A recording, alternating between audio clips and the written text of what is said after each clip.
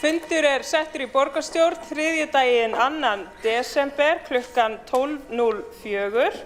Forseti hefur ákveðið að umræða fyrsta lið á dagskrá sem fjárhagsáætlun Reykjavíkurborgar fyrir árið 2026 og annan lið á dagskrá sem 5 ára áætlun Reykjavíkurborgar fyrir árin 2026 til 2030 fari fram samhliða. Í lok umræðunnar verða teknar fyrir þær breytingartillögur sem borist hafa áður en gengið verður til atkvæðagreiðslu áætlanirnar sjálfar. Mælendaskrá dagsins hefur verið birt á heimasíðu borgarstjórnar en samkvæmt hefð gert ráð fyrir því að allir borgarfulltrúar taki til máls, óski þeir þess. Í samræmi við ákvæði sveitarstjórnarlaga ræðutími óbundinn en að öðru leyti umræðan í samræmi við hefðbundin fundarsköp.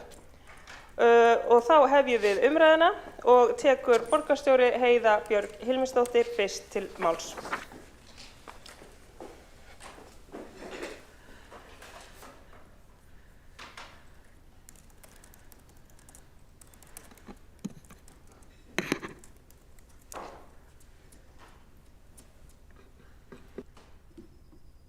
Forseti, ágæta borgarstjórn. Við erum hér komin að í síðari umræðu fjárhagsáætlun og 5 ára áætlun Reykjavíkurborgar 2026 til 2030.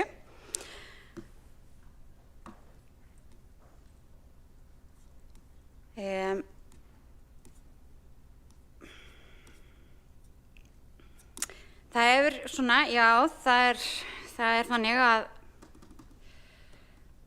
ég var að hugsa við vorum að lesa allar breytingatillögur og allt sem hefur komið upp á svona milli umræðna. Það hefur verið skemmtilegt en það þó ekki þannig að það sé mjög svart framundan eins og sumir hafa kannski viljað mála það upp. Og mér hefur verið hugsað svolítið til hennar Guðrúnar Jónsdóttur, vinnukonu prestsins. Það sagt af henni innan sveitarkróningu Nóbelsskáldsins. Hún villtist á heiði, því að nú ætla ég að segja þetta, veit ég. Hún lyftist á heiði á leið heim úr Breiðbakstri á Hverasvæðinu og svo kom hún heim aftur 3 dögum síðar og þá þótti það 10. sæti að hún hafði ekki smakkað brauðið, ekkert borðað af brauðinu. Og þá sagði Guðrún, því sem manni trúað fyrir, því manni trúað fyrir. Og það hefur kannski enginn orðið reiður við hana fyrir að hafa kannski fengið sér smábita af brauðinu, en það samræmdist ekki hennar hugmyndum að standa undir ábyrgð og trúnað. Það var prinsippföst kona og ég held hún geti vel hafa sómt sér hér í borgarstjórn, var reyndar samkvæmt sögunni í Mosfellsbæ. En við erum hérna samankomin og þó við séum nú ekki að fara yfir heiðar og það séu ekki óveðurský þó að vissulega sé alltaf mikilvægt að fylgjast með skýjafarinu yfir okkur á þessum efnahagslega himni allavega og samfélagslega, þá þetta alltaf mikilvægt fyrir okkur að bregðast við og gera ráðstafanir svo við getum alltaf skilað því með sóma sem okkur trúað fyrir.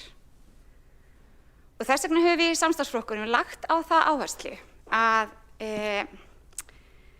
fara bara í ítarlega greiningu og yfirferð á öllum kostnaði, á öllum stigum, þannig að við getum gert þetta sem allra best.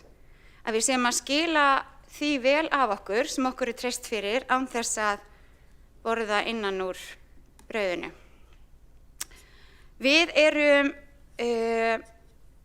tökum þessa ábyrgð alvarlega og stolt af því að vera hér stödd í síðari umræðu þessa fjárhagsáætlun. Í mínum huga gildir það svona, mér finnst það svona svipað að ákveða að skella í lás í þjónustu eða selja allar eignir á einhverju brunaútsölu. Það svolítið svona eins og að Guðrún hefði borðað helminginn af brauðinu. Og þegar það kæmi aftur annað áfall, hvað myndum við þá gera? Af því að við hefum líka lært það hér að það áföll svona nokkuð reglulega í íslensku efnahagslífi. Og við þurfum að geta sýnt fram á það að við getum skilað á okkur rekstrinum þannig að við getum tekist af áföll. rétt eins og við erum núna að mæta til dæmis þetta ófyrirséða tekjutap orkuveitunar, til dæmis lífeyrisskuldbindingarnar, endurmat á þeim sem við höfum nú tvisvar þurft að fara vel í gegnum. Við höfum farið í gegnum COVID og kreppur og ýmislegt og borgarsjóður þarf að vera það sterkur að hann geti staðið svona hluti af sér og verið jafn sterkur á eftir. Við sögum frá því að þegar við vorum í fyrri umræðu, kæri forseti, ágætu borgarfulltrúar, að við myndum fara yfir það sem að myndi koma. Við vissum að það kæmi inn í þjóðhagsspá og við myndum uppfæra áætlunina út frá því. Hún auðvitað meðal annars forsenda frumvarpsins og mikilvægt að fara yfir hana. Hún var birt núna 14. nóvember síðastliðinn, fyrri fjárhagsáætlun byggði á þjóðhagsspá Hagstofunnar sem var birt 25. mars.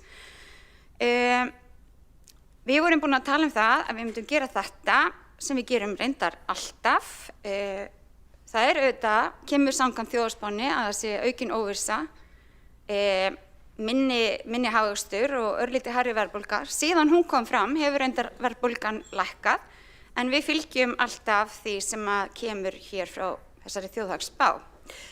Það gert ráð fyrir minni hagvexti, hærri verðbólgu og auknu atvinnuleysi í þeirri spá og hún tekur mið af dræmari útflutningshorfum, auðvitað í kjölfar ýmissa rekstrar áfalla innan lands undanfarna mánuði og það rétt að vekja athygli á því að í uppfærsspá gert ráð fyrir 5,2% launaþróun sem hærri launaþróun heldur en við gerðum ráð fyrir, 0,7% stigum hærra en í þjóðhagsspánni frá því í mars, sem hefur auðvitað bein áhrif á okkur. Og óvissu þættirnir eru auðvitað kannski ekki nýir, þeir eru verðbólga og vaxtastig og það ennþá óljóst hvað áhrif rekstraráföll í útflutningsgreina hafa á hagvöxtinn, en vonandi og líklega munu þau ekki hafa svo gríðarleg áhrif á vinnumarkaðinn og heimilin í Reykjavík. Áhrif þessa á helstu liðina okkar eru að áhrifin af verðbólgunni sem þá metin hærri eru 327 milljóna króna hækkun á tekjum eignasjóðs og gjöldum aðalsjóðs, áhrif launa og vinnumagnsforsendu og útsvarstekjur, þar hækkun 993 milljónir á rekstrarstöðu, það sést endurmat á tekjugrunni, hærri launaforsenda og vinnumagn sem fer úr 1,2 í 1%. Síðan eru áhrif launa og verðbólguforsenda á gjaldfærslur í lífeyrisskuldbindinga. Við gerum ráð fyrir því að þar verði 300 milljóna króna lækkun á rekstrarniðurstöðu en ekki áhrif á sjóðstreymið. Ef við munum það, þegar launin hækka þá hækka skuldbindingarnar. Áhrif á verðbólgu, við gerum ráð fyrir 855 milljón króna auknum útgjöldum, þannig að það lækki rekstrarniðurstöðuna það og 39 milljón króna lækkun á sjóðstreymi.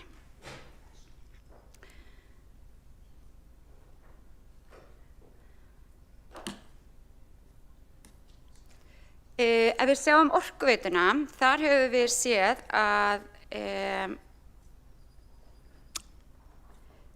það kom fram breytt fjárhagsspá 24. nóvember. Það Norðurál, stærsti einstaki viðskiptavinur orkuveitunnar sem upplýsti greiðslufall örlítið fyrr og félagið fór og endurmat fyrirtækið og ákvað að setja fram breytta fjárhagsspá sem felur í sér 1 milljarða króna lægri rekstrarhagnað á yfirstandandi árinu fyrir spá og niðurskurður rekstrarkostnaðar 2 milljarða á næsta ári. Þeir gera ráð fyrir því að fjárfesta fyrir 6 milljörðum krónum minna og lækka arðgreiðslur 2 milljarða króna á næsta ári. Þetta varfarið og rétt gert hjá Orkuveitunni og við gerum ráð fyrir þessari lækkun okkar hlutfalli af þessum 2 milljörðum í reikningnum. Þetta eru 871 milljón króna sem við lækkum þá væntar arðgreiðslur. En það að sjálfsögðu engu að síður okkar krafa að þetta fyrirtæki, já, bara eins og öll önnur fyrirtæki standi við gerða samninga. Og ég sjálfur sér engin ástæða til annars. En það hefur fyrirtæki svo sem lýst því marg oft yfir og við gerum ráð fyrir því. En það verður þá breyting á fjárhagsáætlun ef að svo verður og við skulum bara vona það að til þess komi að tekjurnar aukist. Ef við tökum þetta saman þá erum við að taka saman þjóðhagsspána og Orkuveituna og áhrifin á reikningin. Þá eru heildaráhrifin neikvæð 1332 milljónir króna sem hefur í för með sér að rekstrarniðurstaðan fyrir A-hlutann lækkar úr 4,763 milljónum í 3.431 milljón. Að öðru leyti rekstrarniðurstaðan óbreytt. Við vekjum það athygli á því að gjaldfærsla lífeyrisskuldbindinga og verðbætur eru reiknaðir liðir sem hafa ekki beint áhrif á sjóðstreymi eins og vexti þar með talið veltu fé frá rekstri og heildaráhrifin á sjóðstreymi í A-hluta eru neikvæð 217 milljónir og lækkar þannig handbært fé A-hlutans í árslok úr 17 milljörðum og 61 milljón í 16 milljarða 844 milljónir. En ef við vindum okkur bara í það hvaða áhrif þetta hefur á fjárhagsleg markmið okkar, þá sjáum við það að þrátt fyrir þetta erum við að ná okkar settu markmiðum. Við erum enn með rekstrarniðurstöðuna vel yfir núllið, við erum að gera ráð fyrir 3,4 milljörðum rúmlega í afgang í stað 4,7. Við erum að sjá örlítið hækkað hlutfall launakostnaðar en þó undir þeim 80% sem við setjum okkur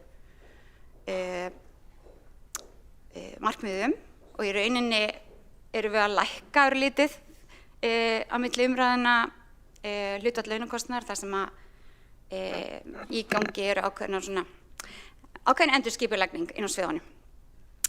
Nú veltum við frá rekstri sem hlutfall af tekjum yfir 7,5%. Það ekki mikið yfir 7,5% og við munum þurfa að halda vel á spöðunum til þess að halda því. Veltum við frá rekstri ef þú deilir því inn í afborgun lána hins vegar vel yfir yfir 1. Lántaka sem hlutfall af fjárfestingum líka vel undir 70%. Við erum með skuldaviðmiði langt undir 100%. Það óbreytt á milli umræðina, 77% og handbært fé lækkar eins og ég áður sagði lítið þarna á milli. Markmiðið okkar þó að það sé hærra en 8 milljarðar og það 16, þannig það tvöfalt það sem að við erum með markmið okkur Nú, í fyrri umræðinni var rætt mikið það að samstarfsflokkarnir væru ekki að hagræða og það var ekkert verið að hagræða eða halda vel á spöðunum. Ég held að þessar tölur sýni okkur bara á óumdeilanlegan hátt að það ekki rétt því að við erum að fjármagna aukna þjónustu við börn og barnafjölskyldur. Við erum að festa í sessi aukinn stuðning við barnavernd, við erum að fara í vinnu með það svo fleiri börn taki þátt í skipulögðu frístundastarfi. Setjum meira að segja sérstakan sjóð á stofn núna fyrir tekjulægri börn til þess að geta sótt stuðning í. Við höfum ákveðið að hækka mánaðarlegan stuðning við tekjulægstu heimili borgarinnar sem eru á leigumarkaði 10.000 á mánuði Við höfum farið í aðgerðir til þess að hraða uppbyggingu húsnæðis sem verða svo heimili. Við erum að styðja í þessum reikningi líka sérstaklega við félagsbústaði, þannig að við getum fjölga félagslegum íbúðum, þannig að félagsbústaði geti keypt fleiri íbúðir eða eignast í það minnsta. Og við erum loksins búin að setja af stað aftur eftir ákveðið frost fjármögnun á nýrri áætlun uppbyggingu á búsetukjörnum fyrir fatlað fólk. Það hefur ekki verið gert á þessu kjörtímabili. Hún var gerð árið 2022 en í fyrri meirihluta var ekki vilji til þess að setja hana af stað en við höfum ákveðið að gera það. Við erum aftur farin af stað með það að fjölga NPA-samningum en þá gert ráð fyrir 2 nýjum samningum en markmið okkar að sjálfsögðu að halda því áfram eins og áætlun sem við samþykktum árið 2023 hljóðaði upp á. Það margt annað sem mætti nefna, en þetta það sem við erum að taka og þetta það sem við erum að langmestu leyti að fjármagna innan ramma, innan sviða, með ráðdeild og hagsýni innan fagráðana, með sviðsstjóranum og öllu því frábæra starfsfólki sem vinnur hjá borginni. Það ekki alltaf best að auglýsa og tala og hrópa sem hæst, það best að gera. Nú, hérna svona kannski heildarútgjöldin, þar eru engar stórkostlegar breytingar. Það gert ráð fyrir því að 45,5% af heildarútgjöldunum eða 93 milljarðar fari í fjármögnun skóla og frístundasviðs. Þar höfum við verið að gefa, við höfum verið að full fjármagna þau líkön sem við höfum gert, þannig við höfum að vera full fjármagna bæði leikskólana og grunnskólana. Það gert ráð fyrir því að rammi borgarríkjanna leikskóla verði tæplega 25 milljarðar og rammi borgarríkjanna grunnskóla 44. Þetta rammi velferðarsviðs, hann áætlaður 49 milljarðar eða 23,9% útgjalda og menning og íþróttir eru 22 milljarðar eða 10,6 milljarðar og þar auðvitað allt frístundastyrkurinn og það starf sem við erum að vinna til þess að tryggja öllum börnum skipulagt tómstundastarf. Rammi umhverfis- og skipulagssviðs í aðalsjóði áætlaður 13,1 milljarður eða 6,4%. Það mat meirihluta Samfylkingar, Pírata, Sósíalistaflokksins, Flokks fólksins og Vinstri grænna, samstarfsflokkana að það sé nauðsynlegt að bregðast við þessum breyttu forsendum. Það ábyrgt og það skiptir okkur miklu máli. Við lögðum fram breytingatillögur í borgarráði 27. nóvember síðastliðinn og ég ætla að mæla þá fyrir þeim hér á eftir. Fyrst það breytingatillögur meirihluta við frumvarp að fjárhagsáætlun 2026. Þar fyrst tillögur það að við séum að auka við fjárheimildir mannauðs- og starfsumhverfissviðs.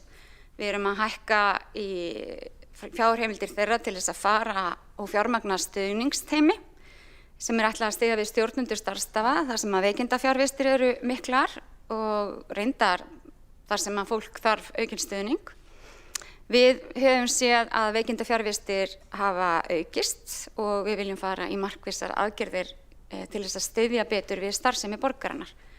Það auðvitað sérstök viðverustefna í gangi sem að gildir fyrir starfsstaðir Reykjavíkurborgar en það mat mannauðs- og starfsumhverfissviðs eftir að hafa fengið það verkefni að greina þetta að það sé mikilvægt að auka stuðninginn til þess að samræma bæði vinnu starfsstaðana en líka til að koma auga á eitthvað sem að við getum betur gert því að vissulega viljum við vera góður vinnustaður, þar tekur við utan bæði stjórnendur og starfsfólk. Við erum nefnilega líka að leggja hér til að hækka fjárheimildir mannauðs- og starfsumhverfissviðs til þess að reka sérstakt stuðnings- og ráðgjafateymi. Þetta stuðnings- og ráðgjafateymi fyrir starfsfólk sem að upplifir að það þurfi aukinn stuðning og það önnur af þeim tillögum sem að við erum að fara út með, einmitt til þess að koma í veg fyrir veikindi og stuðla að heilbrigði bæði vinnustaðarins Reykjavíkurborgar en líka starfsfólks okkar sem nú kannski að mörgu leyti það sama. Við erum með hér tillögu að hækka sérstakan húsnæðisstuðning, við ræddum þetta hér síðast í borgarstjórn. Hér þá komið tillögu það að setja það inn í fjárhagsáætlunina. Þetta eru 180 milljónir sem að renna þá beint til tekjulægstu heimila borgarinnar og það forgangsröðun sem við vorum sammála að væri mikilvæg. Við erum líka að fjármagna hér kjarasamningsbundnar hækkanir á notendastýrðri persónulegri aðstoð. Þetta eitthvað sem hefur staðið í sveitarfélögunum þar sem að það NPA-miðstöðin sem semur við Eflingu stéttarfélag. Hér verið að leiðrétta aftur að hluta til ársins 2024 og allt árið 2025. Þannig við séum þá með hreint borð þar núna. Þetta að öðru leyti eitthvað sem að Samband íslenskra sveitarfélaga hefur verið að skoða og í rýni þar. Skóla- og frístundasvið, við erum að gefa í vegna sértæks stuðnings við nemendur. Það eru margbreytilegar stuðningsþarfir í skólunum okkar og í gegnum úthlutunarlíkanlega EDDU þá þetta að sjálfsögðu metið og fjármagnað. En það þó alltaf smá umhugsunarvert hversu mörg börn núna virðast þurfa stuðning. Hvernig og kannski þetta eilífa verkefni hvernig við getum gert betur í að hafa almenna skólan þannig. Tillaga vegna borgarreikinna grunnskóla, við erum að leggja til hér að hækka þetta vegna íslenskukennslu. Ríkisstjórnin hefur ákveðið að Reykjavíkurborg fái örlítið fjármagn til þess að auka íslenskukennslu, tímabær breyting frá með áramótum, eitthvað sem við höfum barist fyrir lengi og við vorum auðvitað búin að fjármagna það að hluta og stórum hluta úr öðrum sjóðum og þetta breytingin sem við leggjum þá til núna og að fara inn á svið til þess að standa nú vel að íslenskukennslu allra erlendra nema. Eða þeirra sem að þurfa að ná betri tökum á íslensku. Við erum hér með tillögu vegna sjálfstætt starfandi skóla, leikskóla. Það fjölgun barna og breytinga á reiknuðu framlagi. Þetta byggir líka á nýjum samningum sem við gerðum við sjálfstætt starfandi leikskóla á árinu til að styrkja þeirra rekstrargrundvöll. Við erum líka með tillögu þar varðandi sértækan stuðning. Þar hækkun upp á 300 milljónir til þess að þau börn sem fara í þessa skóla njóti sama stuðnings og önnur börn. Við erum hér líka með tillögu númer 9 sem gengur út á það að auka öryggi og faglegt starf í leikskólunum okkar. Þetta eru 150 milljónir sem eiga að fjármagna úrbætur sem lúta bæði innra og ytra eftirliti og aðgerðir til þess að styrkja starfsemi og starfsumhverfi og auka forvarnir í leikskólum borgarinnar og þetta fjallað í fagráðinu og ég veit að formaður skólafrístundaráðs mun fara betur inn í þetta. Við erum með tillögu númer 10 sem þá vegna sjálfstætt starfandi grunnskóla. Þar fjölgun barna og breyting á reiknuðu framlagi. Við sömdum þar sömuleiðis á þessu ári við sjálfstætt grunnskóla til þess að styrkja þeirra rekstrargrundvöll. Þetta líka varðandi fjölgun barna og líka varðandi gjaldfrjálsar skólamáltíðir. Þá erum við búin með skólamálin og komin í númer 11. Þar erum við að leggja til tilfærslu á fjárheimildum innan sviðsins. Við erum að leggja það til að við séum að investa í meira mæli eftirliti og verkefnastýringu verkefna, tengdu rekstri og viðhaldi lóða og opinna svæða. Þetta hefur undanfarið verið sinnt meira minna af ráðgjöfum. Það í rauninni ekki verið að auka fjárheimildir sviðsins en þetta felur í sér breytingu á dreifingu fjármagns og það er þá lækkun á kostnaði vegna sérfræðiþjónustu og hækkun á launakostnaði þar sem þetta felur í sér að það verður ráðnir starfsmenn í staðinn. Þetta er liður í því að reyna að ná betur utan framkvæmdir borgarinnar og tryggja betur framgang þeirra. Númer 12, þá erum við að tala flutninga á stöðugildum milli sviða. Eins og við munum þá gerðum við heilmiklar breytingar hér strax í mars á skipulagi borgarinnar, settum þá vinnu í gang strax og við tókum við sem í okkar samstarfi og hér er verið að færa þá stöðugildi á milli sviða. Þetta er tilflutningur á þetta eru verkefni sem að fluttist yfir varðandi eigna umsjónina. Við erum þá að reyna að taka betur utan eigna umsjón og rekstur eigna á sama stað.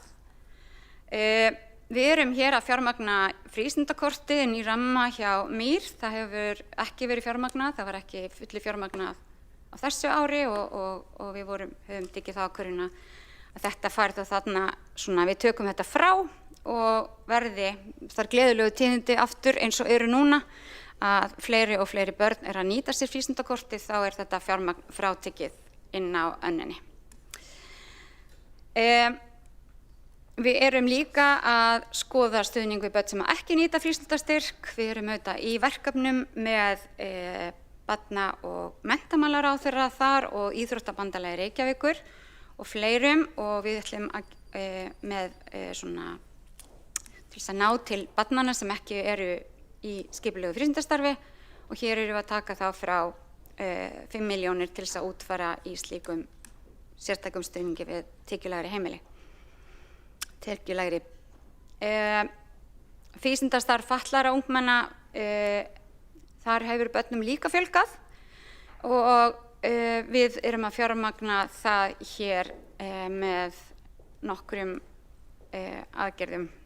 Við erum að taka bæði á ófyrirsjáðu en líka færa á milli verkefna. Þá er það 16.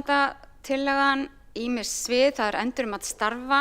Við erum að lækka þá varasjóð launa vegna endurmats á störfum, svo sem eitthvað sem gerist mjög reglulega, enda erum við að meta í gegnum starfsmatið og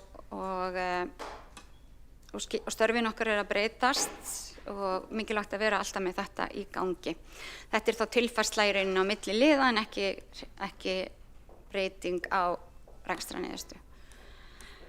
Nú vegna endurmats á forsendum, það er lagt til að fjárheimildir fag- og kjarnasviða verði hækkaðar 326.498.000 vegna hærri innri leigu fasteigna, áhalda og búnaðar í samræmi við þessa breyttu forsendur vísitölu neysluverðs sem tekur mið af Þjóðhagsspá Hagstofu Íslands frá 17. nóvember.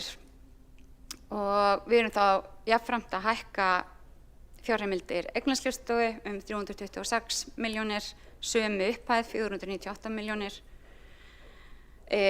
vegna hækkunar á tekjum að innri leigu. Þannig að þetta er til þess að þessar afleiðingar af þessu. Sama er hér tillöga vegna breytingu á arðgreiðslum. Við erum að lækka þá tillöga breytingu á arðgreiðslum hér eins og við fórum yfir áðan. Við lækkum rekstrarniðurstöðuna 1.170.000.000 út af þessu, tökum hér af þar sem við höfum áður gert ráð fyrir að einhverjar breytingar yrðu. Endurmat vegna útsvarstekna. Það er lagt til að áætlaðar tekjur vegna útsvars verði hækkaðar 992.985.000 krónur. Annars vegar vegna endurmats á tekjugrunni ársins 2025 og hins vegar vegna breytinga á verðlags-, launa- og vinnumarkaðsforsendum í samræmi við Þjóðhagsspá Hagstofu Íslands frá 14. nóvember. Áhrif herra verðlags og launaforsendu á útsvarstekjur hefur jákvæð áhrif vegna þess að útsvarstekjurnar eru í rauninni háðar launum íbúa og þegar launin hækka þá hækkar útsvarið. Endurmat á forsendum, við erum að leggja til tillögu vegna gjaldfærslna á lífeyrisskuldbindingum, að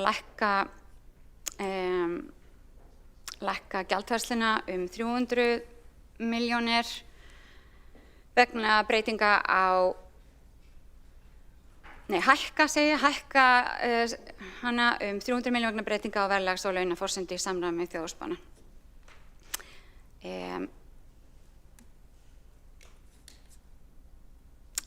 Það eru þar.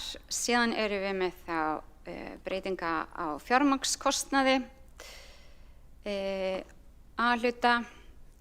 Þar erum við að leggja til að hreinn fjármagnskostnaður A-hluta verði hækkaður í samræmi við breyttar verðlags- og vaxtaforsendur. Í samræmi við þjóðhagsspá Hagstofu Íslands frá 14. nóvember 2025. Ég bið borgarstjórn að afsaka að sums staðar stendur 2024 og sums staðar 2025. Það er rétt í tillögunum. Ef það er ekki rétt þá verður það leiðrétt í það minnsta, en það er allar upp á allar réttar. Kannski einhver sem finnst tíminn líða svolítið hratt. Tillagan felur í sér að rekstrarniðurstaðan lækkar vegna hærri verðbóta. Á móti er gert ráð fyrir að handbært fé lækki 39 milljónir króna vegna endurskoðunar vaxtaforsendna og af því að verðbæturnar hafa í sjálfu sér ekki áhrif á handbært fé. En þetta hefur áhrif á aðalsjóð og eignasjóð með þessum hætti.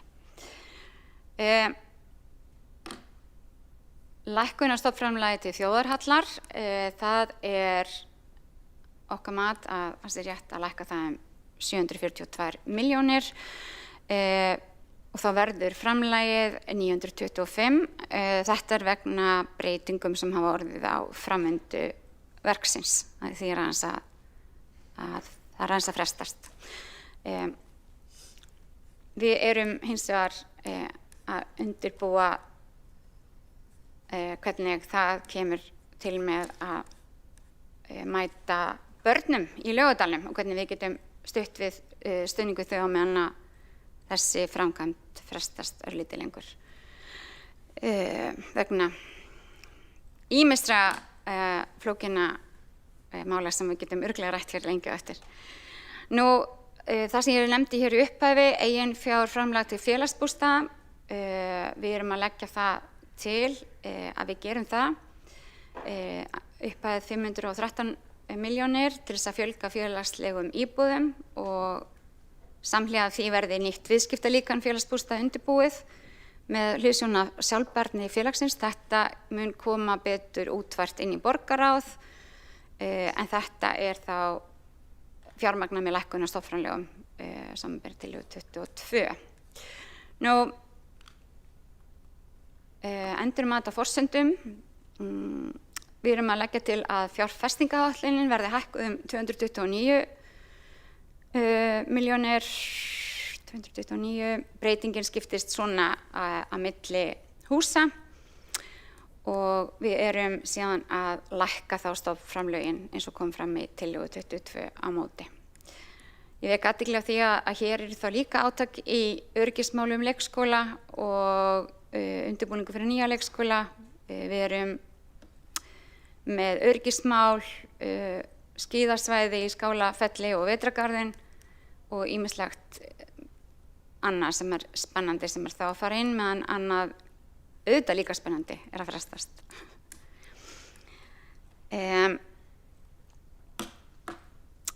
Hér er tillaga betri nýtingu á tíma og fjármuni Reykjavíkurborgar. Við leggjum til að vísa tillögum sem voru unnar út frá hugmyndasöfnun meðal starfsmanna og íbúa hvernig megi nýta tíma og fjármagn Reykjavíkurborgar sem best til meðhöndlunar samkvæmt þessari tillögu. En ég veit að formaður borgarráðs Dóra Björt Guðjónsdóttir ætlar að gera betur grein fyrir þessu á eftir. Ef við horfum þá á samstæðuna vegna breytinga á fjárhagsáætlun Orkuveitu Reykjavíkur, þá þetta breytingin, eða tillagan, hann verið breytt svona eins og sést hér í meðfylgjandi töflu. Ef við sjáum framkvæmdina, þá leggjum við til að sviðsstjóra fjármála- og áhættustýringarsviðs verði falið að útfæra ofangreinda breytingar á kostnaðarstaði í A-hluta eftir því sem við á í samráði við hlutaðeigandi svið. Nú, kæri forseti og kæri borgarfulltrúar, ég ætla að enda þessi yfirferð á því eins og ég byrjaði, því sem manni trúað fyrir manni trúað fyrir. Það skiptir miklu máli að halda vel á spilunum og sýna ráðdeild og sparna og hyggjuvit, láta það ráða för við útskiptingu fjármuna í verkefni á vegum borgarinnar, og við höfum gert það og þess vegna líka höfum við ráðrúm til þess að bregðast við þegar að við þurfum að lækka eða sjáum fram á lægri tekjur án þess að skera niður þjónustu, mikilvæga þjónustu við íbúana okkar, sérstaklega þá sem að ekki geta án hennar verið. Og ég myndi segja að í þessari fjárhagsáætlun birtist það prinsip samstarfsflokkanna vel. Þetta okkar grundvallar afstaða. Reykjavík á auðvitað að vera borg þar sem enginn skilinn eftir. Allir íbúar, hver einasti íbúi, og að hafa raunverulegt rými í samfélaginu og geta notið sín orðinlega til athafna og aðgerða í þá jöfnuðar og réttlætis og mannréttinda. Við viljum halda áfram að styrkja samfélagið, verja fólkið okkar, sérstaklega þá sem í mestri þörf og sækja fram. Við stöndum fyrir öfluga leik- og grunnskólastarfsemi, tryggja jafnt aðgengi og styðja við fjölbreyttar þarfir, símenntun, starfsþróun og ný tækifæri fyrir ungt fólk og fólk sem að flytjast hingað og þá sem að hefja nýja starfsferil. Við fjárfestum í menntun, því að auðvitað fjárfesting í kennurum og skólum fjárfesting í framtíð borgarinnar, í sköpun og tækifærum og velferð. Við ætlum okkur að verða leiðandi í uppbyggingu á fjölbreyttu búsetu, úrræðum fyrir mismunandi tekjur og lífsaðstæður. Við erum að hraða uppbyggingu, leita leiða til þess að hraða uppbyggingu í hagkvæmra íbúða og leigurhúsnæðis, en líka hraða uppbyggingu húsnæðis almennt. Við höfum verið í samstarfi við verkalýðshreyfinguna og húsnæðisfélög og erum innviðafélög og markaðinn til þess að skoða hvernig við getum raunverulega tryggt ungu fólki og fjölskyldum tækifæri til þess að eignast öruggt heimili. Aðgerðir gegn okurleigu og lóðum og fasteignabraski eru við að vinna ekki bara hér, heldur líka hinum megin við götuna. Nú, við viljum vera borg þar sem fólk getur valið öruggar og skilvirkar og sjálfbæra leiðir til að komast á milli staða, hvort sem að það í strætó eða á hjóli eða einkabíl eða tveim jafnfljótum.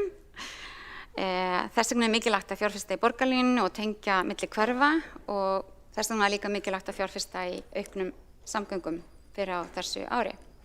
Af því að samgöngurnar tengja borgin okkar og sundra ekki, og ég veit líka að nú eru margir að leggja áherslu á mikilvægi þess líka að við upplifum að við séum að ferðast saman í borgin okkar.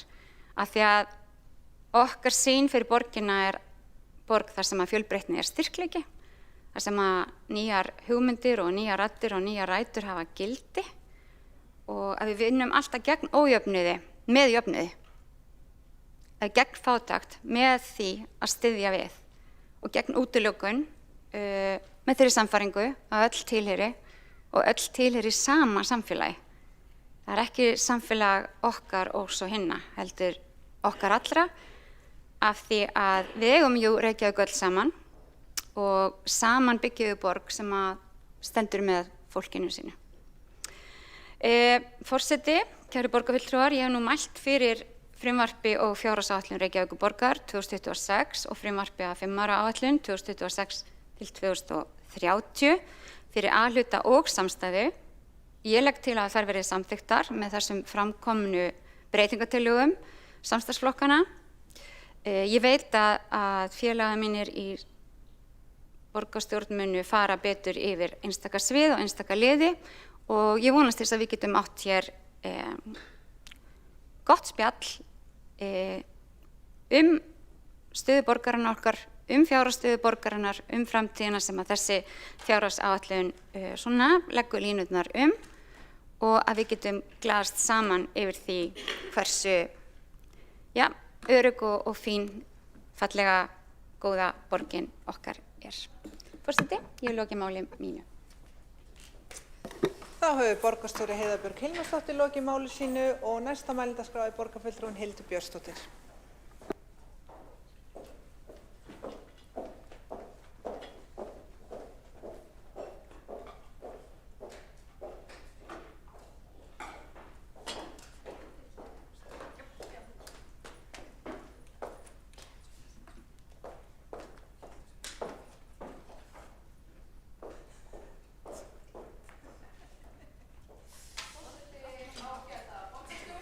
Í síðari umræðu fjárhagsáætlun Reykjavíkurborgar fyrir árið 2026 og ég fór yfir svona helstu sjónarmið og breiðu línur hjá okkur sjálfstæðismönnum gagnvart þessari áætlun við fyrri umræðu og mun nú stikla á stóru helstu atriði og okkar helstu gagnrýni á þessa áætlun. En ef við byrjum á að líta á rekstrarniðurstöðu borgarsjóðs sem nú svona kannski það helsta sem að ég rýndi í við athugun á þessari áætlun vegna þess að það vissulega borgarsjóður sem að heldur utan grunnþjónustuna við borgarana og það sem að skiptir borgarana þetta mestu máli að sé vel rekið apparat. Nú rekstrarniðurstaða borgarsjóðs samkvæmt útkomuspá fyrir árið 2025 nemur tæplega 382 milljónum króna jákvæð niðurstaða. Það er auðvitað gott að sjá, en lítum þá aðeins á hvernig áætlunin leit út fyrir árið.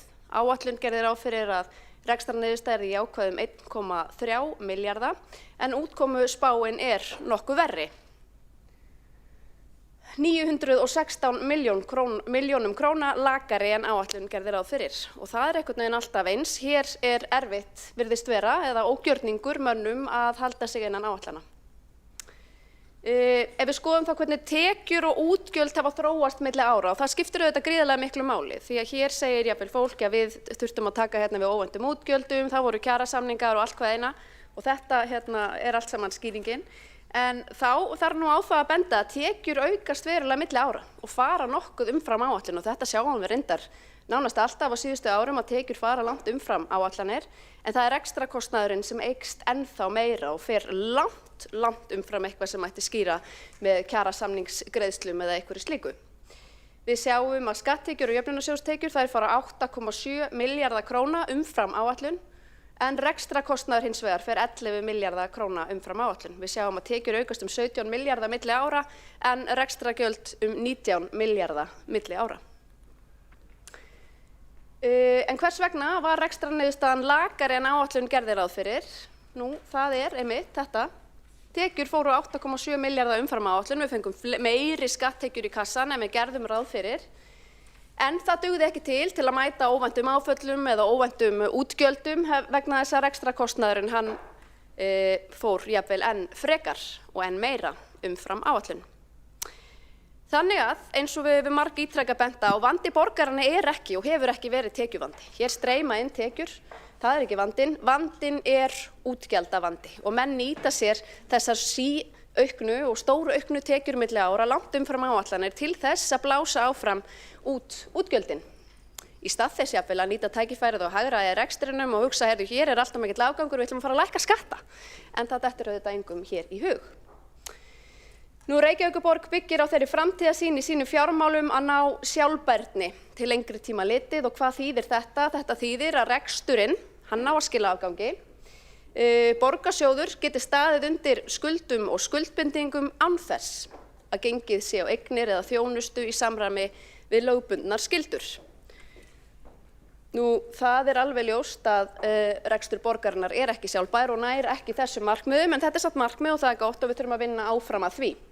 Nú, ef við lítum á áætlunina vegna þess að hér áðan var ég að skoða rekstrarárið 2025 og útkomuspána, en ef við skoðum núna niðurstöðuna áætlunina fyrir árið 2026, næsta ár, að þá gerir áætlunin ráð fyrir jákvæðri rekstrarniðurstöðu sem nemur tæpum 3,4 milljörðum króna. Þetta er breytt niðurstaða eftir uppfærða þjóðhagsspá og eftir uppfærða spá Orkuveitunar sem er leiðis fjárhagsspá.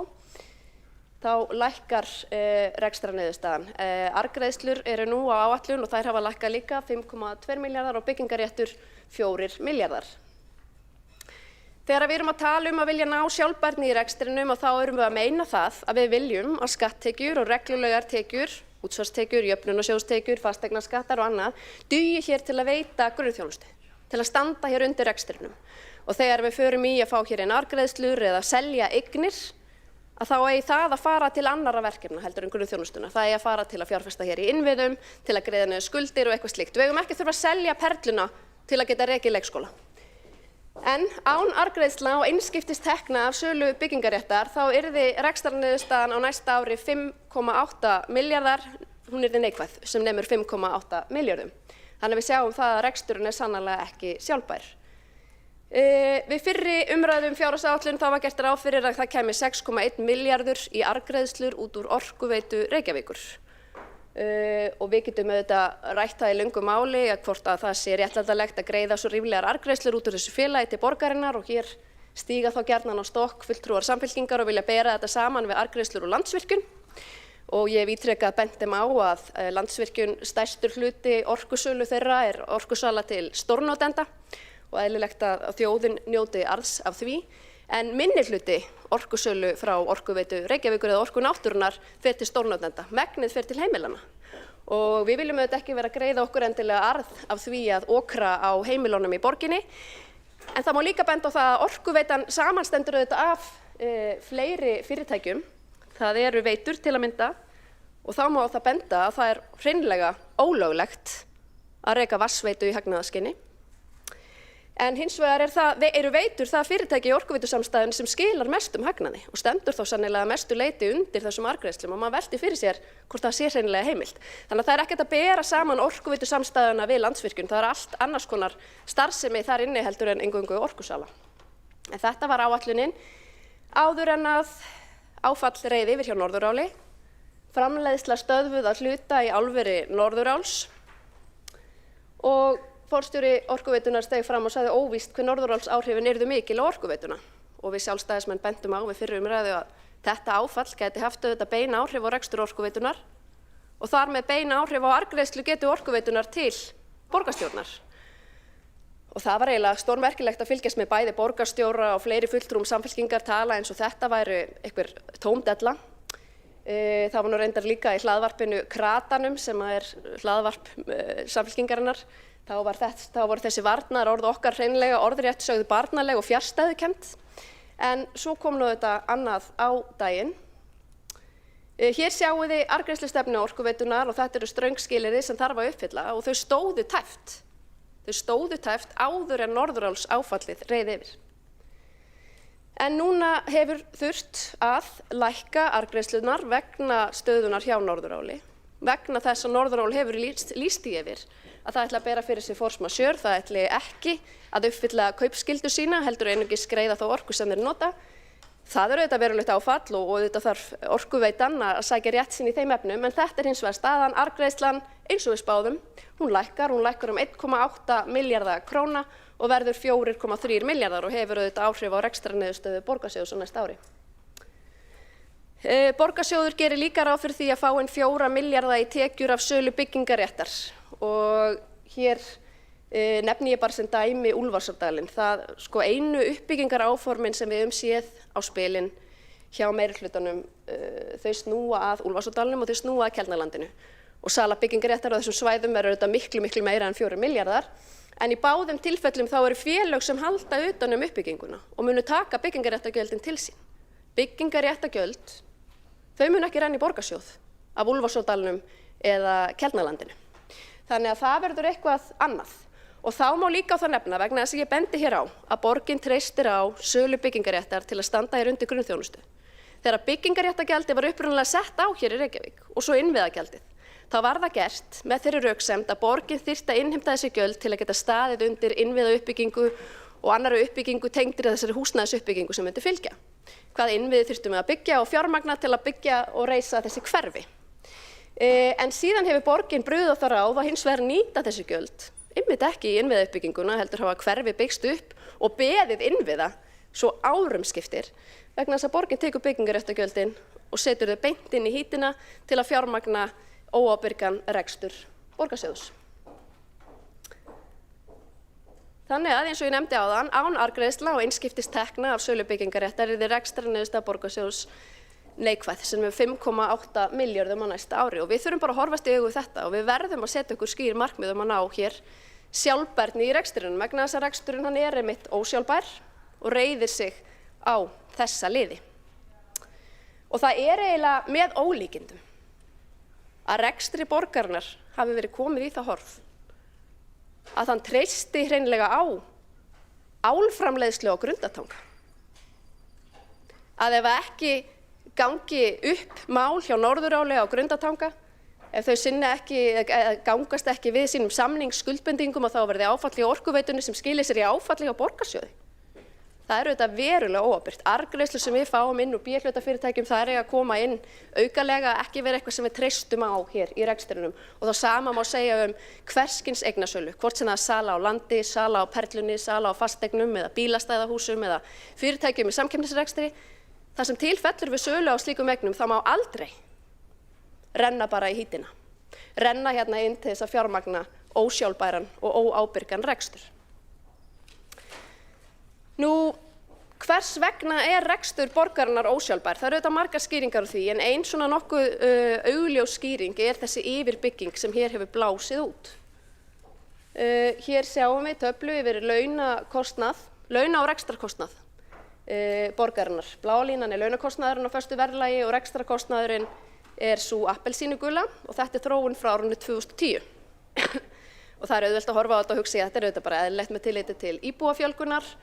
En þá berum við saman við nágrannasveitarfélög, laun og launatengd gjöld á hvern íbúa og þau eru 10% hærri í Reykjavík en í nágrannasveitarfélögum. Jafnvel þó Reykjavík sé margfalt stærri og hér ættum við að njóta einhverjar stærðarhagkvæmni að þá samt sem áður eru Reykvíkingar að greiða 10% meira í laun og launatengd gjöld heldur en íbúar nágrannasveitarfélaga og þetta eru lykiltölur úr árbók sveitarfélaga. Þannig að hér hefur ekki tekist að ná þessari stærðarhagkvæmni sem þó ætti að vera eftirsóknarvert fyrir okkur að reyna að ná fram.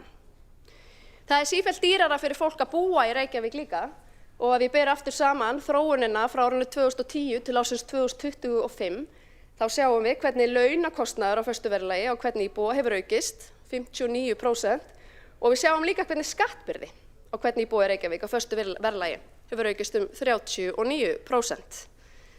Þannig að heimilin í borginni greiða sífellt meira fyrir yfirbyggingu borgarinnar og þessu þarf auðvitað að bregðast við.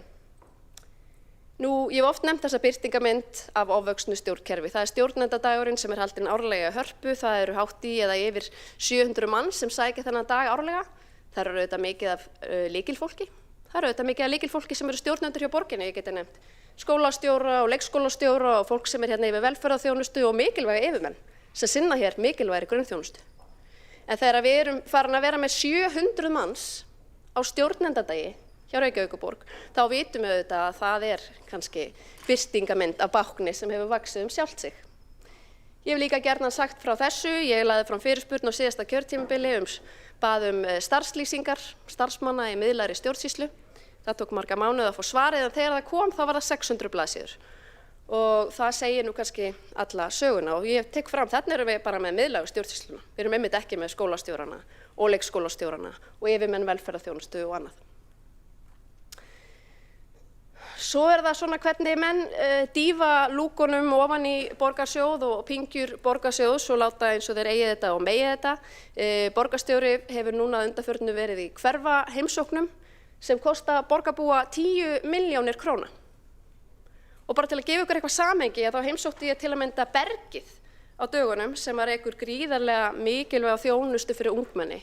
Þau eru með samning við borgina sem rennur út nú upp úr áramótum og hafa fengið 4 milljónir árlega frá borginni til að sinna gríðarlega mikilvægri þjónustu.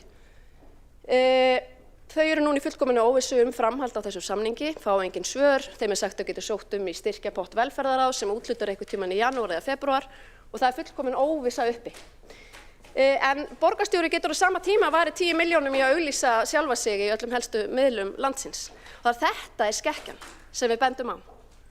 Þegar hér ekki hægt að sinna eðlilegri og góðri þjónustu við borgarana, styðja hérna við öflug samtök, vegna þess að, en það alltaf hægt að leita fjármuna til þess að fara í einhvers konar svona prjál. Og þá nefni ég til að mynda vegna þess að ég held að veri stórkostlegt ef við fengjum bergið víðar í borgina.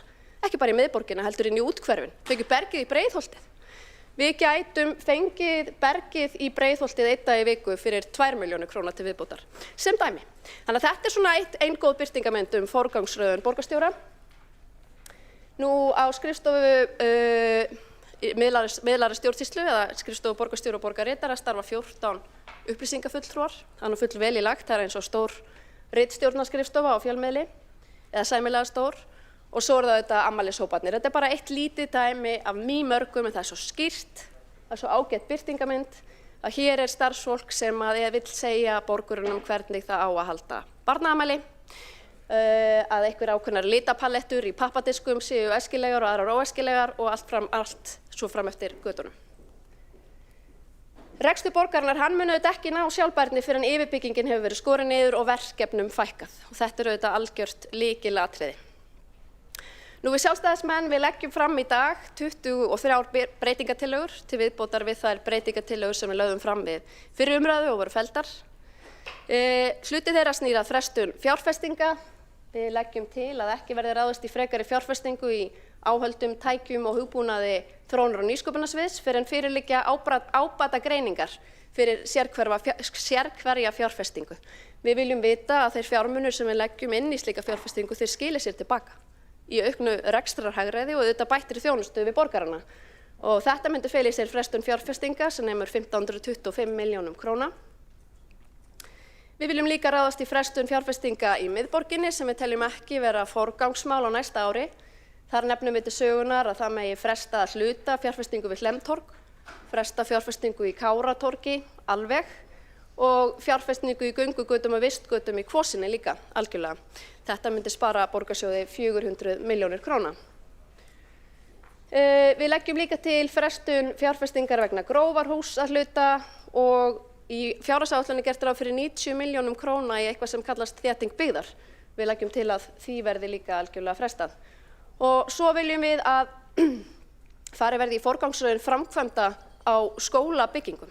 Þannig að það verði greint hvaða framkvæmdir hafa staðið yfir lengur en frá 1. júlí 2024 og það skólahúsnæði sem hefur staðið í svona langvarandi viðhaldi og raski á skólahaldi samhliða, því verði forgangsraðað og þeim framkvæmdum ljúki eigi síðar en við árslok eða 1. desember á næsta ári. Þessi frestun fjárfestinga nemur samanlagt 2.115 milljónum króna sem við leggjum hér til í dag. Við leggjum líka til hagræðingaaðgerðir, almennar hagræðingaaðgerðir í rekstrinum, ekki einskiptisaðgerðir, heldur hagræðingar sem að geta skila sér inn í reksturinn yfir lengri tíma. Eins og áður þá leggjum við til stjórnkerfisúttekt að óháðir sérfræðingar verði fengnir til að framkvæma hér stjórnkerfisúttekt á borginni og borgarkerfinu þar sem að við svona sundurgreinum hvaða verkefni eru lögbundin grunnþjónusta og hver ekki og forgangsröðum eftir því.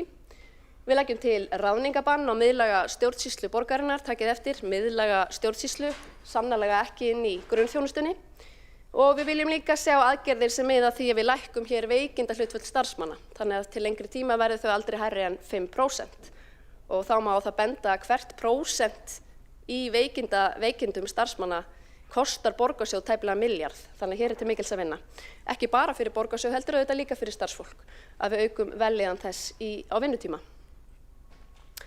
Við viljum leggja niður mannréttindaskrifstofu borgarinnar, þetta hefur við auðvitað lagt oft til áður. Við viljum leggja niður stafrænt ráð og færa verkefni þess undir borgarráð og við viljum skera niður í kostnað við upplýsingafulltrúa borgarinnar 100 milljónir. Við viljum hagræða á skrifstofu borgarstjóra og borgarritara og sömuleiðis hagræða í kostnaði við móttökur og þessi hagræðing myndi nema 110 milljónum króna. Og svo viljum við, eins og við höfum oft áður nefnt, skipuleggja borgarstjórnarfundi með öðrum hætti, þeir hefjist klukkan 9 að morgni, draga úr yfirvinnu, kostnaði tengdum þessum fundum og við viljum auðvitað að borgarfulltrúum verði fækkað. Okkur fullkunnugt að borgarstjórn ákveður það ekki sjálf, en við getum skorað á þingheim að breyta sveitarstjórnarlögum með þeim hætti. Þessar hagræðingaraðgerðir, það svolítið erfitt og teygjanlegt að nákvæmlega festa fingur á hversu miklum ábata þau getur skilað borgarsjóði í rekstrinum, en við teljum að það sé að minnstakosti 3 milljarðar króna ef ekki mikið meira. Stjórnkerfisúttekt gæti þetta leitt af sér mun ríflegri hagræðingaraðgerðir. Við viljum líka ráðast í tekjuaukandi aðgerðir og nefnum þar helst til sögunar að ráðist verði í enn frekara skipulag og sölu lóða undir bæði íbúðarhúsnæði og atvinnuhúsnæði í Reykjavík. Og hvers vegna það? Við byrjum á aðeins að rýna í íbúðarhúsnæðið og þá sjáum við hvernig borgin hefur lengi vel byggt sínar húsnæðisáætlanir á gömlum mannfjöldaspám og forsendum sem í rauninni úreltar. Við sjáum að hér gert ráð fyrir að 45.000 fleiri muni búa hér en fyrir áætlanir gerðu ráð fyrir 2040. Hér verði 2 sem búi í hverju íbúð en ekki 2,5 eða 2,4 eins og áætlanir hafa oft gert ráð fyrir. Þannig að íbúðaþörfin, árlega íbúðaþörfin, hún eykst 1000 íbúðir á hverju ári miðað við það sem áður var talið bara hér fyrr á kjörtímabilinu. Þannig að við þurfum að byggja og skipuleggja miklu meira. Hér höfum við hlutfallslega íbúafjölgun á höfuðborgarsvæðinu frá árinu 1998 til 2025. Hagstofan hleypir mér ekki lengra aftur. Hér sjáum við hvernig nágrannasveitarfélögin hafa verið að fjölga sínum íbúum hlutfallslega en ekki Reykjavík. Við höfum ekki verið að nýta okkur tækifærin til þess að vaxa með sama hætti. Og hér það bara lóðaskortstefnan. Hún hefur leitt af sér hlutfallslega minni íbúafjölgun en í nágrannasveitarfélögum. Samtök iðnaðarins birtu greiningu í sumar og þar sagt að sveitarfélög verði að grípa inn í, svo liðka megi fyrir uppbyggingu því að samtökin hafa áhyggjur af því að það verði samdráttur í fjölda íbúða í uppbyggingu á næstu misserum. Og hvernig getum við brugðist við? Við getum auðvitað aukið lóðaframboðið, en við getum líka lækkað opinber gjöld og afnumið kvaðir til að liðka fyrir uppbyggingu íbúðarhúsnæðis.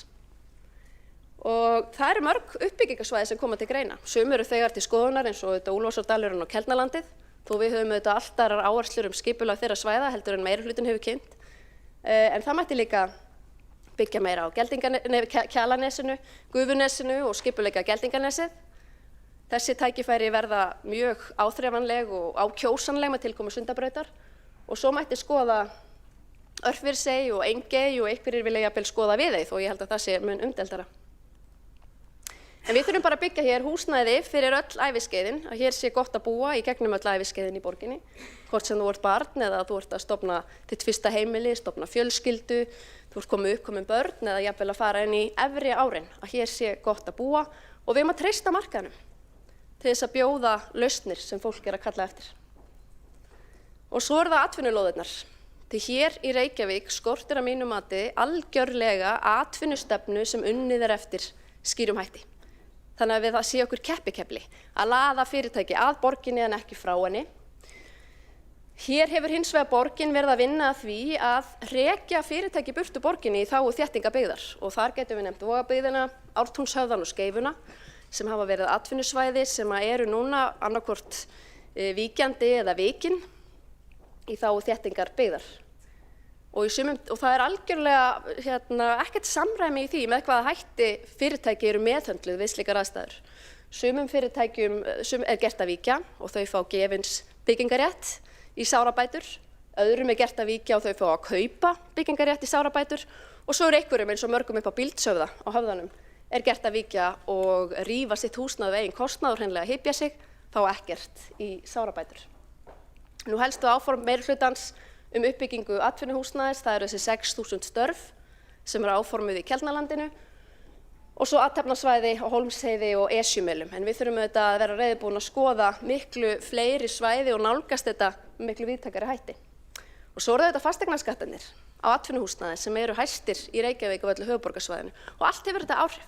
Þannig að við verðum auðvitað að ráðast í aðgerðir sem styðja við atvinnuuppbyggingu í Reykjavík og einn liður í því að skipuleggja fleiri atvinnulóðir. Við megum ekki missa fleiri fyrirtæki í nágrannasveitarfélögin. Svo leggjum við til eignasölu. Við viljum selja fyrirtæki á samkeppnismarkaði. Þar kemur við sögu Ljósleiðarinn og Carbfix. Bæði fyrirtæki eru rekin með tapi núna. Við viljum líka að undirbúningur verði hafinn að sölu á malbikunarstöðinni Höfða. Þessi fyrirtæki sinna ekki grunnþjónustuverkefnum. Við getum ekki sagt að sala á ljósleiðaratengingum eða kolefnisbinding eða framleiðsla á malbiki séu verkefni sem að borgarbúar eigi endilega fjármagna og sinna í gegnum borgarsjóð eða fyrirtæki í eigu borgarsjóðs. Þannig að við teljum rétt að selja þessi fyrirtæki. Tvö þeirra, Ljósleiðarinn og Carbfix, eru auðvitað inn í orkuveitu samstæðunni en standa algjörlega utan svona upprunalegs kjarnahlutverks orkuveitu samstæðunar sem eru auðvitað bara að vera með vatnsveitu, rafmagnsveitu og hitaveitu. Og það er það sem við teljum að orkuveitan eigi að einbeita sér að. Við sjáum líka hvernig hlutdeild Carbfix af fjárfestingaáætlun orkuveitunar er tæplega 21% á spátímabilinu eða 51 milljarður króna. Forstjóri orkuveitunar steig reyndar fram núna í dag eða í gær og talaði að draga úr fjárfestingaáætlun Carbfix sem er auðvitað skynsamlegt. Og svo hafa Reykvíkingar fjárfest auðvitað í ljósleiðaratengingum á landsbyggðinni í félagi sem að skilar okkur ekki hagnaði eða góðum tekjum og þetta er auðvitað verulega skökkmynd og gengur ekki upp að borgarbúar séu að fjárfesta með þessum hætti í innviðum fyrir önnur sveitarfélög án þess að hafa einu sinni mikið upp úr því. Það er veruleg fjárfestingaþörf framundan í veitukerfum orkuveitu samstæðunar og við þurfum líka að ráðast í frekari orkuöflun og við viljum að orkuveitan einbeiti sér að þessum verkefnum. Þau eru gríðarlega mikilvæg. Það eru eðlileg verkefni fyrir fyrirtækja sinna sem í eigu hins opinbera og það þarf að einbeita sér að þeim. Við viljum sömuleiðis að bílastæðahúsin verði seld. Þau hafa flest verið rekin með tapi á síðustu árum og við teljum að rekstur húsanna færi mun betur í höndum einkaaðila. Þeir geti tryggt betri þjónustu við notendur, sólarhringsopnun, bílaþrif, smurningu, hvað sem að mönnum dettur í hug inn í þessum húsum, haft af þeim meiri tekjur. Og við viljum sömuleiðis að fasteignasafn borgarinnar verði greint og það eru eignir fundnar og selda eða settar í söluferli sem ekki þjóna grunnþjónustu hlutverki við borgarana. Það er erfitt líka að festa nákvæmlega fingur á svona hvað heildar sölu andvirði þessara eigna geti verið en það mætti alveg hóflega áætla að það geti skilað 50–60 milljörðum í borgarsjóð og ég ætla að vera alveg skýr hér að ef til þess kemur á einhverjum tímapunkti að þessar eignir verði seldar þá á söluandvirðið ekki renna inn í hítina. Þá ekki renna til þess að reka hérna grunnþjónustuna eða mannréttindaskrifstofuna eða eitthvað slíkt. Þá að nota söluandvirðið til þess að fjárfesta í innviðum og greiða niður skuldir. Það er algjörlega skýrt hjá okkur sjálfstæðismönnum. Og að lokum þá leggjum við til rekstrarútboð á sorphirðu Reykjavíkurborgar og við viljum að það hefjist 1. mars 2026 og það mætti hefja það í áföngum, byrja í tilteknum hverfum og vinna sig svo áfram í gegnum borgina. En við teljum að þarna mætti ná fram ákveðnu hagræði og auðvitað fækka líka borgarstarfsmönnum að starfsmenn sem sinni sorphirðu séu ekki endilega borgarstarfsmenn heldur geti verið starfsmenn fyrirtækja sem sinni þessari þjónustu. Og að lokum aldrei er góð vísa og oft kveðin. Hvernig hreyfum við nálina? Nú, rekstur Reykjavíkurborgar er ósjálfbær og án arðgreiðslna og einskiptistekna af sölu byggingaréttar væri reksturinn á næsta ári neikvæður sem nemur 5,8 milljörðum. Vandi borgarinnar er ekki tekjuvandi, heldur útgjaldavandi. Nú, við hreyfum nálina með því að minnka báknið, hefja skipulega niðurgreiðslu skulda. Þegar við höfum náð ákveðnum árangur í rekstrunum viljum við vinna að því að tryggja hér hóflega skattheimtu og gjaldtöku af borgurunum og fyrirtækjunum og svo viljum við ráðast í eignasölu og útvistun verkefna. Það er gríðarlega mikilvægt að treysta fjárhaginn. Mörgum finnst þetta leiðilegt umræðuefni en þetta er algjört grundvallarumræðuefni. Því einungis með því að treysta fjárhaginn getum við tryggt hér öfluga og framúrskarandi þjónustu við fólk og fyrirtæki í Reykjavík. Þá hefur borgarfulltrúinn Hildur Björnsdóttir lokið máli sínu og einn borgarfulltrúi og borgarstjóri óskar til að veita andsvar og fyrst til að veita andsvar er borgarstjóri Heiða Björg Hilmisdóttir.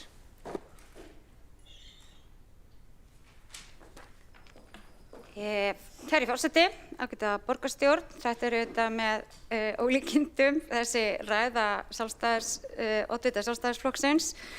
Framtíðarsýnin er greinilega ekki björt og mjög ómálefnalega framsett og mjög villandi upplýsingar sem settar eru fram.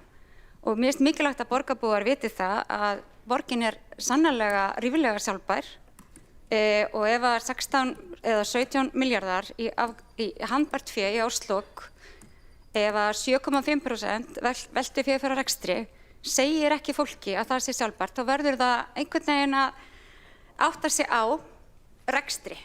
7,5% veltufé fyrir rekstri er sjálfbært. Við erum með fjármagn inni til þess að standa vel undir þeim rekstri sem við erum í. Það er auðvitað sorglegt þegar fólk getur ekki séð neitt jákvætt við jákvæða stöðu á erfiðum tíma. Mér finnst mikilvægt að íbúar okkar áttir sig á því að hér er ekki ósjálfbær rekstur, hér er öruggur rekstur og hér er gengið vel og það er enginn að ásælast neitt. Þó að það sé mögulega eitthvað sem Sjálfstæðisflokkurinn kannast við, þá er það ekki gert í Reykjavík. Þá hefur borgarstjóri Heiða Björk Hilmisdóttir lokið við að veita andsvar og svara þá andsvari borgarfulltrúinn Hildur Björnsdóttir. Forseti, ágæta borgarstjórn, ég stend fast við þá fullyrðingu mína að rekstur borgarinnar sé ekki sjálfbær. Borgin hefur sett sér til lengri tíma markmiðum að ná sjálfbærni í rekstrinum og það er sérstaklega skilgreint í fjárhagsáætlun hvað það þýðir. Og það að ná fram sjálfbærni þýðir að borgin geti veitt til dæmis hér þjónustu án þess að ganga á eignir. Það er alltaf eitt hluti af skilgreiningunni, án þess að gengið sé á eignir. Og hér hefur það verið gert á síðustu árum að gengið á eignir til þess að stappa í gatið í rekstrinum til að mynda þegar Perlan var seld. Þannig að ég bendi bara á það, ef að Perlan hefði ekki verið seld á árinu, þá varum við til dæmis að sjá í útkomuspá neikvæða rekstrarniðurstöðu. Reksturinn er ekki sjálfbær. Ég vil hins vegar spyrja borgarstjóra hvað nákvæmlega er það sem er ómálefnalegt í mínum málflutningi og hvaða upplýsingar voru villandi. Þá hefur borgarfulltrúinn Hildur Björnsdóttir lokið við að svara andsvari og veitir þá andsvar öðru sinni borgarstjóri Heiða Björk Hilmisdóttir. Já, forseti, ágæta borgarstjórn, þetta er náttúrulega of stuttur tími til að fara yfir allar þær fjölmörgu staðreyndarvillur sem framkomu í þessari ræðu. Við höfum ekki fjölgað upplýsingafulltrúum, þeir hafa verið færðir inn á milli, launakostnaður er hærri hjá Reykjavíkurborg vegna þess að við erum með fleiri verkefni, jafnvel fyrir önnur sveitarfélög. Íbúðum hefur ekki fjölgað hér minna en annars staðar, það er hlutfallslega mest uppbygging í Reykjavík núna, við erum að byggja upp á Höfðanum, við erum að byggja upp Keldnalandið, gerðum samning við einmitt Sjálfstæðisflokkinn með þá uppbyggingu. Hún er ekki farin af stað, þar er verið að skipuleggja. Við erum að skipuleggja Úlfarsárdalinn einmitt vegna þess að við viljum ekki að sjóðurinn, borgarsjóður treysti á innviðatekjur eða byggingarréttagjöld. Við ætlum að reyna að gera það samtímis, þannig að lóðirnar komi fram. Lóðaframboðið hefur verið ekki það sem hefur stýrt hér öllu. Við erum alls ekki að hrekja fyrirtæki í borginni, það er frálegt. Ég bið borgarfulltrúanum að kynna sér Hólmsheiði og Esjurætur, Höfðann, leggja til eignasölu en segja síðan að ekki eigi að horfa til einskiptistekna, eru þetta ákveðin blinda. Þá hefur borgarstjóri Heiða Björk Hilmisdóttir lokið við að veita andsvar öðru sinni og svara þá andsvari öðru sinni borgarfulltrúinn Hildur Björnsdóttir. Forseti, ágæta borgarstjórn, það er svolítið merkilegt að fylgjast með borgarstjóra, stíga alltaf í pontu, hómóðu og hneyksluð og halda því fram að hér sé fólk með villandi framsetningu eða ómálefnalega málflutning þegar hann er það einmitt ekki og hún hefur ekki náð að telja eitt einasta atriði upp sem að leiddi af sér einhverja villandi framsetningu. Hún segir launakostnað hærri hér í Reykjavík en í nágrannasveitarfélögum vegna þess að við erum með fleiri verkefni. Af hverju óskopunum erum við með fleiri verkefni? Það snýst einmitt vandinn. Við erum að benda hér á þetta vaxandi bákn og hér sé borgin sífellt að fjölga sínum verkefnum eins og að skikka fólk inn í einhverja ákveðna litapalettur í barnaafmælum eftir vinnutíma. Þetta er auðvitað ótrúlegt. Hér fjölgar íbúum víst hlutfallslega minnst í Reykjavík. Þetta eru tölur frá Hagstofunni, þær eru opinberar og ég hvet borgarstjóra til að kynna sér þær. Og að fyrirtæki séu alls ekki að flytja úr borginni. Hvers konar della er þetta? Borgin átti ekki einu sinni lóð fyrir sitt eigið fyrirtæki, Malbyggjunastöðin á Höfða. Við erum að missa tækniskólann úr borginni, Iceland er farið úr borginni, getur haldið áfram. Þetta er alvarleg staða og við verðum að bregðast við.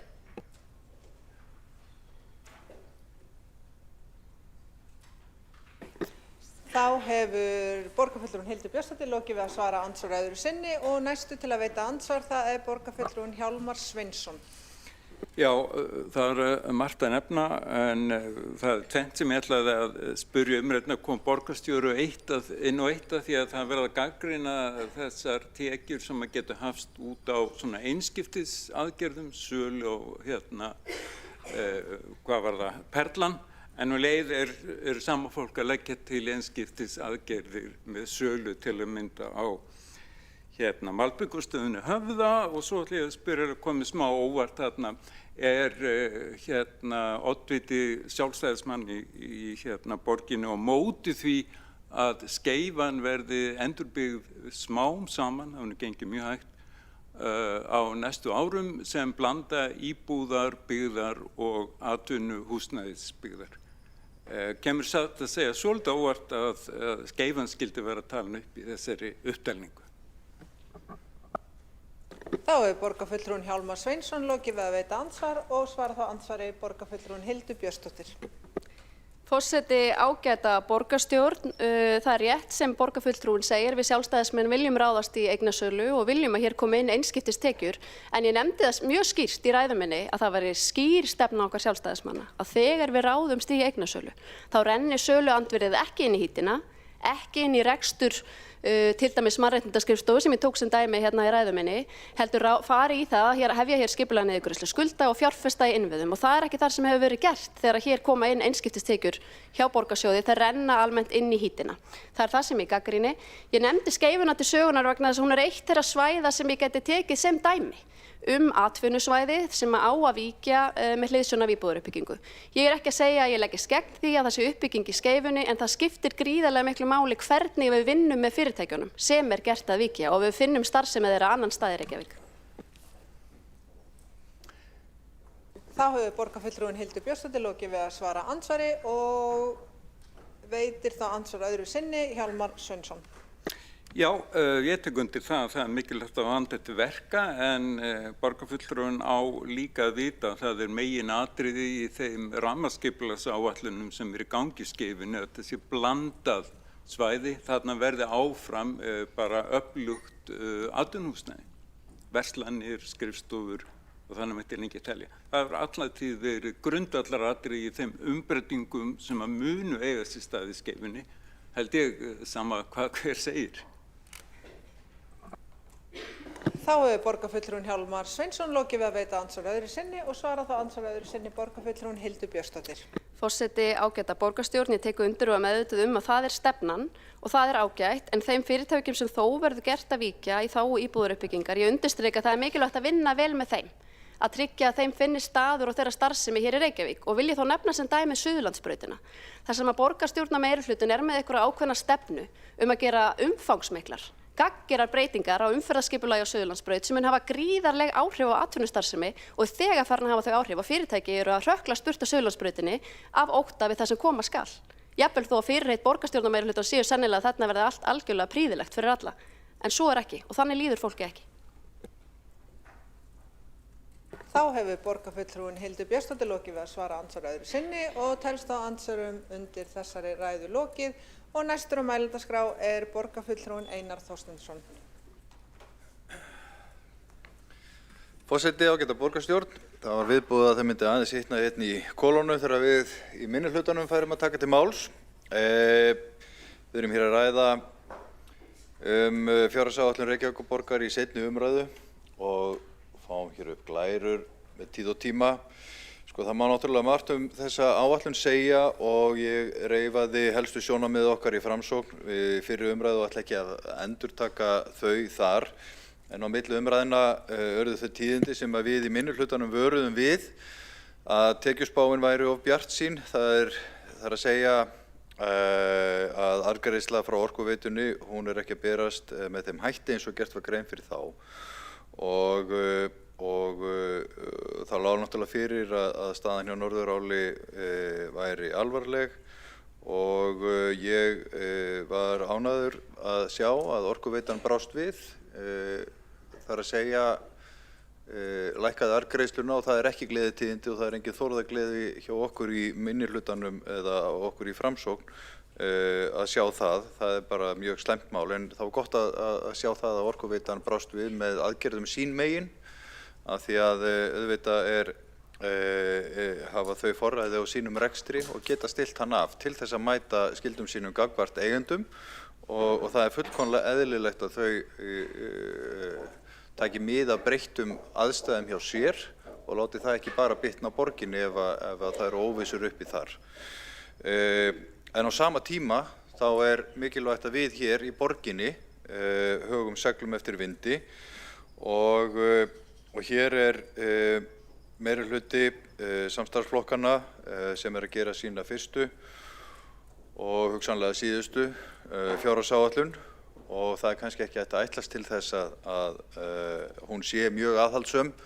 Bæði er þetta flokkar sem að hafa þannig pólitískar áherslur sem spanna svona dálítið vinstra litrófið á hinn pólitíska ás og svo erum við að renna inn í kosningaár.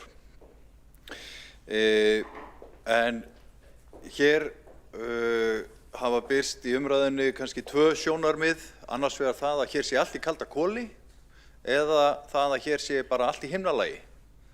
Og við í Framsókn erum kannski þarna akkurat á miðjunni. Við erum þeirra skoðunar að það sé hægt að gera miklu betur, en það er sannarlega ekkert allt í kalda koli. Og viðsnúningur undanfarinna ára, hann byggir undir jákvæða afkomu borgarsjóðs og fjármálastefna sem við settum okkur í upphafi kjörtímabils, hún heldur og það er gríðarlega mikilvægt. En það eru miklar óvissur og það má ekkert út af bregða. Og það eru stóra fjárhæðir sem að hreyfa nálina til hins betra eða til hins verra og við þurfum að hafa borð fyrir báru. Og við settum okkur það markmið hér í upphafi kjörtímabils að hefja markvissari niðurgreiðslu skulda árið 2028 og lækka þannig með áhrifaríkum hætti vaxtagreiðslu borgarinnar og skapa aukið svigrúm til hagkvæmari fjárfestinga í innviðum borgarinnar, skólamannvirkjum, íþróttamannvirkjum, í innviðum fyrir ný hverfi, menningarhúsum, viðhaldsmálunum öllum og öllum þessum gríðarlega miklu fjárfestingum sem eru framundan á næstu 5, 10, 15, 20 árum. Og það er mjög brýnt að við gerum ráð fyrir þessum fjárfestingum í okkar áætlunum. Og mér langar að nefna það, ég held að við þurfum að fara að gera fjárfestingaáætlanir fyrir mun lengri tíma heldur en bara þessi 5 ár sem við erum að gera í dag og horfa með svona markvissari hætti á það hverjar eru þessar framtíðar áskoranir sem að blasa við okkur. Og uppbyggingarmálin upp á Höfða, það er gott að sjá það að Ártúnshöfðin er að fara í uppbyggingu og Keldnalandið er handan við hornið, Úlfarsárdalur reyndar með öðrum hætti, verður hugað á uppbyggingunni þar, en bara allir leikskólarnir, grunnskólarnir, samfélagshúsin, gatnagerðin og allt sem er þarna framundan, við höfum ekki nægilega skýra mynd af því og þetta er bara við okkur öll að sakast og einhvern veginn kerfið. Við þurfum að axla ábyrgð á því að horfast í augu við þessar stóru áskoranir og ég held við getum gert betur þar og það myndi hjálpa okkur að ákveða í hvað ætlum við að setja peningana þegar við erum að gera fjárhagsáætlun hverju sinni til næsta árs, að hafa svona aðeins lengri mynd, lengri sýn. Þannig að þó að grænu framsóknarljósin birtist í glærum borgarstjóra séu gleðileg, að þá er klárt að við þurfum að halda áfram umbreytingu borgarinnar. Það er nefnilega hægt að ná betri árangri og veita betri þjónustu en leið ná hagkvæmari rekstri. En þá þurfum við að vera óhrædd við að horfa á kerfið eins og það er, með gagnrýnum augum.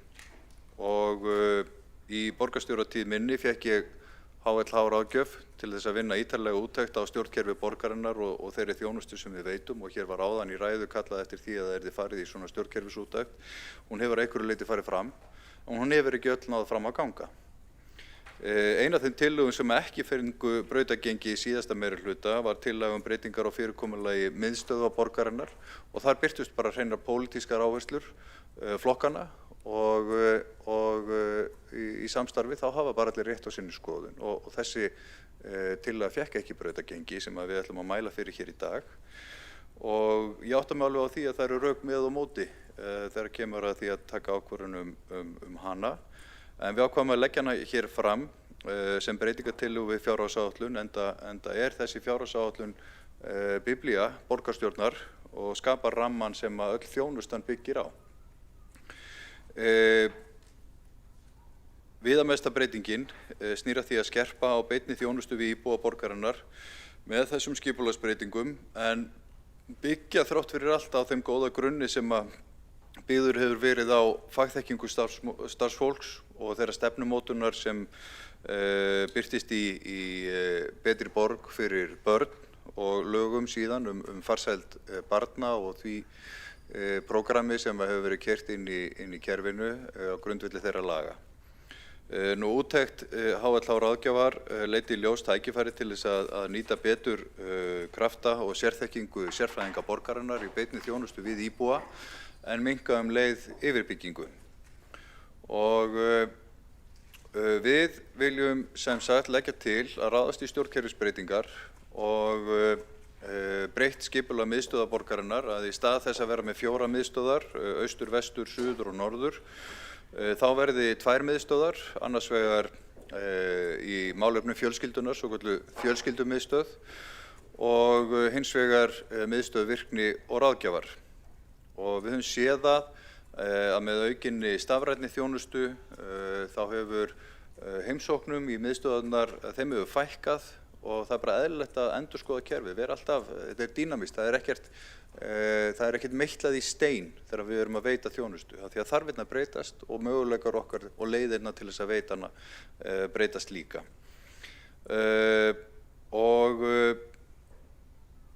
Og þessi hugsun að fækka þeim og skerpa fókusinn varðandi fjölskylduna samræmir líka vinnubrögðin okkar, þannig að borgarbúar fái sömu þjónustu allstaðar, en það ráðist ekki að því í hvaða hverfi þú býrð, hvaða þjónustu þú færð.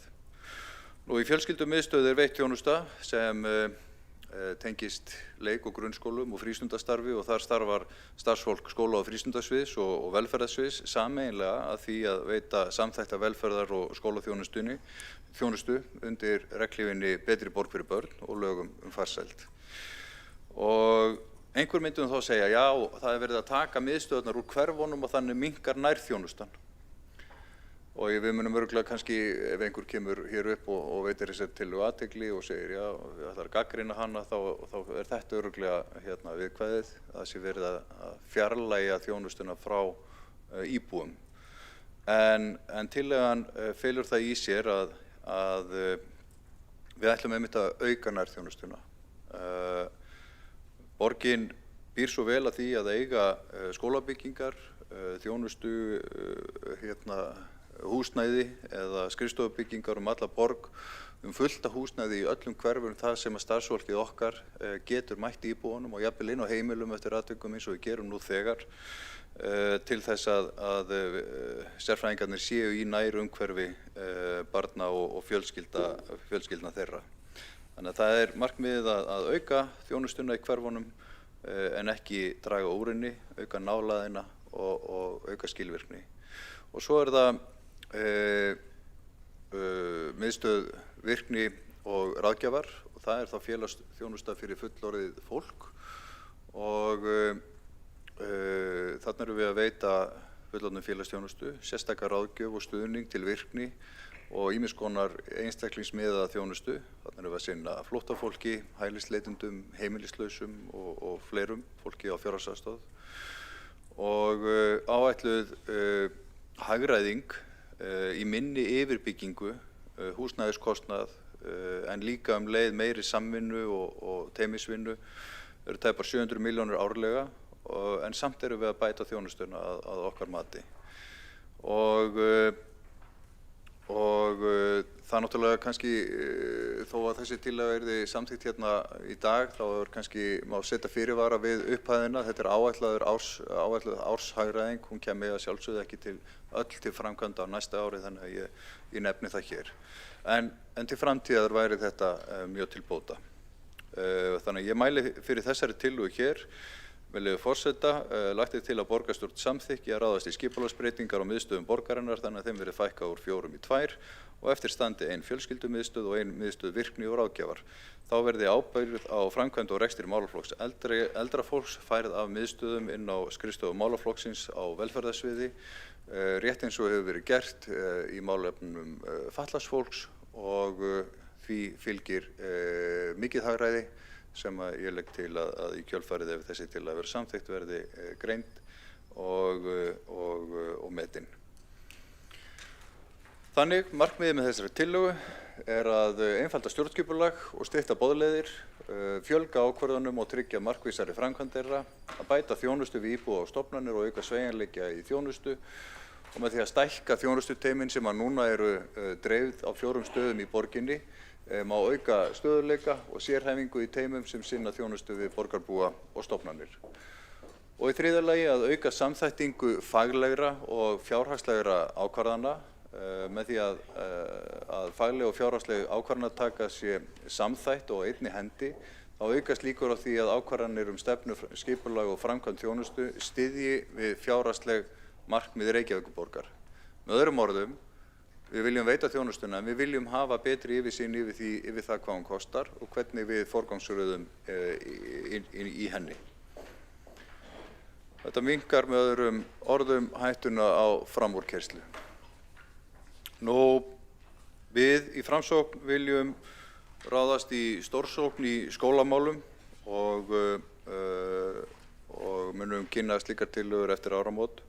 En það sem snertir þessa fjárhagsáætlun beint að þessu sinni snýr að börnum af erlendum uppruna og við höfum í Framsóknar borgarstjórnarhópnum átt fundi með kennurum og foreldrum, hlustað á áhyggjuraddirnar af stöðunni í skólakerfinu. Við héldum opinn fund í Seljaskóla með sérfræðingum úr akademíunni og frá miðstöð menntunar og skólaþjónustu og upp úr þessu samtali við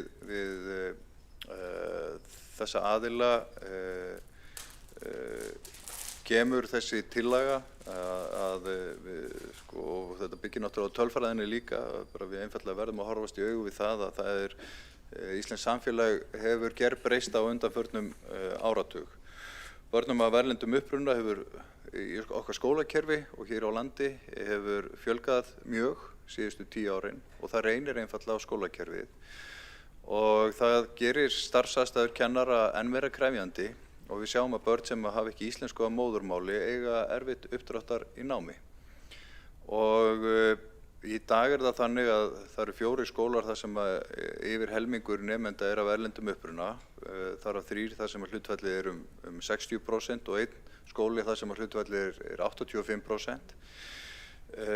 Og svo eru held ég 8 skólar til viðbótar þar sem hlutfallið af erlendum börnum eða sem hafa erlend móðurmál yfir 30%.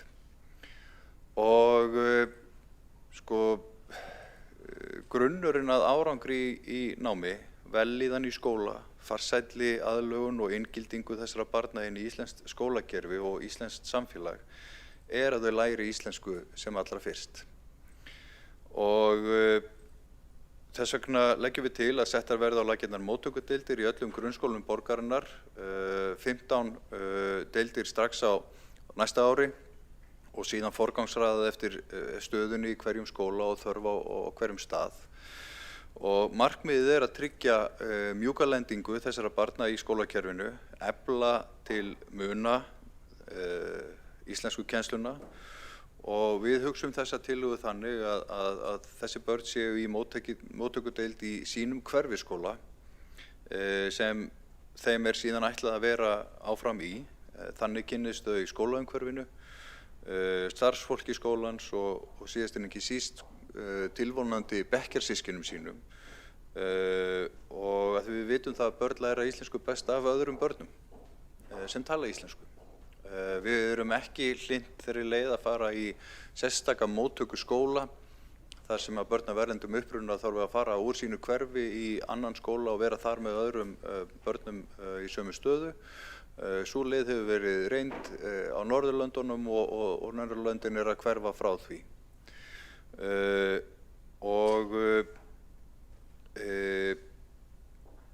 Svo það annað að við teljum tækifæri til þess að í þessum móttökudeildum sé fræðsla fyrir þessi börn og foreldra þeirra íslenska menningu og skólaumhverfið og þegar ég tala íslenska menningu þá vil ég nefna það að íslensk menning ekki bara sviðakjammar og fornsögur, hún menning okkar í dag sem í grunninn fjölmenning.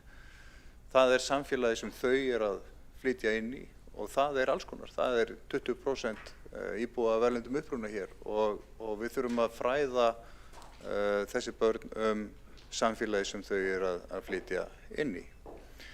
Og þetta sprettur líka upp úr þessu samtali við foreldra barna af erlendum uppruna sem að líta á það sem áskorun að hafa ekki íslenskuna nægilega á takteinum til þess að geta hjálpað sínum börnum og þessuna í skólanum og þessuna leggjum við til að við setjum á laggirnar gjaldfrjálsa íslenskukennslu fyrir foreldra.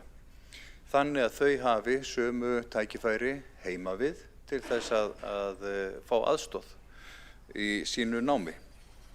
Og það eflir líka tengslin við skólana. Þarna getum við náð erlendum foreldrum inn í skólasamfélagið, eitthvað sem við höfum aðeins heyrt í samtölum við okkar fólk inn í kerfinu, að sé dálítil áskorun.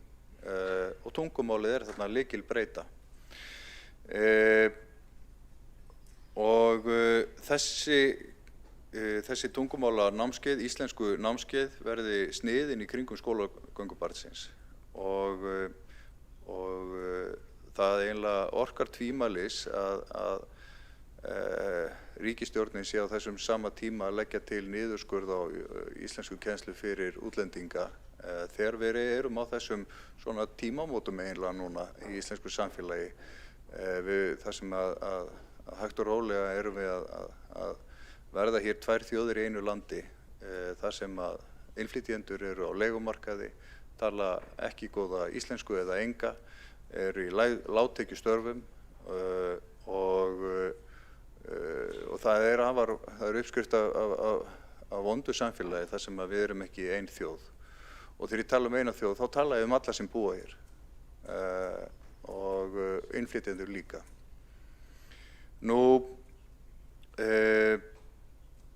Þannig að á fundi þar sem að við áttum samtal við íbúa stóð ein kona upp og hélt langa ræðu á reyndar frábæri íslensku. Hún af erlendum uppruna og hún sagði: ég þarf ekkert að læra íslensku. Ég get farið út í búð og tala við samlanda minn á pólsku. Ég get farið í opinbera stofnanir og fengið þjónustu á ensku. Fréttirnar lesi ég á ensku og eða pólsku og það er engin þörf fyrir mig til þess að læra íslensku. En hún lærði hana samt vegna þess að hún metnað fyrir því að læra hana. En það vantar kannski líka smá, það var oft talað um gulrót og vönd í þessu samhengi, að hjálpa fólki en líka hvetja það áfram með því að hafa ekki endalausa þjónustu. Og við teljum að það sé rétt að gjaldfrjáls túlkaþjónusta sé takmörkuð við 3 ár inn í skólakerfinu. Og þá ber að nefna það að túlkaþjónustan er ekki bara fyrir foreldrana, hún er fyrir skólastarfsfólki líka, þannig að samskipti milli skóla og heimilis séu greið.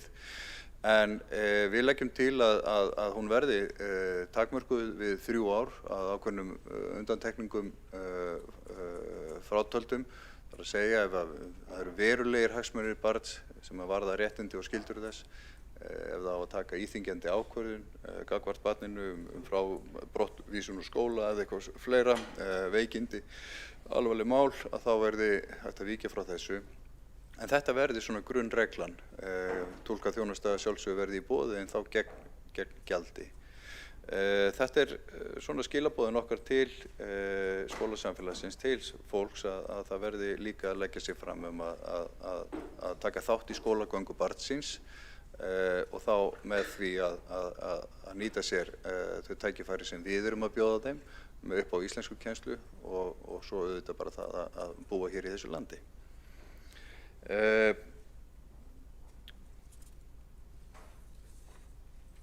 Svo erum við hér með tillögu sem að kollega mínir mæla fyrir hér og eftir. Ég ætla rétt aðeins að hlaupa yfir það.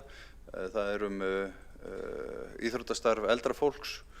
Við vitum það að eitt af mikilvægustu verkefnum borgarinnar er að tryggja það að eldri borgarar eldist vel, að þau séu heilsuhraust, bæði andlega og líkamlega, séu í virkni og félagsstarfi. Og við hleyptum á stað á þessu kjörtímabili metnaðarfullu verkefni uppbyggingu lífsgæðakjarna hér í borginni. 4 kjarnar eru í skipulagsferli og jafnvel á 3.000 íbúðir sem eru þar í skipulagsferli og verður spennandi að sjá hvernig það gengur og vonandi gengur það hratt og vel. En það er ekki nóg að hafa bara byggja íbúðir og og skipuleggja hverfin fyrir eldra fólk. Við þurfum að nýta okkar innviði til þess að stuðla að lýðheilsu þessa hóps. Og þess vegna viljum við setja á fót sjóð sem hefur það að markmiði að styðja íþróttafélögin í borginni til þess að koma á fót skipulögðu íþróttastarfi í íþróttuhúsum borgarinnar sem að borgin á alla jafna. Sérstaklega á þeim tímum sem að börn og ungmenni noti ekki æfingatímana. Þetta eru dauðafæri til þess að nýta húsin betur og við sjáum frábær dæmi þetta hjá til dæmis Fylki og Ungi Hjarta hjá IR, Vítaminn í Val, Kraftur í KR og hvað þetta heitir nú allt saman. Sum félög eru að gera þetta gríðarlega vel og það er mikið fjör og ég hef spriklað með þeim og eflaust borgarstjóri Heiða Björg Hilmisdóttir líka. Þetta er dásamlegt starf og ég held að við getum elta, fjölgað námskeiðum, fjölgað iðkendum og ég held að ef það er eitthvað sem við gætum bætt okkur í og gert vel og myndi skila okkur gríðarlegum árangri þá er það nákvæmlega þetta. Þannig að útfærslan er dálítið opin, við leggjum til að menningar- og íþróttaráði verði falið að móta úthlutunarreglurnar þessa sjóði, eða þennan sjóð og vonandi nær þessi tillaga brautargengi.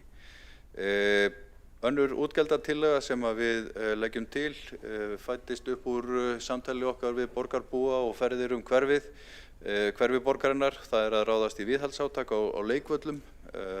Róluvellinir eru margir orðnir ansi lúnir og jafnvel hættulegir og þetta eru mikil lífskeiði inn í hverfunum að geta labbað út á róló en við viljum að þeir séu vel hirtir og með nýjum tækjum og fallegir og góðir. Þannig að við leggjum til að setja 220 milljónir í þann pott.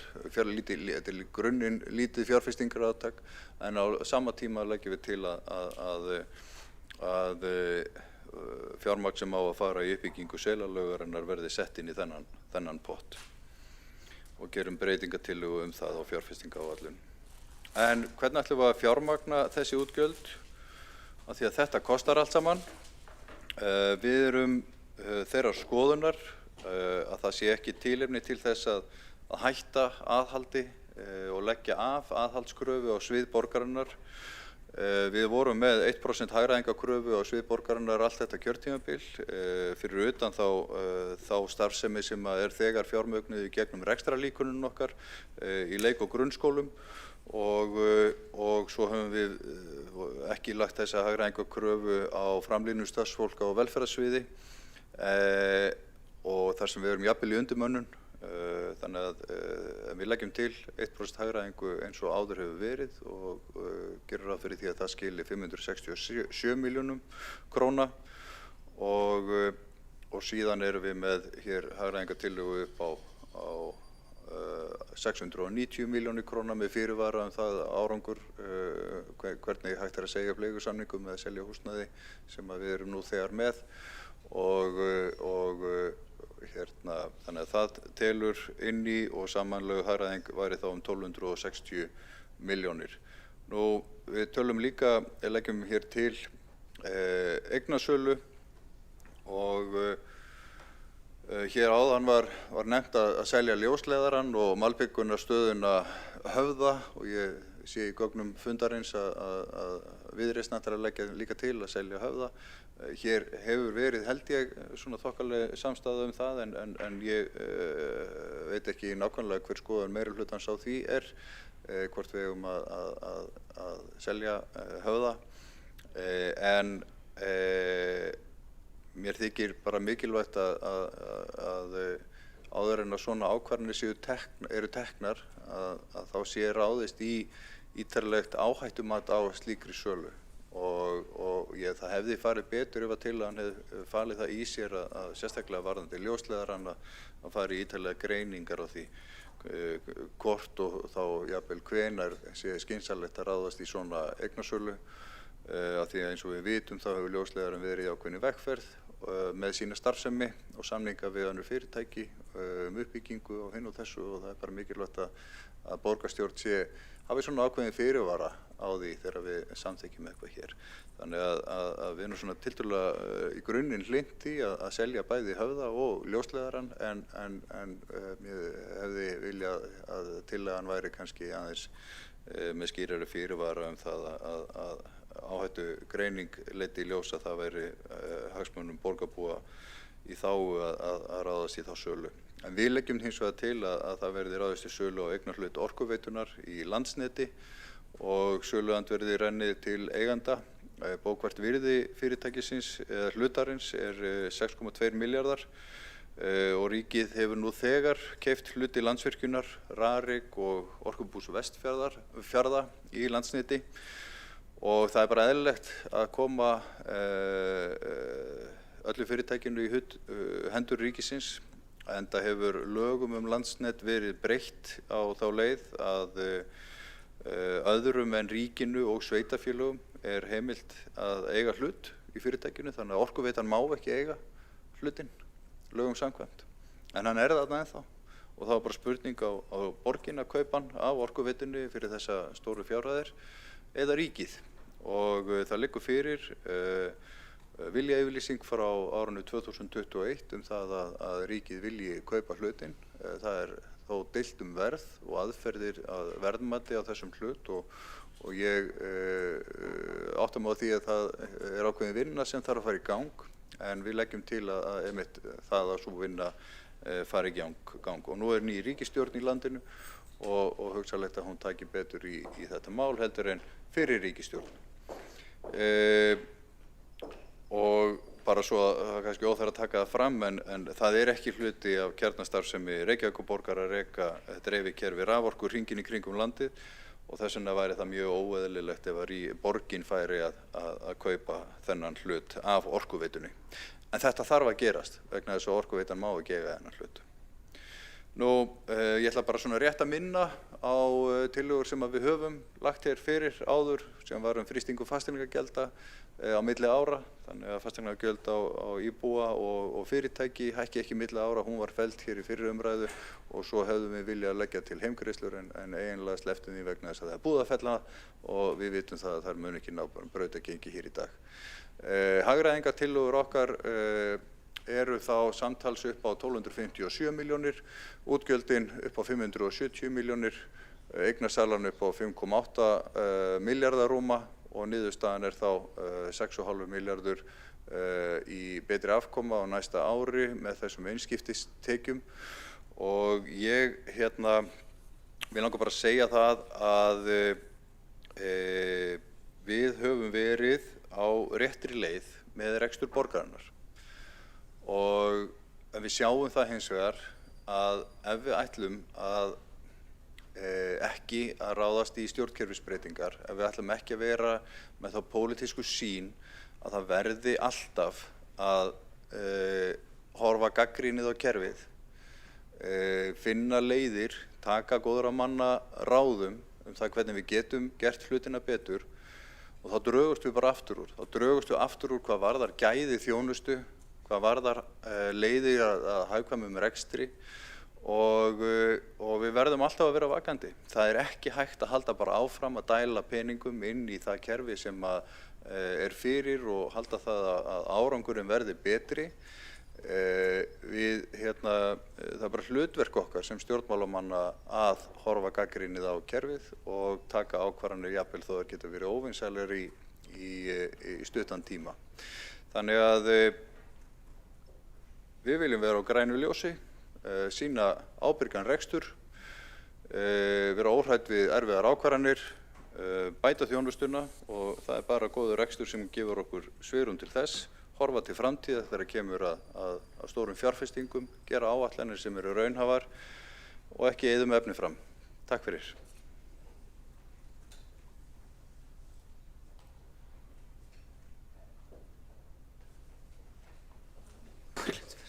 Þá borgarfulltrúinn Einar Þorsteinsson lokið máli sínu og næst á mælendaskrá borgarfulltrúinn Dóra Björt Guðjónsdóttir.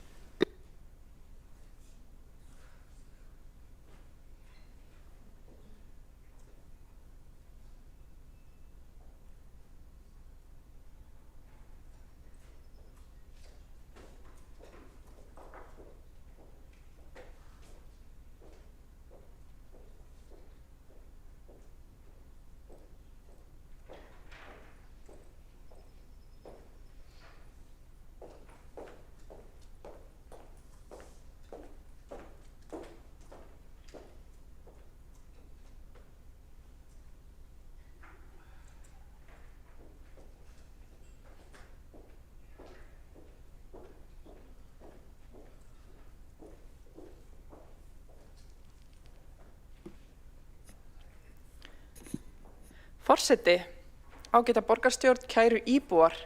Það sönn ánægja að taka hér þátt í annarri umræðu fjárhagsáætlun 2026 sem sýnir fram á traustan grunn og traustan rekstur. Þar sem velferð og græn þróun í hávegum höfð leið og gert ráð fyrir 3,4 milljarða afgangi uppfærðri áætlun A-hluta sem hinn eiginlegi rekstur. Og það þrátt fyrir ólgusjó og þær blikur á lofti sem við höfum borið vitni. Við forgangsröðum, sýnum ráðdeild en gefum ekkert eftir í mikilvægum verkefnum. Þessi fjárhagsáætlun gerðist ekki af sjálfri sér. Heldur voru fræ hennar lögð strax í kjölfar COVID þar sem borgin hafði tekið undir með samfélaginu öllu og valið að vaxa út úr vandanum. Það var kominn tími til að leggja grunna ábyrgum næstu skrefum og eftirfylgnin var mörkuð í markvissri áætlun til 5 ára með fjármálastefnu Reykjavíkur haustið 2022. En þá settum við okkur skýr töluleg markmið sem hafa verið vöktuð æ síðan í uppgjörum borgarinnar. Og nú þessum markmiðum náð og allar tölur komnar á grænt og því ber að fagna. Ber að þakka sömuleiðis samhæfingu og samstöðu innan stjórnmálana og meðal starfsfólksins og það dýrmætt. Ég fengi það hlutverk að fara yfir tillögur almennings úr samráðsgátt borgarinnar sem liggja fyrir fundinum hvernig hægt að fara betur með tíma og fé í rekstri borgarinnar. Fyrst snerti ég örstutt á forsendum sem renna stoðum undir mikilvægi þessarar vinnu sem borgarstjóri fór þó yfir í upphafi.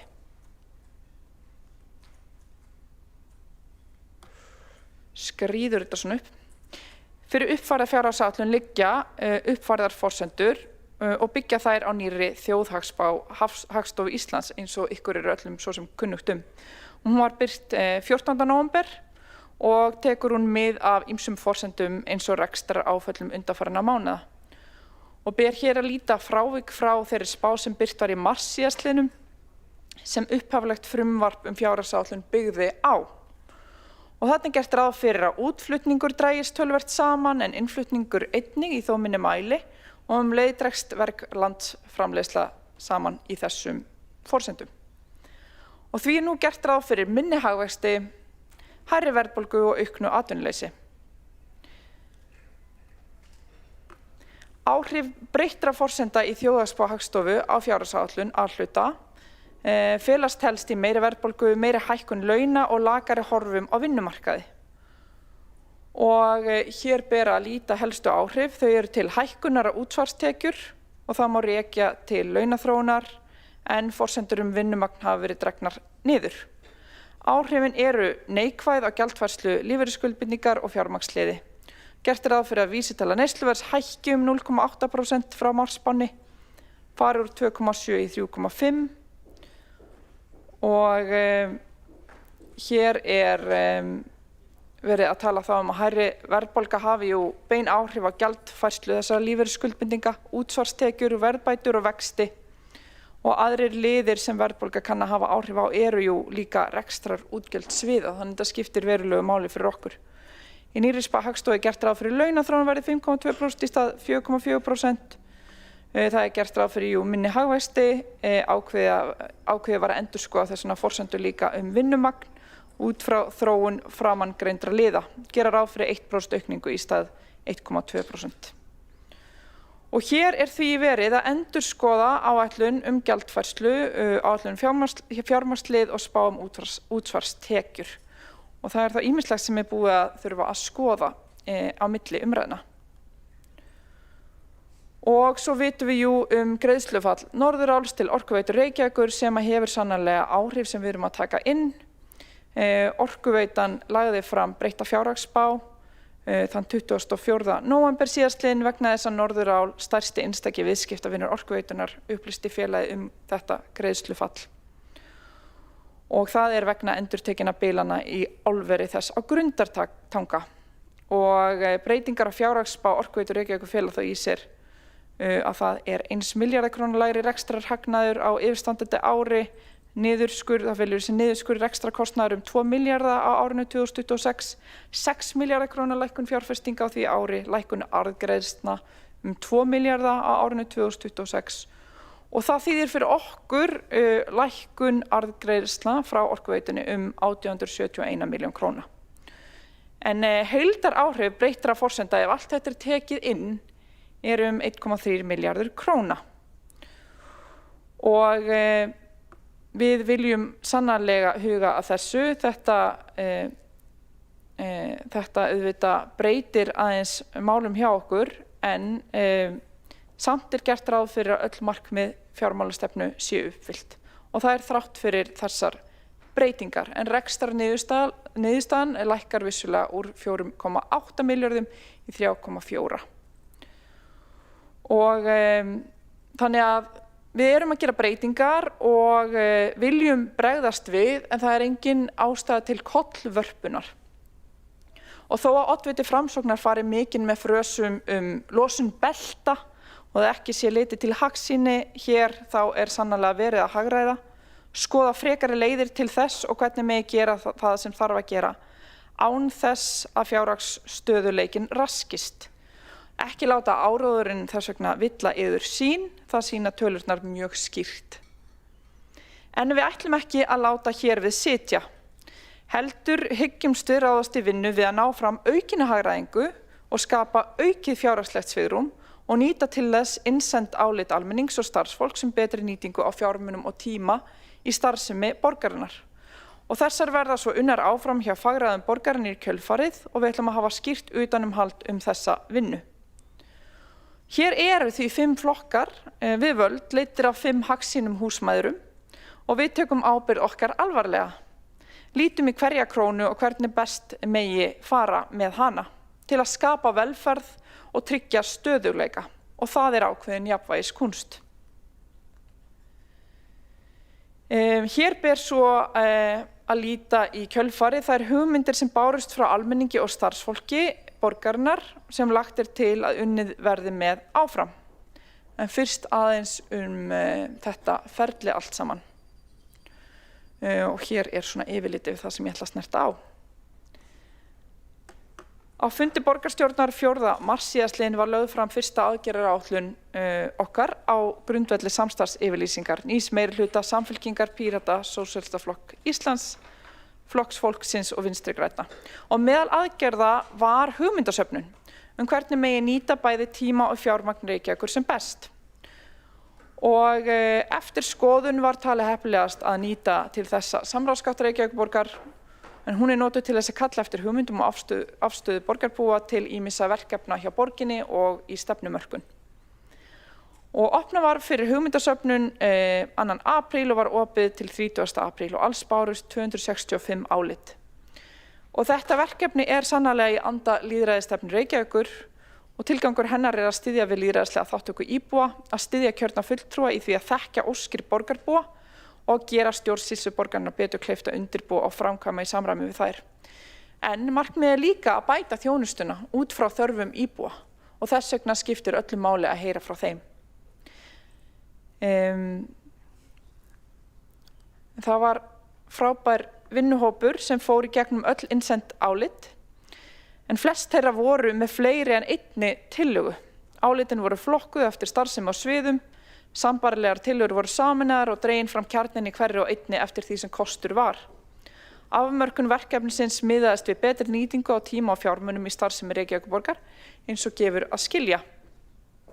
Og ég vil hér nota tækifærið og þakka þessum góða vinnuhópi sem hér listaður upp á glærunni, kærlega fyrir velunustörf við úrvinnsluna. Flest álit sneru að umhverfis- og skipulagssviði eða 75 talsins, þá mannauðs- og starfsumhverfissviði með 34 álitum og skóla- og frístundasviði með alls 28 álit. Lagt til að í kjölfarið verði skipaður sérstakur svona eftirfylgnuhópur sem fylgir tillögunum vel eftir. Tillögunum verði vísað til meðferðar fagráða og miðlæra stjórnsýslu en verði þá fylgt eftir miðlægt á vettvangi borgarráðs. Og yfir í þessar góðu tillögur. Hér eru tillögur sem varða skóla- og frístundasvið. Þar tillaga að umsjónarmenn fasteigna sjá að þjónusta skóla í stað verktaka Þetta hefur verið rætt töluvert og talið vera ákveðið hagræði í þessu en líka þægindaauki fyrir skólafólkið okkar. Við viljum skoða samlegð í stjórnun félags- og frístundamiðstöðva. Við viljum nýta betur húsnæði, leikskóla, grunnskóla, frístundaheimila og félagsmiðstöðva og skoða tækifæri til þess og innbrum á þessu. Þetta er mjög mikilvægt og getur skapað mikið hagræði og er skynsamleg nálgun. Innkaup viljum við gjarnan að séu innan rammasamninga til þess að nýta okkar bolmagn og okkar stærð til þess að skapa stærðar hagkvæmni í auknum mæli. Og við viljum skoða möguleikan á að þau fari í gegnum miðlægt vöruhús, hvort sem það er eiginlegt vöruhús eða í rauninni bara verkefni til þess að auka stærðar hagkvæmnina og draga þetta betur saman.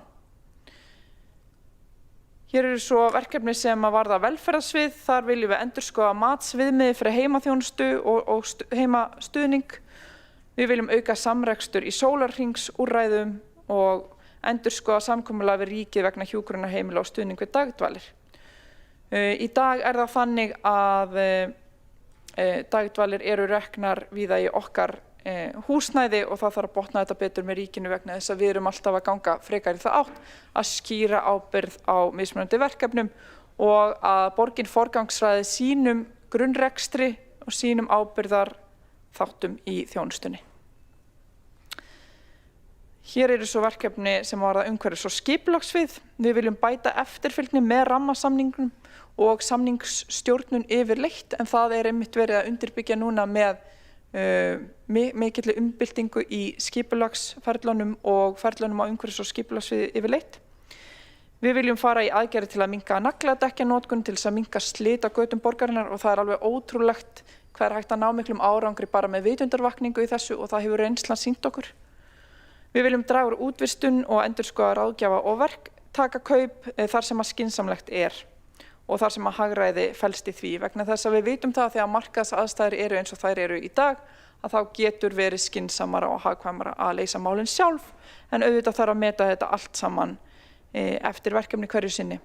Í dag erum við með eina breytingatillögu sem að liggur fyrir fundun sem varðar einmitt þetta og sem að snýst það að innvista hluta okkar eftirliti þannig að við séum bæði að fara betur með peninga vegna þess að við getum þá leyst verkefnin á mun ódýrari hátt að mati okkar sérfræðinga og að við þurfum þá ekki að vera með starfsfólki okkur sem er með eftirlit með eftirlitinu. Það er nefnilega ofboðslega mikilvægt hverju sinni að meta hvort það sé hagkvæmara að invista eða útvista og skoða hvernig við getum best leyst verkefnin á hagkvæman hátt sem þjónustar íbúa vel en gert það líka fyrir sem minnstan pening eins og hægt að komast upp með. Við ætlum að fjárfesta í aukinni LED-væðingu og uppfæra ljósastýringakerfi. LED-væðingin borgar sig á 4 til 5 árum með þeirri fjárfestingu sem settir í hana og þetta ætlum við nú að gera strax á nýju ári. Við ætlum á menningar- og íþróttasviði ætlum við að fara í greiningu á rekstri skíðasvæða með hagræðingu að leiðarljósi. Það voru töluvert margar ábendingar sem komu varðandi skíðasvæðin og okkur finnst bara ástæða til þess að skoða þetta og taka þetta alvarlega og meta hvort að þarna sé einhver tækifæri til þess að gera betur í rekstrinum. Við viljum rýna upplýsinga og markaðsmál á sviðinu og skoða samlegð og aukið hagræði og þá yfir til fjármála áhættustýringarsviðs. Rafræn skil á kvittunum vegna innkaupa og að leggja af beiðnabækur og svona pappírsvinnslu í kringum þetta getur skipt mjög miklu máli. Það hefur verið að aka mjög mikið borgina með pappír í þessu samhengi. Þannig er mikilvægt að klára þetta mál sem hefur verið í undirbúningi. Svo að endurskoða ráðgjafakaup og verkkaup og tryggja samningsstjórnun, rýna samrekstur á bílaflota Reykjavíkurborgar með græn viðmið að leiðarljósi. Getur verið mikið hagræði í því. Við viljum endurskoða ferla varðandi ferðaheimildir og gera afgreiðslu stafræna. Þegar kemur að mannauðs- og starfsumhverfissviði viljum við halda áfram á þeirri vegferð að minnka veikindahlutfall og kulnun starfsfólks í allri starfsemi borgarinnar og svo var verið að ávarpa starfsmannaveltuna og við ætlum að endurskoða mannauðsstefnu til að draga úr starfsmannaveltu og styðja betur við stjórnendur og starfsfólk, innleiða stjórnendastefnu sömuleiðis sem að skiptir mjög miklu máli. Stjórnendur okkar eru lykil aðilar þegar kemur að góðum rekstri góðum aðbúnaði starfsfólks, velíðan starfsfólks, að koma í veg fyrir starfsmannaveltu og veikindahlutfall. Þetta vitum við og þekkjum þar sem eru sterkir öflugir stjórnendur sem að hafa notið stuðnings til þess að eflast. Þar eru góðir vinnustaðir og við vitum þetta bara í tölunum okkar og það er alveg skýrt, mjög mikilvægt mál. Þannig förum við betur með peninga og tíma og aukum velíðan. Þegar kemur á þjónustu og nýsköpunarsviði ætlum við að nýta gervigreind á markvissan hátt í auknum mæli til að spara tíma og kostnað. Nú nýverið samþykktum við verkefni þar sem við erum að setja 7 milljónir í sjálfvirknivæðingu verkefna og erum það meðal annars að nýta gervigreindina og getur það skapa hagræði upp á 200 milljónir, þannig að þetta er verulegar upphæðir sem að hér geta talist til. Við ætlum að rýna samleið og samnýtingu framlínuþjónustunnar og rýna fyrirkomulag ræstinga. Þá eru hér verkefni í miðlægri stjórnsýslu þar sem við ætlum að rýna nýtingu á skrifstofuhúsnæði borgarinnar og skoða hvar er hægt að nýta það enn betur. Jafnvel húsnæði sem er lítið notað annarkvort að hluta til á degi eða almennt. Við ætlum að rýna hvað tækifæri liggja í fjölbreyttari og hagkvæmari ferðamáta fyrir starfsfólk, meðal annars skoða að setja svona rammasamning þetta, þannig að sé ekki þannig að eini valkosturinn fyrir starfsfólk sem að skilvirkur er að nýta sér er að nýta leigubílakort, þannig að fólk getur líka nýtt sér leiðir eins og rafskútur, hopp og slíkar leiðir og strætó sömuleiðis. Og við þurfum að gera fólki þetta auðveldara með skýrari ramma í kringum þetta. Við ætlum sömuleiðis að rýna mönnun og skipulag verkefna með hagræðingu að leiðarljósi, standa vörð þjónustu við fólk en meta allt skipulag út frá hagræði, hvernig við getum betur þjónusta fólki sömuleiðis. Og næstu skref eru þau að margar tillögur voru íhugaðar og ígrundaðar og nýttar jafnvel við gerð fjárhagsáætlunar sem hér liggur fyrir, en við ætlum að taka frekari skref í þessu. Svið borgarinnar hafa nú þegar yfirfarið raunhæfni tillagnana og komið með gróft kostnaðarmat, en það þarf að ígrunda þetta svo enn betur.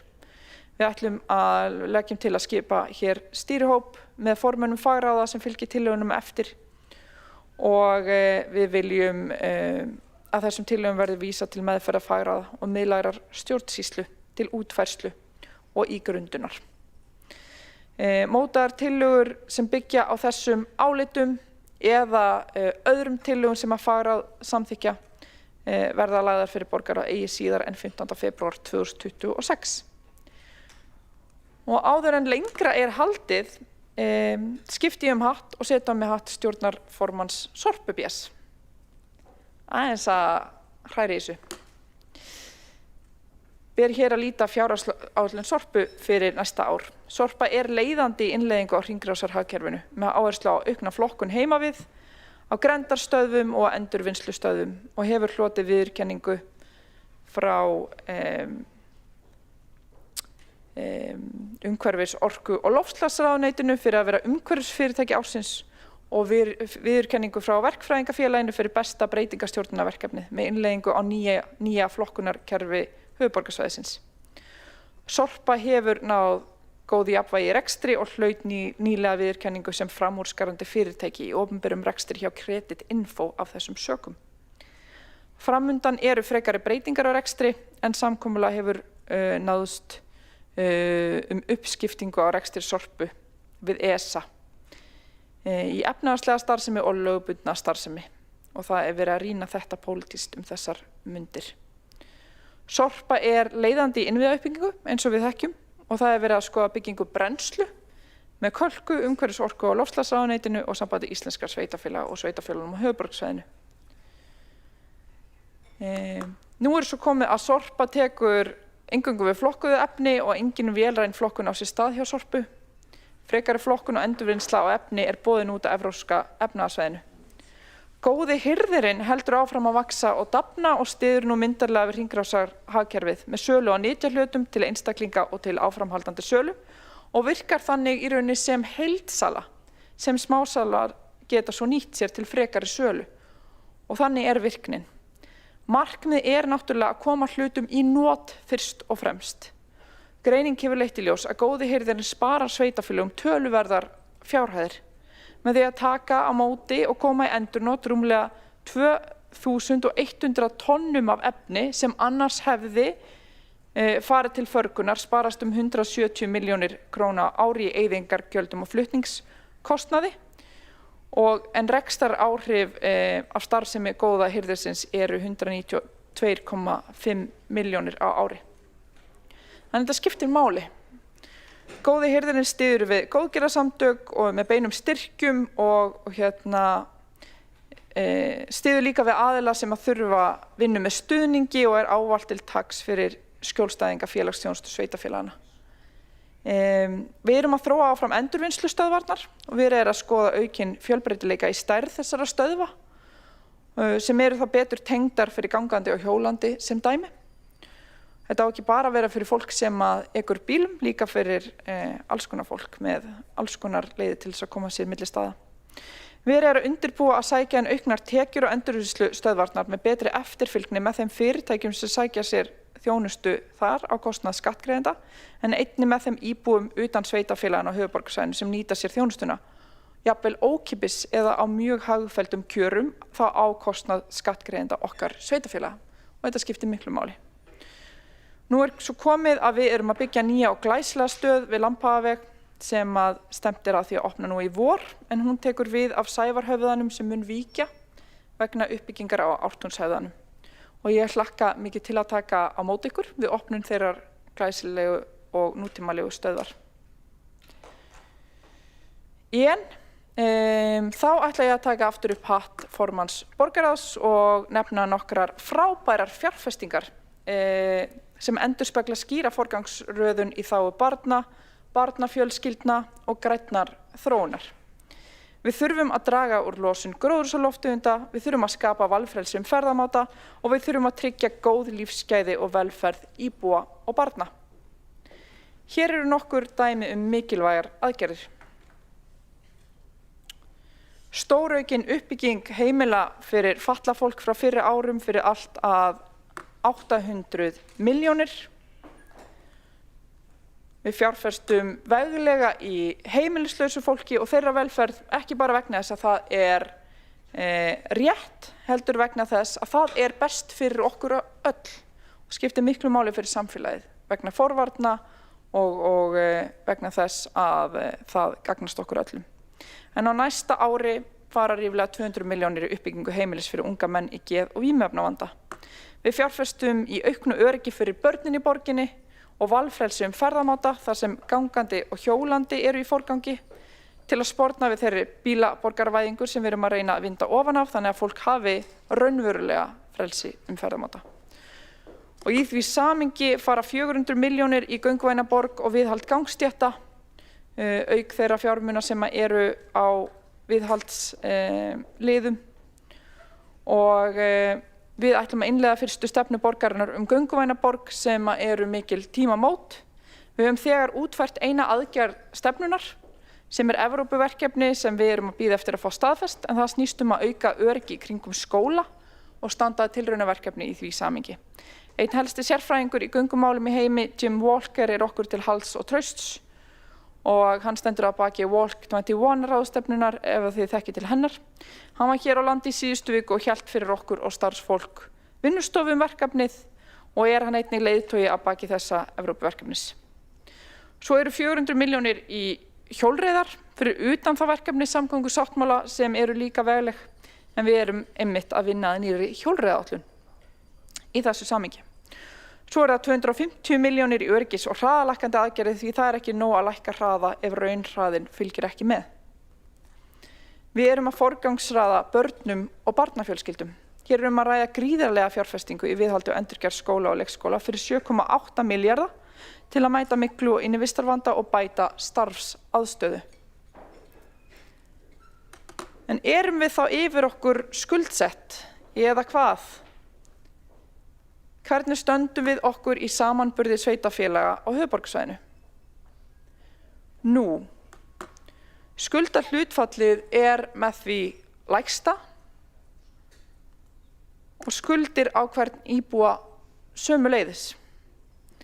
Við fjárfestum samt mest í velferð.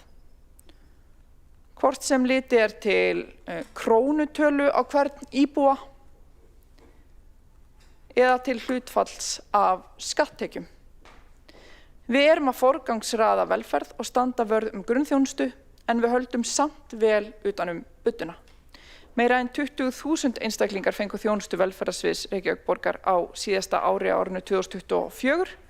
Velferðarþjónusta umfangsmikil í rekstri borgarinnar og þannig var hlutdeild velferðarsviðs þá 27%. Þannig að þetta risastór hluti af því sem við erum að gera. Þannig að þegar við erum að tala að það þurfi bara að taka til rekstrum og draga saman, þá þarf alltaf að spyrja sig hvar ætlum við að gera það vegna þess að þetta eru stór verkefni, stórar fjárhæðir sem fara bæði í velferð og í skóla. Og við vitum það að skólareksturinn hjá okkur að sýna okkur að það stærðar hagkvæmni. Og við erum að ná fram því meðal annars með gerð þess líkans sem var gert og erum þá að tryggja nauðsynlega mönnun, nauðsynlegt utanumhald, en erum að verja aðeins lægri upphæðum í skólastarfsemina byggt á því líkani. Og það þannig að allt talum að það hér sé engin stærðarhagkvæmni og það sé ekki verið að ná því fram, stenst allavega ekki skoðun í því samhengi. Við erum að fjárfesta í heimilislausu fólki og þeirra velferð eins og áður sagði og að fara stórar upphæðir í það. Við fjárfestum en tæplega 2 milljarðar hafa farið í þessi verkefni síðustu árlega. Í samanburði sveitarfélaga á höfuðborgarsvæðinu þá erum við að fjárfesta mest í menningu sömuleiðis og það hvort sem litið til krónu á hvern íbúa eða til hlutfalls af skatttekjum. Við erum að fjárfesta í lýðheilsu, beint og óbeint. Við erum að fjárfesta í aðgengi, bættu umhverfi, bættri þjónustu. Við ætlum að fjölga bekkjum fyrir 10 milljónir til að styðja við aðgengi, samveru í borgarlandi og við fólk sem á erfiðara með gang. Við erum að fjárfesta í bættri lýsingu og öruggara umhverfi í því samhengi og ætlum að setja 250 milljónir LED-væðingu sem gefur okkur betri lýsingu en gömlu kvikasilfurslamparnir en það spara líka stórar fjárhæðir í orkusparnaði. Og þessi fjárfesting borgar sig upp á 4 til 5 árum fyrir utan umhverfisáhrifin. Og þetta styður við greitt aðgengi fólk sem borgar landi á veturna, gerir umhverfið öruggara og skemmtilegra. Og við erum nefnilega að fjárfesta í gleði. Hlemmtorgið mun að mestu klárast á árinu 2026, en þar hafa bílarnir vikið fyrir mannlífinu og öruggu umhverfi fyrir börn, gangandi og hjólandi og þangað kemur borgarlínan innan fárra ára. Endurgerð Káratorgs á dagskrá, haftengd upplifun, Öskjuhlíðin og fleira og fleira. Austurstræti endilangt orðið að göngusvæði með kjarna kvosarinnar sem tengir saman Lækjartorg og Ingólfstorg. Við erum að fjárfesta í snjallvæðingu umferðarljósa fyrir 400 milljónir sem margföldun frá því sem áður var og ýtir það undir skilvirkari gatnamót í þá allra ferðamáta. Við erum að tala áframhaldandi mikla fjárfestingu í stafrænni umbreytingu og nútímavæðingu þjónustu, gagnsæi og lýðræði. Við erum að fjárfesta í lífsgæðum og hagsýni með stafrænni þjónustu umbreytingu en gerð var úttekt á hagræði fyrstu 30 verkefnana sem var yfir milljarður. Daginn settum við 7 milljónir í aukna nýtingu gervigreindar og sjálfvirknivæðingar sem ég hef þegar nefnt og þar var metið hagræði ríflega 200 milljónir, þannig að þetta ekki bara að gera lífið auðveldara, aðeins skemmtilegra, aðeins minna þreytandi þegar þú ert að sækja þjónustu hjá borginni eða starfa hjá borginni. Þetta líka að spara okkur fjármuni og það náttúrulega algjörlega stórkostlegt þegar þetta fer saman eins og í stafrænni þjónustuumbreytingu. Nú síðast vakti stafræna umbreyting Reykjavíkurborgar athygli Forb í flottu viðtali og þvert á það sem mörg halda og fara fram með, þá 75% af allir fjárfestingu í stafrænni umbreytingu að fara til aðila á markaði og það eru mörg sem að hafa þó séð yfir ofsjónir yfir þeim fjármunum sem fara til borgarinnar. En við kaupum allt sem við getum en sköpum og þróum það sem nauðsynlegt og það skynsamleg nálgun. Við setjum húsnæðismálin á oddinn. Við byggjum hagkvæmt, skynsamlega, hratt og örugglega. Við þéttum byggð en við prófum nýjar leiðir til að byggja upp í samvinnu við innviðasjóði í Úlfarsárdal. En við pössum leið upp á gæðin með nýsamþykktri borgarhönnunarstefnu og umbyltingu skipulagsferla borgarinnar sem styður jafnframt við aukna skilvirkni. Í Reykjavík eru yfir 3000 félagslegar íbúðir og þetta eru langflestar félagslegar íbúðir á Höfðatölu og fækkaði umsóknum 129 milli 2022 og 2024, en við ætlum að gera enn betur í þessu og erum að undirbúa það, meðal annars með veglegri fjárfestingu í félagslegu húsnæði á næsta ári. Auk þess erum við að fjárfesta í almennu óhagnaðardrifnu leiguhúsnæði byggt á svokölluðum lögum almennar íbúðir og við erum með flestar óhagnaðardrifnar leiguíbúðir, hvort sem er heild eða byggt á Höfðatölu. Og þörfin er brýn og þyrftu önnur sveitarfélög að taka betur undir með okkur í þessu. 80% af öllum óhagnaðardrifnum stofnframlaga íbúðum eru í Reykjavík og það skilar sér, sjáum við í tölunum. Það er nú þannig. Skýrsla HMS í vor sýndi að leiguverð í Reykjavík er orðið lægra en í Garðabæ og það var þrátt fyrir að hér sé fjölmennasti markaðurinn. Og það sýnir að félagslega blönduð, fjölbreytt og stöðu uppbygging hefur skilað raunverulegum árangri fyrir borgarbúa. Og með þessari stefnu er Reykjavík að tryggja ekki einungis þeir efnaminni eigi möguleika á góðu húsnæði, heldur líka vinnandi fólk með meðal- og lægri tekjur. Og þetta skiptir máli fyrir fjölskyldur, fyrir atvinnulífið og fyrir heildarstöðuleika samfélagsins til framtíðar. Verið er að þróa nýtt hverfi á Keldnalandi, á Ártúnshöfða, verið er að vinna hverfiskipulag fyrir Kjalarnes en hverfiskipulag fyrir nokkur hverfi borgarinnar eru þegar tilbúin og verið er að byggja á þeim með minni reitum hér og þar innan gróinna hverfa. Og það skiptir máli til þess að nýta vel innviði, fara vel með fé, skapa aukin lífsgæði, gera fólki auðveldara að komast í borgin okkar og nýta sér þjónustu borgarinnar, en það skiptir líka máli þegar kemur á markanum og að koma til móts við litla uppbyggingaraðila sem berjast nú í bökkum og er að segja upp fólki. Og það skiptir máli að þið, kæru borgarfulltrúar, standið með þessum verkefnum, bæði til þess að byggja upp hraðar en til þess að það verði ekki algjört hrun hér á uppbyggingamarkaði eins og við erum svolítið að líta fram í að gæti orðið reyndin. Við þurfum að gera það sem við getum. Í stöðutöku RÚV í september kom eftirfarandi fram með leyfi forseta. Borgin er leiðandi á höfuðborgarsvæðinu íbúðauppbyggingu með fleiri íbúðum í byggingu en öll önnur nærliggjandi sveitarfélög samanlagt. Íbúðauppbygging í Reykjavík eykst 26% frá því í mars og þetta eru á tölur frá í september. 40% allra nýra framkvæmda landinu öllu er í Reykjavík. Og þannig að við erum að gera ýmislegt vel. Ég vil þakka starfsfólki kærlega fyrir velunnin störf. Án ykkar gerist ekkert í þessari borg. Starfsfólki fjármála áhættustýringarsviði vil ég þakka sérstaklega hér í dag. Halldóru Káradóttur sviðsstjóra og Erik Tryggva Strids Bjarnasyni sérstaklega og þeirra frábæra fólki sem hefur undirbúið með okkur þessa fjárhagsáætlun. Og borgin hefur bolmagn til að taka á sig skelli. Það sýnir núverandi uppfærsla byggt á nýrri þjóðhagsspá og fjárhagsspá Orkuveitunar. Við þurfum enga kollvörpun en við höldum vel á spöðunum.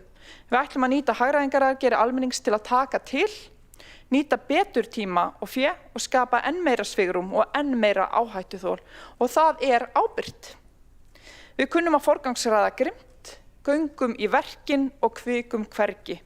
Það hafa þessir mánuðir sem við höfum starfað saman sýnt og það vitnar okkar samstarfssáttmáli Við höfum ekki hikað við stór og flókin verkefni. Við brettum upp ermar, fjárhagurinn skal vera stöðugur, en það er svo að við getum vel þjónað fólkin okkar, haldið í stöðuleika og gert hlutina vel og af myndarskap. Það er markmiðið. Fólkið og þjónusta við fólk og börn og þeirra velferð er markmiðið. Við erum að byggja og þróa borg fyrir fólk. Takk. Þá hefur borgarfulltrúinn Dóra Björt Guðjónsdóttir lokið máli sínu og einn borgarfulltrúi hefur óskað eftir að veita andsvar. Það er borgarfulltrúinn Sandra Hlíf Ókares.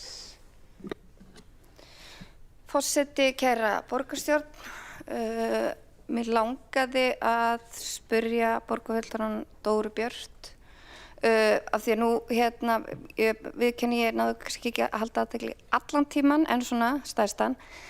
Nú er verið að tala að rýna og breyta og bæta alltaf með það fyrir augum að hagræða. Hvert er markmiðið, sem sagt hver er hagræðingar upphæðin, er búið reiknað út? og hvenær á þessi hagræðing að skila sér? Þá borgarfulltrúin Sandra Hlíf Ókares lokið við að veita andsvar og svara þá andsvari borgarfulltrúin Dóra Björt Guðjónsdóttir. Forseti, ég þakka borgarfulltrúinum kærlega spurninguna. Það bara alltaf mikilvægt að vera að líta í hverja krónu og skoða hvernig við getum gert hlutina betur. Nú urðu ákveðnar breytingar á markaði og okkur fannst þetta að vera frábær tímamót til þess að fara vel yfir þær tillögur sem höfðu komið inn frá almenningi og starfsfólki möguleika til hagræðingar og frá betur með tíma og fjö starfsfólks og ætlum að nýta okkur þetta. Við ætlum að vinna hratt og vel núna í janúar og febrúar til þess að útfæra þetta og láta nákvæmt kostnaðarmat liggja fyrir. Við erum með gróft kostnaðarmat en það ekkert ábyrgt að vera að rúlla því sérstaklega út núna en þetta getur numið verulegum upphæðum og gróflega áætlað getur þetta bara verið yfir milljarður og jafnvel rúmlega það, en það fer algjörlega eftir nákvæmlega hvernig útfærslan verður og þess vegna viljum við ekki vera að hanga á nákvæmum tölum núna, en við viljum ráðast í þetta, skoða þetta, við erum sjálfur sér alltaf að gera það og höfum gert það þessar fjárhagsáætlun en við verum ganga enn lengra. Þá borgarfulltrúin Dóra Björt Guðjónsdóttir lokið við að svara andsvari og veitir þá andsvar öðru sinni borgarfulltrúin Sandra Hlíf Ókares.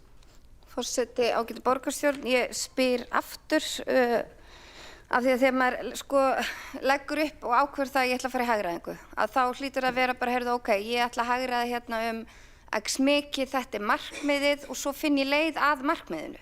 Hvert var markmiðið?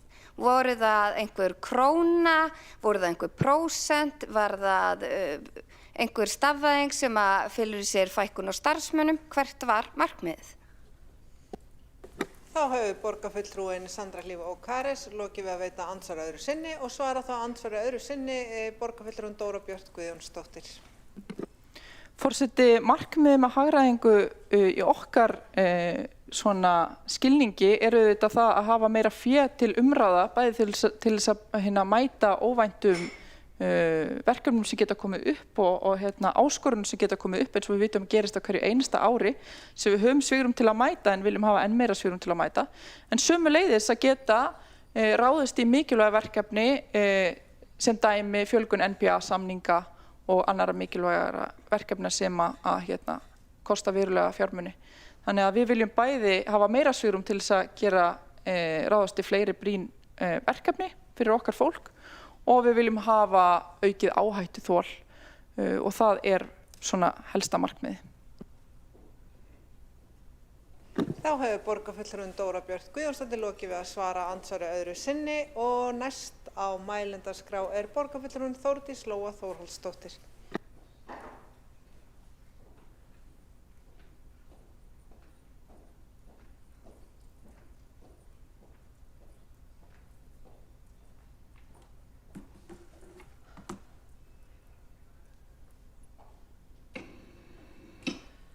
Forseti, ágæta borgarstjórn. Ég hef sagt það áður hér í þessum stól að mér líst ágætlega á fjárfestingaáætlun borgarinnar og þau markmið sem þar eru og við höfum stutt það. Ég fór yfir það í löngu máli hér á í fyrri umræðu hvað mér þykir fjárhagsáætlun og margt þar gott. Mörgum fannst ég vera óþarflega jákvæð. Það bara fínt. En í dag ætla ég hins vegar að fylgja eftir okkar hugmyndum, okkar tillögum sem við leggjum fram hér í dag.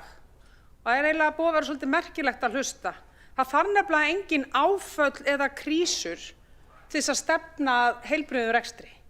Og borgarstjóri hóf ræðu sína hér á að segja og vísa í áföll og krísur og trúi mér, við í pólitíkinni hér í þessum sal erum bara alvön því að vera í stöðugu viðbragði. Bæði í verkefnum sem koma utanfrá en líka í verkefnum sem koma innanfrá. Þau eru ekki endilega alltaf krísur og áföll en það alltaf ansi flókin verkefni og yfirleitt aldrei lygn sjór, það vitum við. Hér það enga bókmennta dæmisögu til að kenna okkur eða skamma þennan magnaða minnihluta til að koma hér með góðan tillögur. Eigum við ekki koma með hennar tillögur? Það bara fáránlegt, auðvitað gerum við það. Það þarf engar bókmennta dæmisögur til þess að stoppa það. En hér þarf heilbrigðan og stöðugan rekstur. Og ég bara mjög ánægð með þann rekstur sem við höfum hér í dag, en það breytir því ekki að það margt hægt að gera og það margt sem á að gera. Tillögur aðhald og sölu eigna engan veginn einhver ávísun á okkur að brunaútsölu. Það af og frá. Mér sýnist það bara að sýna mikið skilningsleysi. Og það mikill mislestur hjá borgarstjóra að segja eignir sem að borgin þarf ekki að eiga og getur selt, að hún eigi ekki að selja það núna af því það frábær tími. Það nefnilega frábær tími til að selja. Og það þarf engar stórkostlega greiningar til við vitum að tímasetningin góð með ýmislegt, ekkert endilega allt og það verður ekki allt gert á einum degi. Við í Viðreisn leggjum hér í dag til tillögur sem skapa heilbrigðan rekstur, engan óþarfa í opinberum rekstri og skerum af það sem við þurfum ekki og vinnur betur með það sem við eigum. Og við hérna í Viðreisn, við þurfum enga blaðamannafundi eða glæru sýningar. Okkar tillögur eru raunhæfar, það hægt að fara í þær strax og þær skapa fjárhagslegt rými fyrir borgina til að bæta og auka þjónustu við borgarbúa. Og við leggjum fram leiðir sem virka, einfaldar og góða lausnir sem hægt að gangi hratt og ákveðið. Við í Viðreisn, við erum í vinnu fyrir borgarbúa. Við erum ekki lögst í neina kosningabaráttu, það verður nóg að gera því á næsta ári, við hlökkum til. En mín kæru, hér rétt áður sagði borgarfulltrúi Dóra Björt Guðjónsdóttir, já, svona cirka báti eitthvað 1 milljarð, það ekki neitt. 214 milljarðar í tekjur á næsta ári, 1 milljarður dropi í hafið. Við erum hérna að ræða 20 milljarða áhrif. 20 milljarða áhrif sem tillögur Viðreisnar hafa á núverandi fjárhagsáætlun, 5 ára áætlun. Við leggjum fram aðgerðir þar sem hægt að lækka rekstrakostnað allt að 10 milljarða á 5 ára áætlun og það fyrir utan mögulega lækkun á rekstrakostnaði út af eignum sem við leggjum til að séu seldar, sem mjög falinn kostnaður inn í kerfinu. Ég kem að því síðar. Við leggjum einnig til að greiða niður skuldir. Mér finnst allt í lagi að skulda. Ég hef alltaf verið þeirra skoðunar. Það þarf að vera í heilbrigðum balansi og við höfum verið í ágætis balans hér og eins og það kom fram áðan í ræðu borgarfulltrúa Dóru Bjartar, þá Reykjavíkur og Kópavogur með lægstu hlutföll hér á höfuðborgarsvæðinu. En það breytir því ekki að það á sannarlega að stefna því að lækka skuldir. Annað væri nú. Og hvers vegna? Því þá erum við ekki að borga fjármagnskostnaðinn. Með því að lækka skuldir erum við að búa til svigrúm. Og búa til svigrúm fyrir hvað? Jú, fyrir betri og aukna þjónustu og meiri uppbyggingu.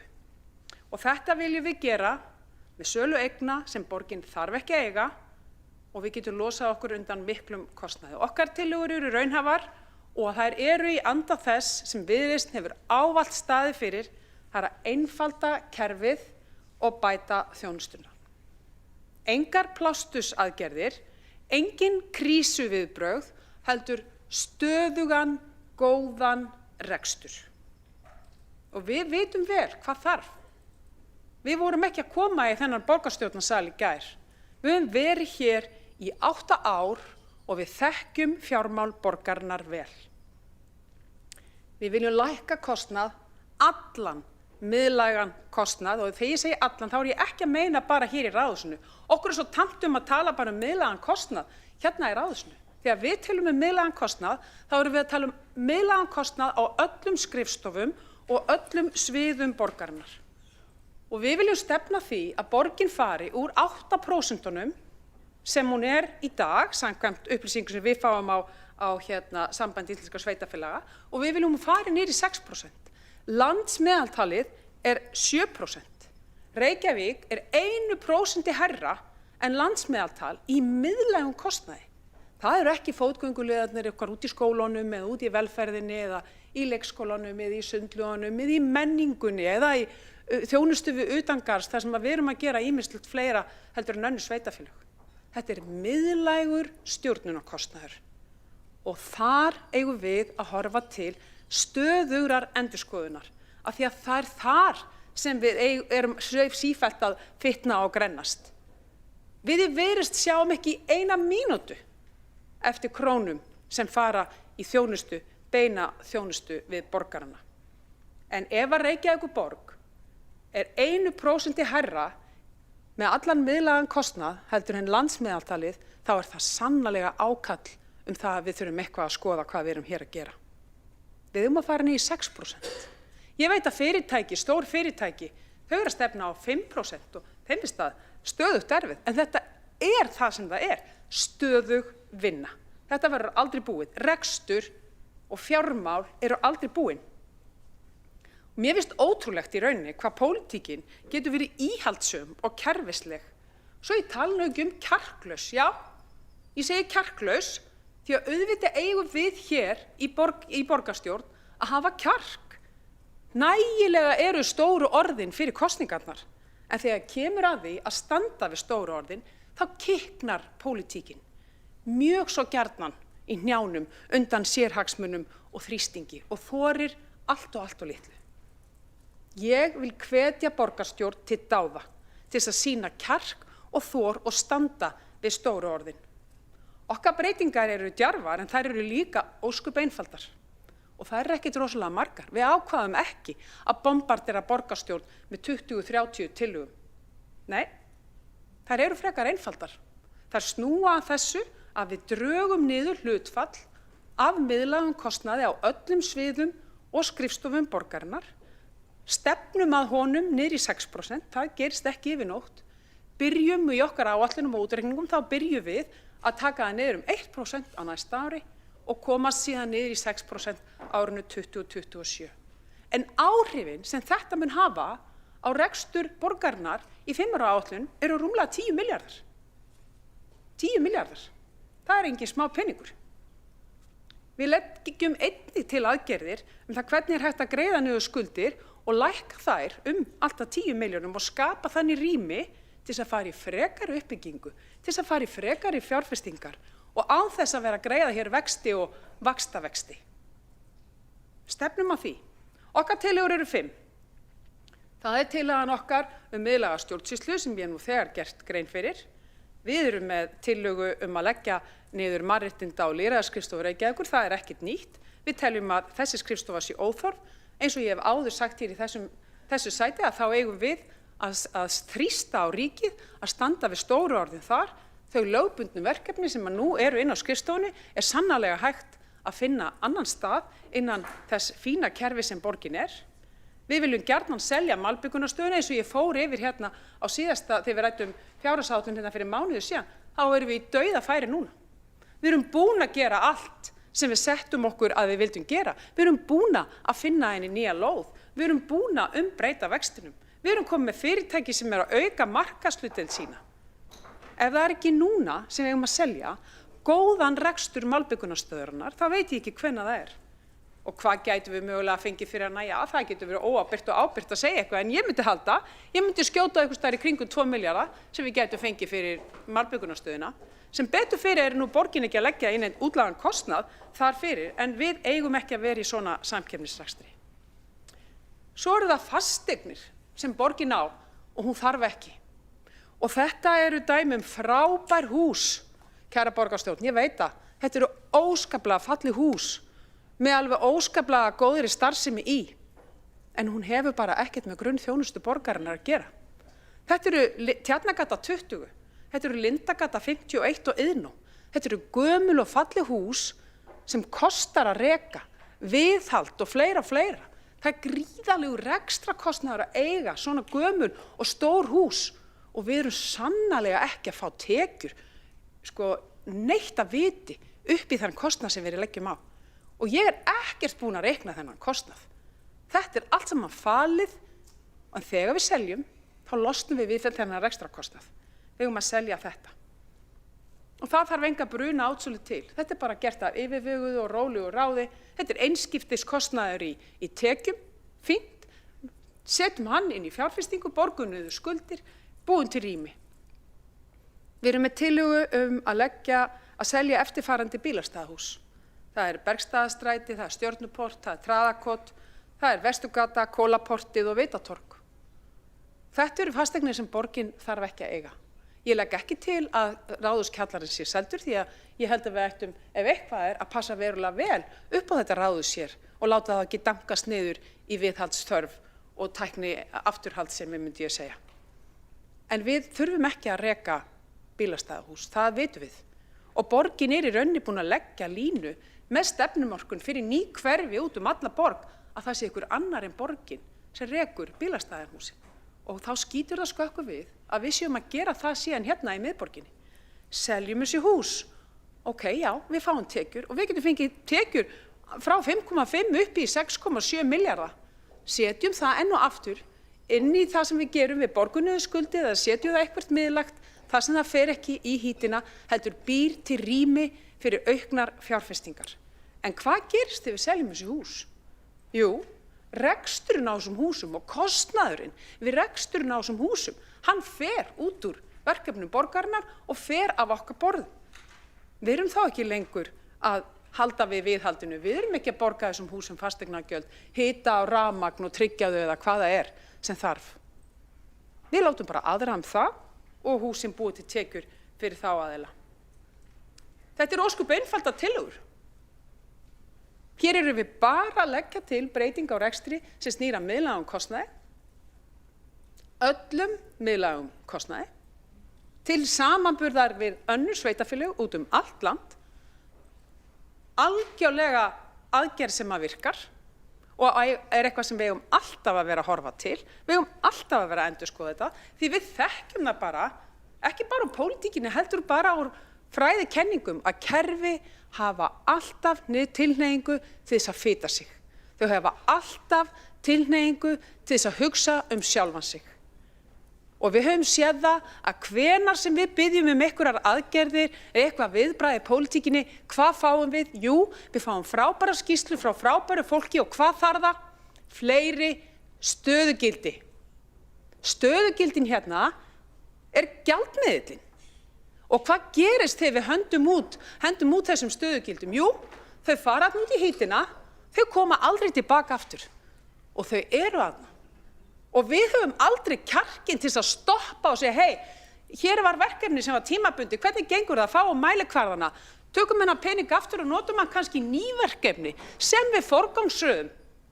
Af því að það viðbragð við núinu. Nei, við gerum þetta aldrei. Við dælum út í kerfið krónum í formi stöðugilda sem að kjúmuleitast upp, með leyfi forseta þá var ég að sletta á ensku, sem að kjúmuleitast upp og stækka alltaf og stækka og stækka. Ég man eftir því að ég kom hingað inn fyrst árið 2018 og var að læra og setja mig í stellingar til þess að koma mér inn í fjárhagsáætlun borgarinnar. Tekjurnar þá voru í kringum 140–150 milljarða. Núna þessum árum seinna erum við komin í 214. Sjáið þið hvað við stækkum. Bara á þessum nokkrum árum erum við búin að stækka þetta. Ábyrgar, einfaldar en djarfar tillögur. Ég er ánægð með að meirihlutinn talar forgangsröðun, en ég er ekkert sérstaklega ánægð að heyra það að það á greinilega ekki að samþykkja neitt, af því að þau eru bara svo með þetta. En kæri meirihluti, þeir eru ekki alveg með þetta, en þeir eru með helling og ég hrósi ykkur fyrir það. En eitthvað, ég er alveg með þetta, það er ekki alveg staðan samt sem áður. Að lokum, kæru félagar, þá langar mig að segja nokkur orð góða stjórnarhætti og fyrirtæki borgarinnar. Við samþykktum hér í borgarstjórn vorið 2022 nýja eigandastefnu borgarinnar, þar sem við skilgreindum vel hvernig borgin beitir sér sem eigandi. Og borgin steig þar sín fyrstu skref í góðum stjórnarháttum. En það kveðið á góða stjórnarhætti í félagalögum og í leiðbeiningum viðskiptaráðs og í leiðbeiningum frá OECD og í áliti umboðsmanns Alþingis. Þannig að þetta ekki eitthvað sem ég að finna hérna upp, heldur þetta heljarnar mál. Og það kemur í ljós að bæði í skýrslu frá OECD og líka í áliti umboðsmanns Alþingis að opinberir aðilar á Íslandi hafa nánast verið með buxurnar á hælunum hvað varðar góða stjórnarhætti undanfarin ár. Þetta í rauninni ekki flókin mál eða torveld. Þetta snýst leiðir sem styðja við vandaða ákvörðunartöku eigenda og stjórnenda opinberra fyrirtækja. og það hefur einnig dregið fram mikilvægar áherslur í sjálfbærni, skýra og gegnsæja stefnumörkum með skilgreindum hlutverkum, umboðum og ábyrgð. Og þarna kem ég að kjarnanum, hlutverk, umboð og ábyrgð. Borgin hefur gengið fram með góðu fordæmi og gerði það með sinni eigendastefnu árið 2022 og breytt hvernig valið var í stjórnir fyrirtækja í eigu borgarinnar. Það var stórt skref sem við tókum. Stjórnarmeðlimir fyrirtæki borgarinnar eru nú bæði háðir, það er kjörnir fulltrúar, en einnig óháðir, eins og það á að vera samkvæmt leiðbeiningum. Og þau eru tilnefnd að tilnefningarnefnd borgarráðs. En nú eru 4 ár liðin og borgin þarf að halda áfram að vera í þessari forgöngu sveitafélaga. Og nú þurfum við að ganga enn lengra. Við þurfum að ganga á eftir ríkinu sem nú hefur tekið af skarið og tilnefnir eingöngu óháða einstaklinga í stjórnir stærri ríkisfyrirtækja. Og umróta tímar í borgarstjórnarsal hér síðastliðið vor og meirhlutaskipti sýndi svo ekki verður umvilst hvað óróleiki í pólitíkinni hefur mikil áhrif, en þarf ekki hafa og á ekki hafa bein áhrif inn í fyrirtækjareksturinn. Hér skiptum við í stjórnum fyrirtækjan okkar fólk bara því að við vorum að skipta meirhluta. Ef við hefðum verið með alla óháða og engin pólitík verið í stjórnum fyrirtækja, þá hefðum við ekki þurft að gera neitt. Fyrirtækin hefðu bara áfram haldið að vera þessi fínu, góðu fyrirtæki og reka sig samkvæmt þeirri stefnu sem þau hafa sett sér. Við þurfum að breyta þessu. Við þurfum að hafa kjark til að ganga alla leið. Og nú er tækifæri til þess að ræða það, taka ákvörðun fljótlega, ræða það hér í þessum sal og næstu mánuðum, tökum ákvörðun sem tekur þá gildi eftir næstu kosningar. Af því að kjarkurinn hér inni, hann nær ekki lengra. Ég veit það alveg, ég er löngu búin að læra það. Að lokum vil ég þakka fyrir fjármálasviðinu, fyrir frábæra vinnu sem endranær, skrifstofu borgarstjórnar fyrir að halda utan þetta allt saman. Ég átta mig á því að þetta er alveg búið að vera, eins og maður myndi segja með leyfi forseta, hellað. Kæru félagar, ég hlakka til næstu mánaða. Ég veit að það eru kosningar framundan og við þurfum að halda fókus og tempó hér í borgarstjórn. Ég mun náttúrulega hafa mjög gaman að því, menn að þið verðið í taugaáfalli, þá er ég náttúrulega bara að skemmta mér. Takk fyrir. Þá hefur borgarfulltrúinn Þórdís Lóa Þórhallsdóttir lokið máli sínu og borgarstjóri hefur óskað eftir að veita andsvar, Heiða Björk Hilmarsdóttir. Já, forseti, ágæta borgarstjórn, þakka ræðu flytjanda fyrir ræðuna sína og leitt að hún tók upphaf ræðu minnar svona til sín, en hún hefur reyndar alveg mátt gera það. Borgarfulltrúinn hefur akkurat sýnt í verki að hún tekur ábyrgð og sýnir ábyrgð á því sem henni er falið. Þannig að taka það sem hrós, það er bara mjög gott. Sum hafa hins vegar að tala hér með þeim hætti að hér sé allt einhvern veginn hér sé óveður ský og hér sé allt að hrynja. Ég er sammála borgarfulltrúa Þórdís Lóu Þórhallsdóttir að það er ekki þannig og það er ekki gagnlegt, en hins vegar eigum við alltaf að vera að leita að leiðum til þess að gera betur. En ég bara tek algjörlega undir það. Við höfum akkurat verið á þessum mánuðum sem við höfum starfað saman, samstarfsflokkarnir, að leita leiða til þess að selja hús sem við þurfum ekki, til þess að kjarna okkur betur og þar eru margir hlutir inni. Varðandi prósentur og miðlæga stjórnsýslu, þá bara, ég hef ekki séð tölur varðandi stöðugildi, ég hef séð tölur varðandi rekstur. Ég átta mig ekki alveg á þeirri tillögu. Þá er borgarstjóri Heiða Björk Hilmarsdóttir lokið við að veita andsvar og svara það andsvari borgarfulltrúinn Þórdís Lóa Þórhallsdóttir.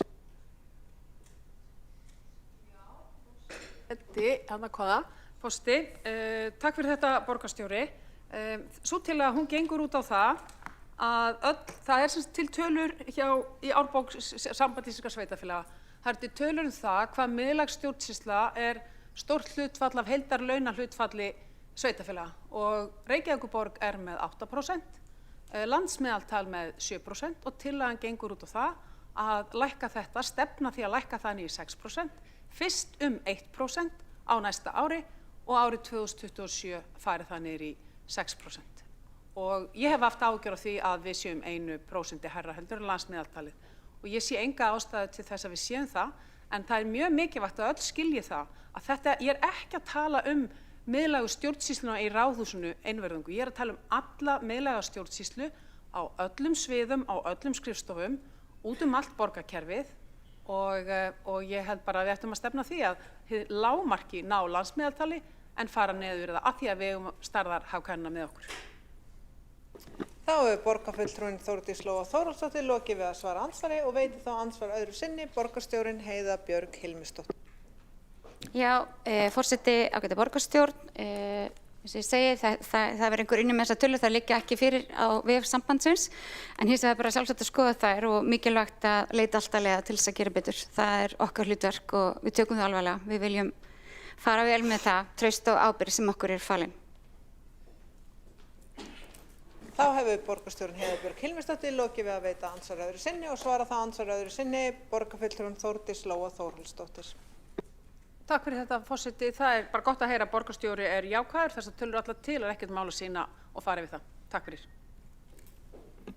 Þá hefur borgarfulltrúinn Þórdís Lóa Þórhallsdóttir lokið við að svara andsvar öðru sinni og telst þá andsvörum undir þessari ræðu lokið og næst á mælendaskrá er borgarfulltrúinn Sanna Magdalena Mörtudóttir.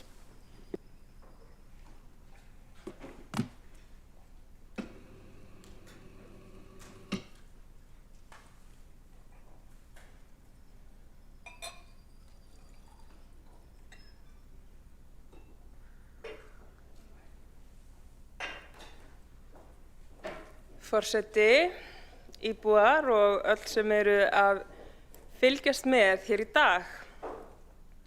Við ræðum nú fjárhagsáætlun fyrir næsta ár þar sem áherslur samstarfsflokkana snúa því að skapa góðan grunn, fjárhagslegan og félagslegan, þannig að borgin geti mætt óvæntum aðstæðum og þörfum þeirra sem hér búa. Eins og hefur verið fjallað hér fyrir í dag, þá hafa breytingar orðið á fjárhagsáætlun á milli umræðna og uppfærð áætlun tekur meðal annars mið af nýrri þjóðhagsspá Hagstofu Íslands og breytingum á fjárhagsspá Orkuveitu Reykjavíkur. Gert er ráð fyrir að rekstrarafgangur A-hluta borgarinnar, það er að segja sú starfsemi sem er að hluta eða öllu leyti fjármagnuð með skatttekjum, verði rekin með rúmlega 3,4 milljarða króna afgangi árið 2026 og fjárhagsleg stefnumarkmið uppfyllt. Þetta kann að hljóma mikill afgangur þegar við erum að tala svona milljarða. Þetta kann að hljóma mikill afgangur fyrir fólk sem er að hlusta á þessa umræðu, sem það er, en sé litið til veltu A-hluta sem er áætluð 215 milljarðar á næsta ári, að þá er þessi afgangur ekki nema rúmlega 1,5%. Þetta er því í raun svona það lágmarkssvigrúm sem við þurfum að hafa til að standast alla okkar mælikvarða. Áætlun arðgreiðslur í A-hluta, þær voru endurskoðaðar til samræmis við fjárhagsspá Orkuveitu Reykjavíkur og áhrifin eru til lækkunar rúman 1,8 milljarð, en þá hafa einnig verið gerðar breytingar á áætlun sem leiða til hækkunar útsvarstekna upp á tæpar 993 milljónir, næstum því milljarð. Og mér finnst mikilvægt að draga þetta fram, þessar tölur sem við erum að tala sérstaklega hvað matið einmitt á hækkandi tekjum útsvars hefur jákvæð áhrif á borgarsjóð. Og svo eru þetta fleiri breytingar sem að borgarstjóri Heiða Björg Hilmisdóttir hefur farið yfir, en mér er svona mikilvægt að draga þetta fram í umræðinni. Fjárhagsáætlun sem nú er lögð fram, hún byggir á sögulegu samstarfi 5 flokka, en slíkt er nýlunda við stjórn Reykjavíkurborgar. Og í mínum huga þá snýst fjárhagsáætlun að verja fjármunum í þarfir fólksins, þannig að það sé hægt að skapa góða borg, þar sem það er gott að búa og þar sem við fyrirbyggjum vanda í stað þess að skapa hann. Og í dag þá mun ég einblína á áherslur velferðarsviðs og velferðarráðs og einnig fjalla félagslegt leiguhúsnæði borgarinnar. Við sem búum í þessari borg, við erum fjölbreytt og með mismunandi þarfir. Velferðarþjónustan, hún nær til fjölmargra íbúa, en 20.447 manneskjur fengu þjónustu velferðarsviðs á síðasta ári. Ræða með umfangsmikla og fjölbreytta starfsemi sem fer fram víða borgina. Í heimahúsum á miðstöðvum borgarinnar sem eru 4, í Grafavogi, Háaleiti og Bústaðahverfi, Breiðholti, svo ein í miðbænum. Þá einnig rafræn miðstöð þar sem umsagnir og beiðnir berast með rafrænum hætti. Það svo mikilvægt að hafa þessa þjónustu sem næst íbúum og ég mæli ekki með því að miðstöðum verið fækkað líkt og hefur komið fram í þessari umræðu. Það rétt og það starfsfólk á vettvangi sem mætir fólki annars staðar en á miðstöðum, en ég get ekki tekið undir að skynsamlegt sé að fækka miðstöðum úr 4 niður í 2 eins og kemur fram í tillögu Framsóknarflokksins. Starfsemi velferðarsviðs fer einnig fram á hjúkrunarheimilum og hjá Barnavernd Reykjavíkur og Keðjunni sem veitir stuðningsþjónustu fyrir börn og fjölskyldur þeirra. Og á síðasta ári þá náði þjónusta og stuðningur velferðarsviðs og Barnaverndar Reykjavíkur til 6.427 barna, sem voru því 31% þeirra sem velferðarsvið nær til. Og mikilvægi þess að styðja við börn endurspegla skýrt í áherslum velferðarsviðs og ráðsins sem og í áherslum borgarinnar í heild sinni í þeirri þjónustu sem veitt. Hér sjáum við mynd af skipuriti velferðarsviðs og hlutverk sviðsins að stuðla að auknum lífsgæðum sérhvers íbúa Reykjavíkur með því að sýna frumkvæði og bregðast við fjölbreyttum þörfum einstaklinga og fjölskyldna fyrir fjölbreytta velferðarþjónustu. Og hér sjáum við mynd af þessu skipuriti þar sem að borgarbúar eru efstir að því að auðvitað eigum við að starfa út frá þörfum þeirra. Velferðarsvið vinnur í samstarfi við stjórnvöld á sviði heilbrigðis- og velferðarmála, félagasamtök og aðra aðila að auknum lífsgæðum íbúa borgarinnar og sviðið annast framkvæmd velferðarþjónustunnar í umboði velferðarráðs. Þar sem 7 kjörnir fulltrúar sitja og ég verð að nefna að þetta ráð sem leggur áherslu á að rýna hlutina vel og vandlega. Á þessu ári þá höfum við farið í heimsóknir á ólíka starfsstaði velferðarsviðs og hér á myndinni þá fylgja með nokkur dæmi. Við höfum fundað í húsnæði borgarinnar, má þar nefna húsnæði Barnaverndar Reykjavíkur, þar sem við fengum kynningu á starfseminni, sem og öllum miðstöðunum, þar sem við höfum fengið innsýn í það hvernig starfið fer fram. Við höfum einnig heimsótt Sléttuveg, þar sem heimaþjónusta skipulögð og farið út fyrir starfsstöðvar borgarinnar líkt og í draumasetur, áfangaheimili fyrir fólk sem að byggja upp líf sitt eftir áfengis- og vímuefna neyslu. Og fyrir á þessu ári þá samþykkti velferðarráð samning þjónustu við áfangaheimilið en samningurinn eflir og styrkir faglegt starf og stuðningurinn felur í sér 15 milljóna króna framlag árlega í 3 ár og þarna að ræða manneskjur sem eru þá með búsetu og fá stuðning á viðkvæmum tímapunkti í lífi sínu. Velferðarráð hefur einnig heimsótt vistheimili fyrir börn. Við höfum haldið aukafundi til að rýna málin vel, haldið sameiginlegan fund með skóla- og frístundaráði og fjölmenntafund ÖBÍ réttindasamtaka húsnæðismál. Við höfum einnig haldið velferðarkaffi stöðu heimilislausra og þjónustu borgarinnar og nú síðast héldum við sameiginlegan fund með öðrum félagsmálanefndum á höfuðborgarsvæðinu þar sem skorað var á ríkið að móta sér stefnu í þessum málaflokki. Og markmið fundarins var að hefja samtal sameiginlega framtíðarsýn í málaflokki heimilislausra með miklar og flóknar þjónustuþarfir og hér fylgir með mynd frá þeim fundi. Eins og ég hef komið inn á þá veitir velferðarsvið fjölbreytta þjónustu, sér að veita félagslega ráðgjöf, fjárhagsaðstoð, barna- og farsældarþjónustu. Keðjan sem býður upp á stuðning fyrir börn, unglinga og fjölskyldur þeirra rekur einnig skammtíma dvalir og heimili fyrir börn og unglingasmiðjurnar Stíg og Tröð sem að kannanir hafa sýnt að hafa sannað gildi sitt sem mikilvægan stuðning við ungmenni og mig langaði að nýta smá af tímanum hér í dag til þess að fjalla þá þjónustu og með leyfi forseta þá ætla ég að vísa í grein á heimasíðu borgarinnar sem ber heitið Er glöð og jákvæð eftir að vera í unglingasmiðjunni. Með leyfi forseta þá kemur þar fram að unglingasmiðjurnar Stígur og Tröð eru öruggur vettvangur fyrir unglinga á aldrinum 13 til 16 ára til að stíga út fyrir þægindarammann og æfa sig í samskiptum við jafningja, styrkja sjálfsmynd sína, tjá sig af einlægni, setja sig í spor annarra og læra að treysta. Brúin svo unglingasmiðja sem sérstaklega ætluð ungmennum á aldrinum 16 til 18 ára og könnunin sem var gerð í maí síðastliðnum en hún var send með tölvupósti á forráðamenn þeirra 25 ungmenna sem voru á þeim tíma þátttakendur í Stíg og Tröð. 15 forráðamenn svöruðu könnuninni og var svarhlutfall því 60%. Svarendum bar öllum saman að þáttaka í unglingasmiðjunum hafi haft áhrif á félagslega virkni ungmennanna. Nær öll sögðust hafa fundið jákvæðar breytingar í fari barnsins eftir að það hóf þátttöku í unglingasmiðjunum.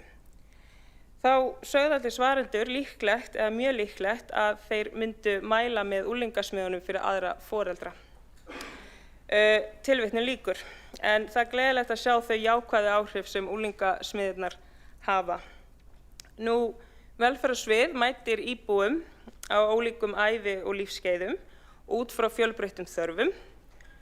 Undir velferðarsviði því þjónusta og stuðningur við eldra fólk, fatlað fólk, heimilislausa með miklar og flóknar þjónustuþarfir, þjónusta við börn og fjölskyldur og þjónusta við flóttafólk og umsækjendur alþjóðlega vernd. En það hafa verið gerðar áherslubreytingar hinum megin við götuna á þingi sem hafa áhrif á viðkvæma hópa samfélagsins. Félags- og húsnæðismálaráðuneytið endurnýjaði ekki samninginn við Reykjavíkurborg þjónustu við umsækjendur alþjóðlega vernd. Þjónustan við þennan hóp nú alfarið hjá Vinnumálastofnun og ráðuneytið tilkynnti einnig áform þess efnis að samningur samræmda móttöku sveitarfélaga yrði ekki endurnýjaður áramótin. Þeim áformum hefur verið frestað og líkur á því að nýr samningur verði gerður sem gildi út árið 2026. En samningurinn stendur ekki undir þeirri þjónustu sem þessi viðkvæmi hópur þarf á að halda og eru því miklar áskoranir varðandi þessa þjónustu. Mér finnst mikilvægt að taka fram að þegar maður talar svona hópa og talar málaflokka þá auðvitað erum við öll fjölbreytt og þó við kannski séum sett inn í ákveðin kassa fyrir ákveðin hóp þá erum við bara að tala hér manneskjur með fjölbreyttar þarfir. Nú, velferðarsvið veitir einnig sérhæfða húsnæðisaðstoð og búsetuþjónustu, barnavernd, heimahjúkrun, félagslega heimaþjónustu, heimastuðning, matarþjónustu, félagsstarf fyrir aldra, akstursþjónustu fatlaðs fólks og eldri borgara, stuðningsþjónustu, forvarnir og almenna upplýsingagjöf. Fjárhagsrammi velferðarsviðs upp á tæpa 49 milljarða og hækkar frá fyrri áætlun, meðal annars hækkar 180 milljónir vegna breytinga á sérstökum húsnæðisstuðningi, sem sagt þakið og svo bættist við framlög í ramman vegna kjarabóta. Uppfærði rammi því 48,9 milljarðar eða nánar tiltekið fyrir næsta ár áætlaður 48 milljarðar, 998 milljónir og 143.000 krónur. Hér sjáum við á glærunni, við sjáum tekjur og kostnað, þjónustutekjur nema rúmum milljarði, tekjur vegna verkefna frá ríki fara lækkandi á milli ára og nú áætlaður 6,4 milljarðar, tekjur nema því samtals rúmlega 7,5 milljörðum. Tekjur koma frá sjúkratryggingum, það rúmið 2 milljarðar, ríki vegna samræmdrar móttöku og umsækjendum alþjóðlega vernd og það gert ráð fyrir lækkun á endurgreiðslu fjárhagsaðstoðar. Síðan eru það þjónustutekjurnar þar sem lítil breyting á þeim á milli ára en á myndinni sjáum við ítarlega skiptingu. Annar rekstrakostnaður 23 milljarður, þar undir allur rekstrakostnaður, þar með talið húsaleiga, allir samningar svo sem við ás, samningar vegna vistunar utan heimilis og fleira. Laun og launatengd gjöld eru 33 milljarðar. Þar sem starfsmenn eru áætlaðir 4.562 á næsta ári, 2.378 stöðugildum.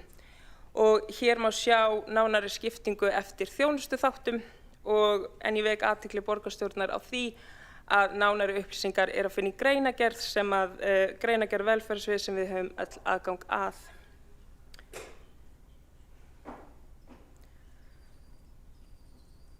Hér sjáum við fjölda starfsmanna velferðarsviðs og stöðugildin og sjáum á skiptinguna eftir þjónustuþáttum. Flestir eru í búsetuþjónustunni. Fjölgun stöðugilda þar á milli ára 34. Þar sem nýtt úrræði fyrir heimilislausa mun opna á haustmánuðum á þessu ári og það eru 12 stöðugildi og einnig nýtt búsetuúrræði fyrir fatlað fólk á næsta ári. Og eins og ég segi, nánari upplýsingar að finna í greinargerð velferðarsviðs. En eins og áður sagði að þá þjónusta velferðarsviðs, hún mjög fjölbreytt og hér má sjá heildargjöld þjónustuþátta. Á næsta ári þá gert ráð fyrir það bil 16 milljörðum í búsetuþjónustu. Þar undir fellur rekstur allra búsetukjarna fyrir fatlað fólk og búsetuþjónusta vegna heimilislausra. Svo það stjórnsýsla, sérfræðiþjónusta og ráðgjöf. Það til að mynda að ræða allar miðstöðvar, rekstur og barnavernd, miðlæg stjórnsýsla og fleira. Svo velferðarsvið með samninga og styrki við aðila sem að veita mikilvæga þjónustu.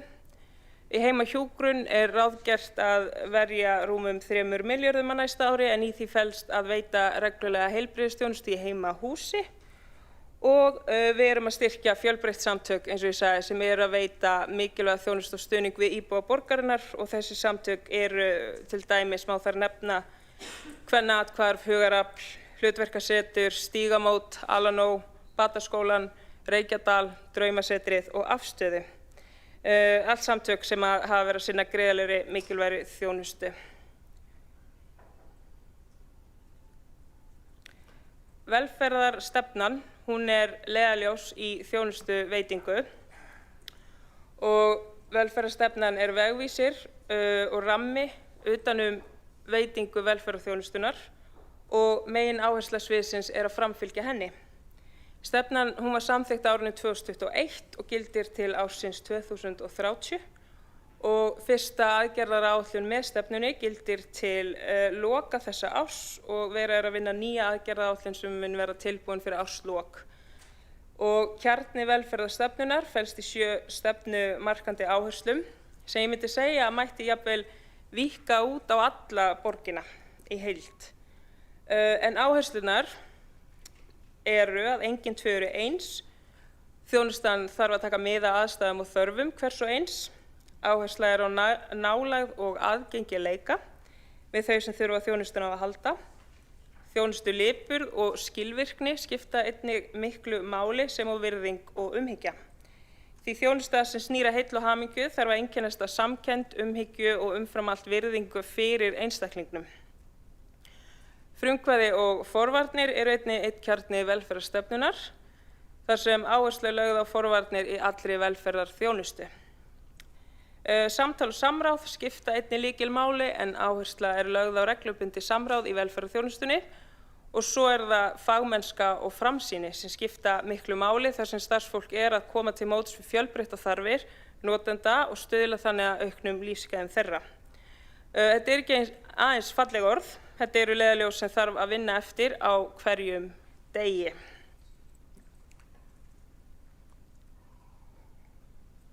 Við að vinna með og fyrir fólk, ofta mæta íbúum á mjög krefjandi tímum í þeirra lífi og velferðarsvið með 2 bundna liði. Bundnir liðir, það þýðir að það þannig að þau sem uppfylla ákveðin skilyrði fá þá greiddan þann stuðning sem ræðir. Og hér verið að tala fjárhagsaðstoð og sérstakan húsnæðisstuðning. Þeim hefur fækkað á síðustu árum sem sækja fjárhagsaðstoð og gert ráð fyrir því að notendafjöldi verði í kringum 1050 notendur á mánuði og heildaráætlun vegna fjárhagsaðstoðar er 3,2 milljarðar eins og sjá má nánar á meðfylgjandi glæru. En það er þó rétt að nefna að það er óvissa vegna fyrirhugaðra breytinga ríkisins á lögum atvinnuleysistryggingar þar sem tilkynnt hafa verið áform að þrengja réttinum til atvinnuleysisbóta sem líklegt að hafi fjárhagsleg áhrif á sveitarfélögin ef nær fram að ganga óbreytt, en líka félagslegar afleiðingar sem þessar breytingar eru líklegar til þess að hafa í för með sér á manneskjur í viðkvæmri stöðu.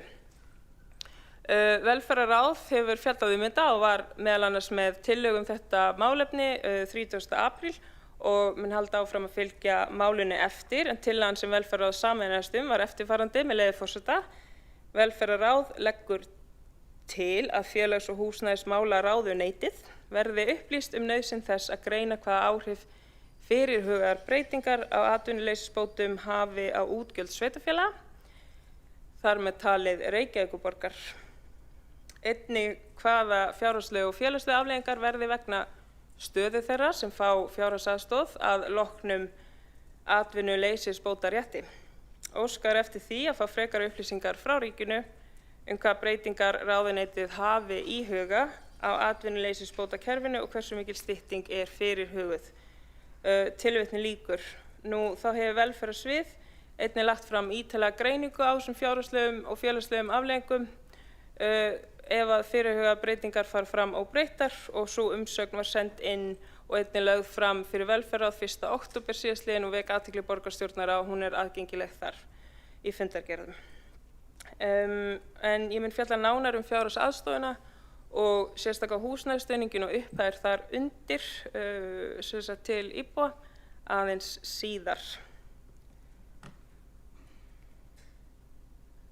Þegar við skoðum þróun á fjárheimildum velferðarsviðs yfir 5 ára tímabil að frá árinu 2021 til 2026 og þá hafa fjárheimildir á föstu verðlagi, sjáum við hérna yfirlitið, en fjárheimildir hafa hækkað rúma 13 milljarða og þar af eru kjarasamningar 11,8 milljarðar. Fjárhagsrammi velferðarsviðs hækkar 1,9% á milli áranna 2025 og 2026 og það sést bara út frá þessu og öllu sem ég hef lýst hérna núna í ræðu að það er alveg krefjandi að ná að fjármagna allt sem er hér undir. Og ég ætla að fara núna svona yfir mikilvægi þætti þjónustunar sem eru fyrirhugaðar á næsta ári, þar sem ég greini frá þjónustunni út frá ólíkum málaflokkum og fjölbreyttum hópum samfélagsins. Velferðarráð leggur mjög mikla áherslu á stuðning við börn og við erum að forgangsraða fjármunum í fjölgun stöðugilda sálfræðinga. Fjölgað verður 4 stöðugildi sálfræðinga til að styrkja snemmtæka íhlutun, auka viðveru í skólum og vinna á biðlistum.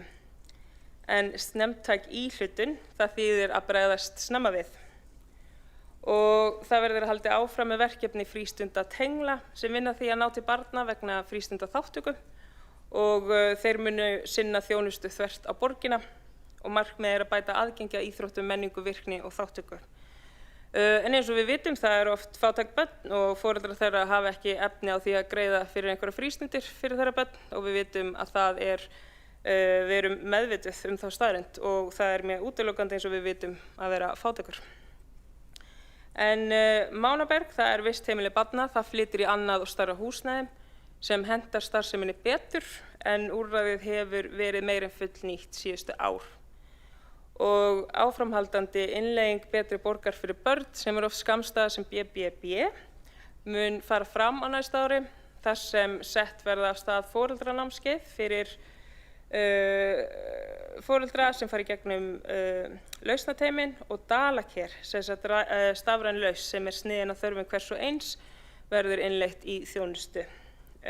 Áframhaldandi innleiðing lausnateyma mun fara fram í leik- og grunnskólum en lausnateymi fellur undir skóla- og velferðarþjónustu þar sem teymi innan skólans sér að kortleggja stöðu barna og leita lausna til stuðnings þeim. Svo er það miðlægt bráða- og viðbragðsteymi vegna ofbeldis meðal barna, eins og þið hafið líklegast heyrt afsakið, sem hlaut styrk, en styrkurinn er hluti af aðgerðaáætlun stjórnvalda vegna ofbeldis meðal og gegn börnum. Og er að ræða styrk að fjárhæð 240 milljón króna og verkefni samvinnuverkefni sveitarfélaganna á höfuðborgarsvæðinu, lögreglunar og barna- og fjölskyldustofu. Er að ræða bráða- og viðbragðsteymi vegna barna á aldrinum 10 til 18 ára sem beita eða hóta líkamlegu ofbeldi. Þvert á sveitarfélög og þjónustustig. Og teyminu er ætlað að tryggja að þau mál sem koma upp á höfuðborgarsvæðinu séu unnin af miðlægu, þverfaglegu og sérhæfðu teymi sem virkjast leið og ofbeldi á meðal barna á sér stað eða kemur upp. Og í samvinnu þá við ábyrgðaraðila máls í sveitarfélagi barns. Nú að fjárhagsaðstoð, þá hækkar grunnfjárhæð fjárhagsaðstoðar 5% og fer úr 247.572 krónum á mánuði í 259.951 krónur á mánuði frá og með næstu áramótum. Fyrir áætlanir gerði ráð fyrir hækkun 2,7% en nú er hún hækkuð enn frekar og eins og þið vitið að þá er þetta aðstoðin fyrir þau sem að geta ekki leitað í neitt annað.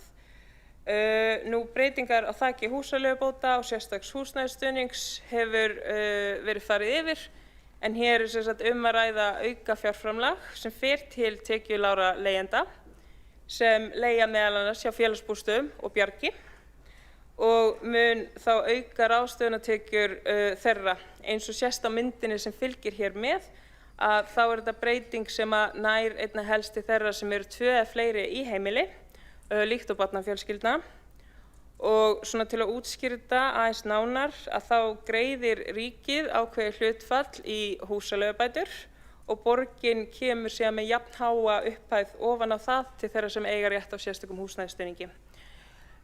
Þannig að manneskja sem býr einu heimili getur þannig fengið að hámarki 50.792 krónur á mánuði frá ríki og þannig jafn háa upphæð frá borginni.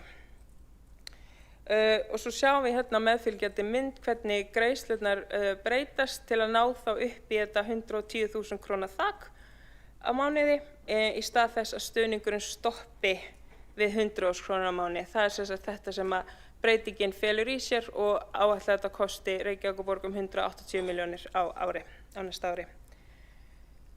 Nú fyrr á þessu ári að þá var samþykkt að framkvæma og útfæra breytingu á stjórnskipulagi málaflokks fatlaðs fólks. Breytingin hún felur í sér að fagleg rekstrarleg stýring og framkvæmd þjónustu við fatlað fólk, nánar tiltekið búsetuþjónusta, stuðnings- og stoðþjónusta, vinna og virkni og MPA og beingreiðslusamningar verði þá ábyrgð einnar starfseiningar í stað 4 líkt og nú er eða var. Og tilgangur breytingana er að auka gæði þjónustu við fatlað fólk með því að einfalda stjórnskipulag, skýra verkaskiptingu, auka yfirsýn og eftirlit, einfalda verklag, draga úr töfum og einfalda ákvarðanatöku. Breytingin er ætlað að stuðla að aukinni skilvirkni við framkvæmd þjónustunar með betri nýtingu fjármuna og mannauðs. Og það er mikilvægt að taka fram að ráðgjöfin sjálf við fatlað fólk og ýmis umsýsla til að mynda vegna umsóknar þjónustu er áfram á miðstöðunum. Og fyrir árið 2026 þá verður að auka fjárheimildir stuðningsþjónustu 100 milljónir innan ramma til að koma til móts við fjárþörf þjónustunnar. Nú eins og hefur komið fram og þá er gert ráð fyrir fjölgun MPA-samninga að minnstakosti 2 á næsta ári en það er mikilvægt að fjölga samningum og við vitum að það er fjöldi sem bíður eftir því að lögbundin þjónusta geti hafist og mikilvægt að leggja áherslu á að finna síðan fjármagn á næsta ári fyrir því. Ég tel að það sé mikilvægt að leitast við að fjölga enn frekar en til þess þurfum við þetta rýna í fjármagnið. Nú flutningur vinnu og virkni þjónustu var færð undir eitt þak að skeifinu 8 og sótt voru styrk úr jöfnunarsjóði sveitarfélaga til að mæta kostnaði vegna aðlögunar húsnæðis og það var samþykkt, fékkst í gegn. Nú eins og ég fór yfir í fyrri umræðu uppbyggingar áætlun að þá samkvæmt uppbyggingar áætlun í húsnæði fyrir fatlað fólk þá er gert ráð fyrir því að 2 íbúðakjarnar opni á næsta ári og 1 núna í lok árs. Einnig hefur verið að skoða niðurlagningu 3 herbergjasambýla yfir í Sólvallagötu. Búsetukjarnarnir, við erum að tala Jöklasel og framkvæmdir hefjast eftir flutning íbúa í Brekkna ás. Það Nauthólsvegur síðan, það hús á 2 hæðum og auk þess opnaði 1 búsetukjarni núna fyrir skemmstu í Brekkna ási. En ég fór yfir þetta í fyrri umræðu, ég sýni ykkur aftur hérna myndirnar og upplýsingarnar og rétt að taka fram vegna Nauthólsvegar og fjárfestingu félagsbústaða að áætluð fjárfesting félagsbústaða er metin á 685 milljónir. Nú í þjónustu við heimilislausa með miklar og flóknar þjónustuþarfir. Þá erum við með aðgerðaráætlun og það er áætlað að verja 2 milljörðum á næsta ári í þennan málaflokk. Þá erum við að tala íbúðakjarna, tímabundið húsnæði, smáhýsi, 3 neyðarskýli og stuðning vorteymisins. En vorteymið er sem sagt vettvangs- og ráðgjafarteymi sem aðstoðar fólk sem er heimilislaust og með vímuefnavanda og geðrænar áskoranir og teymið veitir einstaklingsmiðaða ráðgjöf og stuðning á vettvangi og það er að styrkja sig í sessi og það má meðal annars nefna að stöðugildi hafa verið aukin upp í 18, vettvangsþjónusta hefur verið aukin, það hefur verið að vinna auknu samstarfi við vettvangsgeðþjónustu LSH til að mæta þörfum notenda með miklar og flóknar stuðningsþarfir og það er samstarf við málaflokk fatlaðs fólks varðandi stuðning til einstaklinga sem glíma við eru heimilisleysir og eru með fötlun og þá er líka aukið samstarf við neyðarmóttökuna. Nú á næsta ári þá mun búsetuúrræði fyrir karla opna og heimilið fyrir karla sem hafa verið í langtíma húsnæðisleysi og þurfa langtíma stuðning og fjöldi rýma verða 8. Nýtt úrræði fyrir konur opnar í desember eftir 3 daga og konukot fær nýtt húsnæði. Við tókum þetta öll eftir umræðinni sem fór í gang þá og sem betur fer þá náði þessi kæra ekki lengra og ég held að sé bara mjög mikilvægt að borgarstjórn sé líka duglega að tala út af við að við hefum öll rétt á skjóli innan borgarinnar. Nú í þjónustu við eldra fólk að þá hefur velferðarráð falið velferðarsviði að vinna við áætlun framtíðarskipulag og fyrirkomulag heimaþjónustu og unnið er að sameiningu heimaþjónustu vestur- og norðurmiðstöðvar til að auka hagkvæmni og sameiningin er liður í því að mæta alvarlegum mönnunarvanda og án þess að hafa áhrif á daglega umönnun. Það verður lögð áherslu á skilvirkni, faglegan styrk og jafnt aðgengi og velferðarráð upplýst stöðuna eftir því sem hún þróast. Nú dagdvöl Vesturgötu flytur en áhersla er á að dagdvalarrýmum fækki ekki við breytingarnar og að ekkert þjónusturof verði.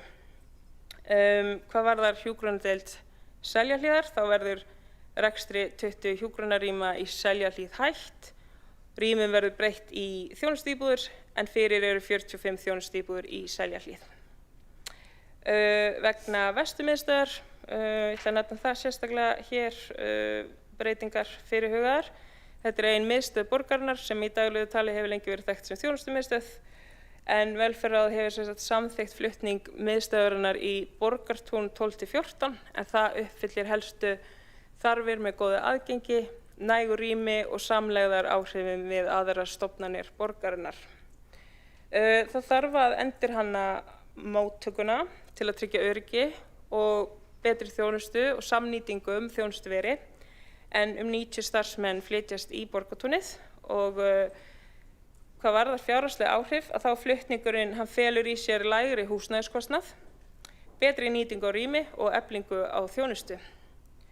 Þannig ég get glatt borgarstjórn með því að þetta bæði betra rými fyrir starfsfólk sem að mæta þjónustuna, en við erum auðvitað að hugsa líka krónur og aura í þessu samhengi.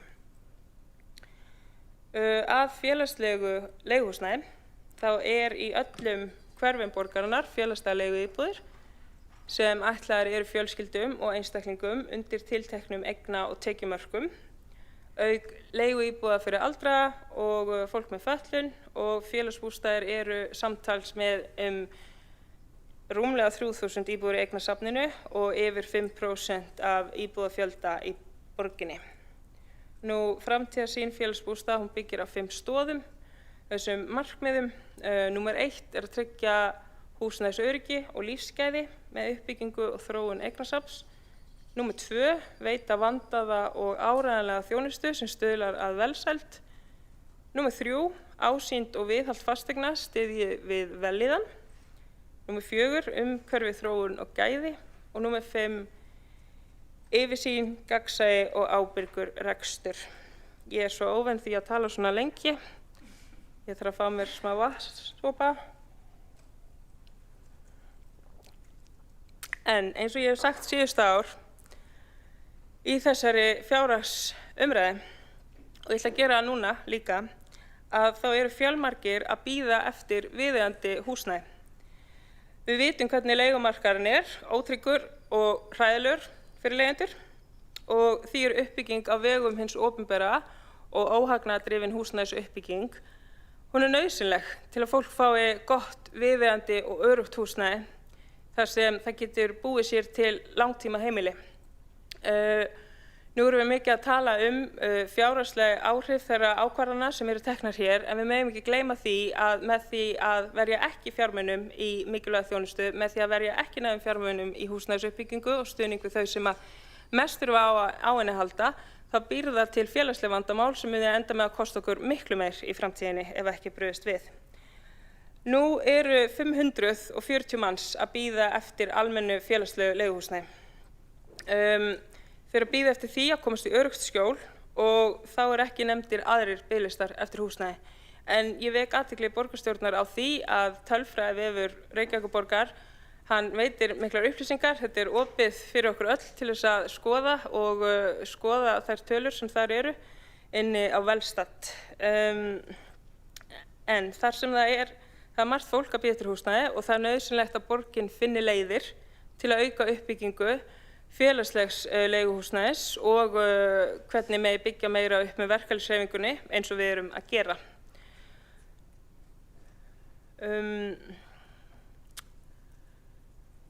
Ég persónulega á því að borgin að finna leiðir til að byggja sjálf, byggja þannig upp með ódýrum og hagkvæmum hætti.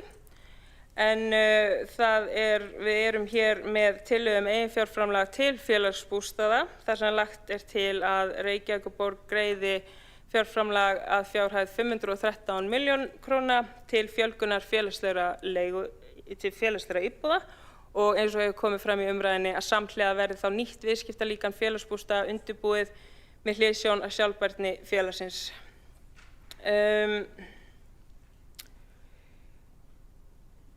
Og eins og hefur verið farið yfir, þá erum við líka með aðgerðir gegn veikindum, og talandi fjárhagslegar og félagslegar afleiðingar þeirra ákvarðana sem við tökum. Það bara mjög mikilvægt að árangur náist í þeim efnum fyrir veljan starfsfólks, sem líka síðan eftir því sem að veljan eykst, þá hefur það síðan jákvæð áhrif á útgjöld borgarinnar.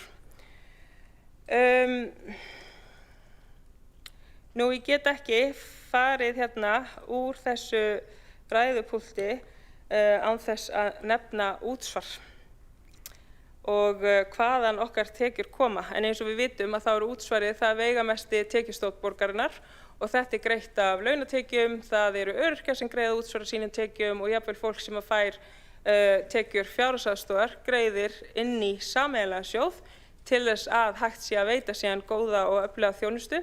En það eitthvað skakt í þeirri mynd þegar að ríkir fjármagnseigendur greiða ekki af sínum fjármagnstekjum í þennan sameiginlega pott.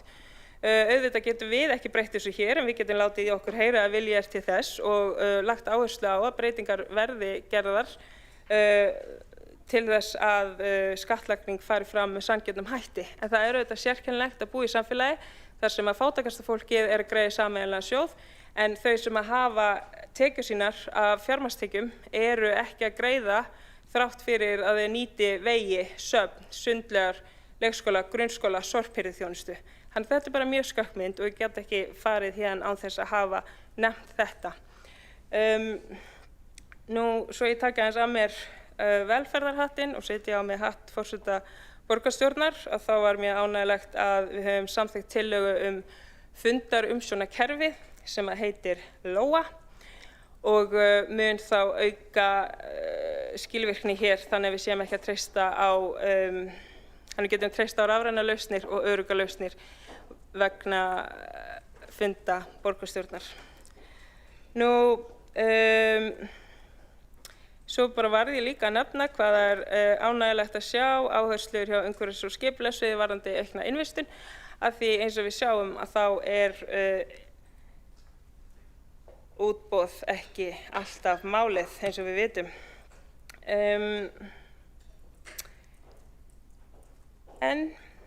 Ég vildi enda að nefna að sá bolti sem við erum með í velferðarráði er auðvitað að fylgjast með greiðslum vegna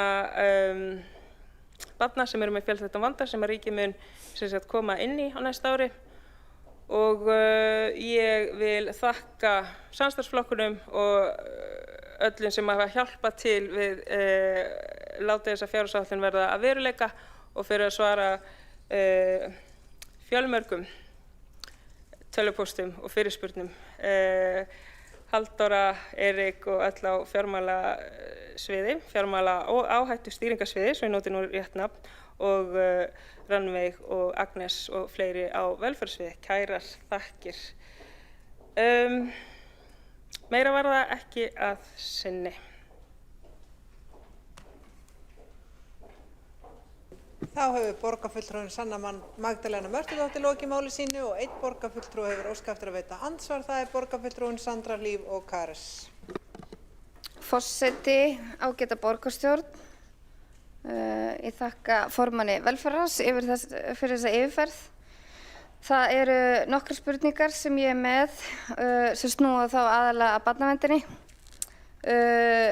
Nú á síðasta fundi þá var samþykkt viðauki upp á 3,5 stöðugildi í barnaverndinni sem er búið að leggja fyrir einu svona ári síðan 2020. Það er ekki eins og barnaverndartilkynningum sé að fækka, þannig að af hverju þetta ekki bara sett inn í áætlun í staðinn fyrir að sé alltaf verið að sækja viðauka fyrir þessu. Síðan samkvæmt glærunni þá voru vistgreiðslur rúmir 3 milljarðar en gert núna áætlun upp á 1,6.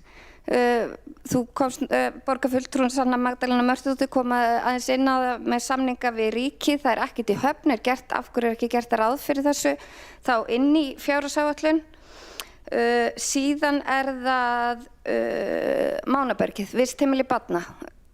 Já, ég spyr það. Þá hefur borgarfulltrúin Sandra Hlíf og Kares lokið við að veita andsvar og svara þá andsvari borgarfulltrúin Sanna Magdalena Mörtudóttir. Forseti og borgarstjórn með barnavernd og það sem var samþykkt í velferðarráði, það býður staðfestingu borgarráðs. Það er spurt út í vistgreiðslurnar og hvernig er gert, hvernig fjallar það. Ég ætla að fá að sitja mig aftur á mælendaskrá svo ég ná að fara ítarlega yfir þetta en ekki í hlaupum til þess að geta svara þessum spurningum hér sér í dag. Þá hefur borgarfulltrúin Sanna Magdalena Mörtudóttir lokið við því að svara andsvar og veitir þá andsvaraðurinn sinni borgarfulltrúin Sandra Hlíf og Kares. Já, forseti, það ætti nú ekki verið erfitt að svara þessu með stöðugildin því nú hefur formaðurinn setið í velferðarráði síðustu 3 ár. Varðandi Mánabergið, vistheimili barna, nú var það á fjárfestingaráætlun 2024. Það voru áætlaðar 300 milljónir í það uppbyggingu nýja heimili. Það voru 10 milljónir í fyrra og 10 milljónir á því næsta. Mánabergið er í tímabundnu húsnæði núna sem ég fagna það sé eftir það tók 3 ár að koma þessu tímabundna húsnæði upp. En af hverju er vistheimilið sem er búið að vera áætlun í uppbyggingu, af hverju er það ekki, af hverju er ekki settur meiri peningur í það núna, af hverju verður tekið út 2024 og ekki sett aftur inn þá? Þetta er grunnþjónusta sem við erum að veita, meðan við erum að veita hérna 180 milljónir í aukinn sérstakan húsnæðisstuðning sem er ekki lögbundið og 5% umfram verðlagshækkun og við erum líka að setja marga milljarða í húsnæði fyrir heimilislausa, ekki það er nauðsynlegt en heldur ekki lögbundin skylda, menn að barnaverndin er grunnþjónusta. Þá er borgarfulltrúin Sandra Hlíf Ókares lokið við að veita andsvar öðru sinni og svara þá andsvar öðru sinni borgarfulltrúin Sanna Magdalena Mörtudóttir. Já, forseti og borgarstjórn, við erum að leigja húsnæði vegna Mánabergs. Það hefur verið ákveðnu ferli við að koma því inn í núverandi staðsetningu. Mér skilst að fjárfestingin sem er fyrirhugað á næsta ári sé þá vegna framtíðarhúsnæði sem að kemur eftir það. En þetta voru góða spurningar og ég vil bara sýna þeim virðingu með því að ná svari svo vel í seinni umræðu og óska eftir verið sett aftur á mælendaskrá. Nei, seinni ræði meina ég, ekki seinni umræðu, seinni ræði. Þá er borgarfulltrúin Sanna Magdalena Mörtudóttir lokið við að svara andsvari öðru sinni og telst þá andsvörum undir þessari ræðu lokið og forseti gerir 15 mínútna fundarhlé.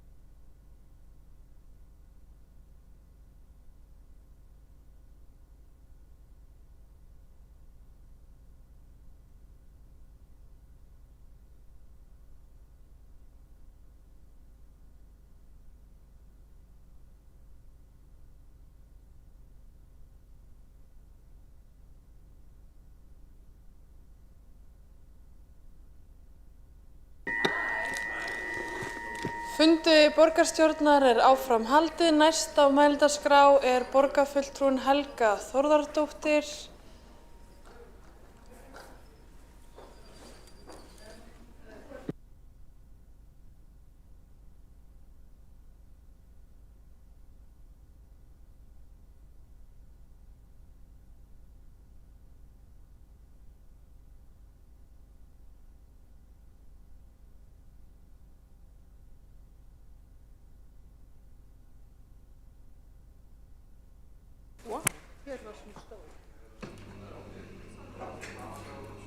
Já, þetta hún svo stór.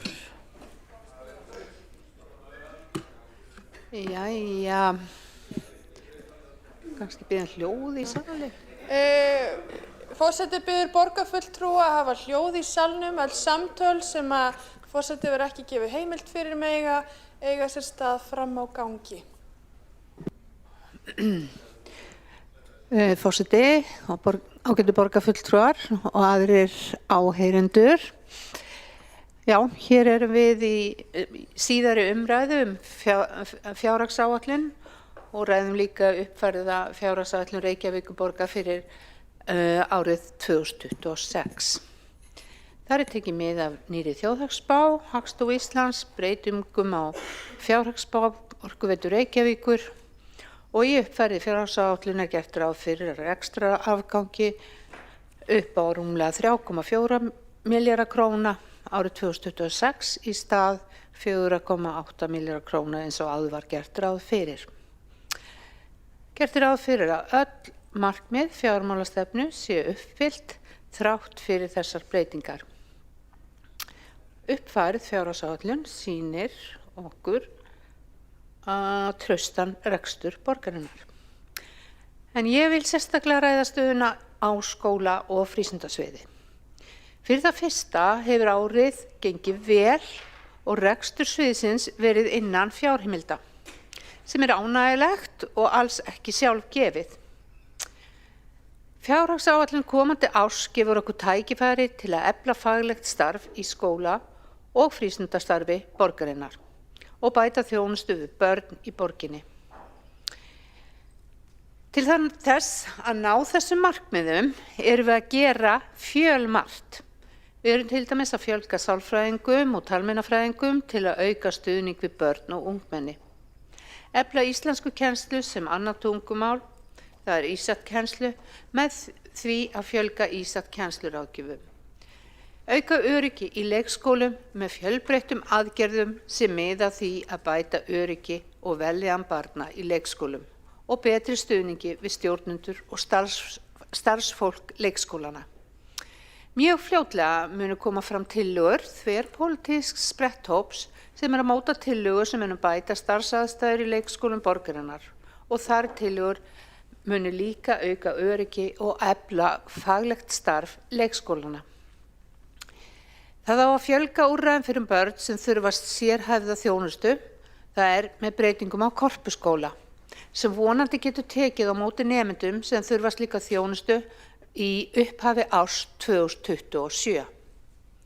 Þetta er bráðnauðsynleg aðgerð því Klettaskóli er löngu sprunginn, en hann hefur sinnt þessari þjónustu af einstökum dugnaði og elju og nú er komið að þolmörkum. Og við verðum að bregðast við og við erum að bregðast við. Erum að bregðast við með því að fara í þessar framkvæmdir. Það er líka ánægjulegt að upplýsa ykkur að það úrræði sem við settum á fót í húsaskóla til að mæta þörfum barna sem ekki fengu skólavist í Klettaskóla og búa í Reykjavík hefur gengið afskaplega vel. Og hugsanlega væri skynsamlegt að stofna slíkar sérdeildir víðar í borginni fyrir börn sem þurfa sérhæfða kennslu. Ég gæti sagt frá svo fjölmörgu sem Reykjavík er að gera fyrir börn, en það væri allt of löng ræða í mínum huga. En ég get ekki látið hjá líða en að nefna allt það góða starf sem fer fram á félagsmiðstöðvum og frístundastarfi borgarinnar. En þar er Reykjavík í forystu hlutverki og önnur sveitarfélög líta til okkar sem fyrirmyndar. Við erum að leggja grunn að öflugri og betri þjónustu við börn og ungmenni og ég er sannfærð að þetta mun skila sér í bættri vellíðan og árangri barna. Lagðar eru hér fram breytingatillögur samstarfsflokkana við frumvarp að fjárhagsáætlun. Þetta eru nýjar aðgerðir sem endurspegla lykiláherslur samstarfsflokkana stuðning við börn og barnafjölskyldur. Ég ætla að fara yfir helstu tillögur sem tengjast inn í málaflokk barna og ungmenna. Í fyrsta lagi verður auknum fjármunum veitt til að auka stuðning við börn í borgarreknum grunnskólum og einnig eru auknar fjárheimildir til að efla íslenskukennslu sem annað tungumál eða ísatskennslu. Samtals er þetta aukinn kostnaður upp á 230 milljónir. Lagt er til að fjárheimildir til skóla og frístundasviðs verði hækkaðar 285 milljónir til að fjármagna fjölgun barna og uppfærslu á framlagi til sjálfstætt starfandi grunnskóla. Þessi útgjaldaauki verður að mestu fjármagnar af liðinum launa- og starfsmannakostnaður en að hluta til fjármagnar með hækkun tekna frá jöfnunarsjóði vegna gjaldfrjálsra skólamáltíða. Þetta voru helstu tillögurnar sem tengjast grunnskólum. Við erum líka að setja auki fjármagn til sjálfstætt starfandi leikskóla til að fjármagna fjölgun barna og uppfærslu á framlagi til sjálfstætt starfandi leikskóla. Við gerum einnig ráð fyrir auknum fjárheimildum til að fjármagna sértækan stuðning við börn í sjálfstætt starfandi leikskólum. Það hefur orðið aukning á börnum sem þurfa sértækan stuðning og við erum að bregðast við því. Samtals er þetta aukning upp á 523 milljónir.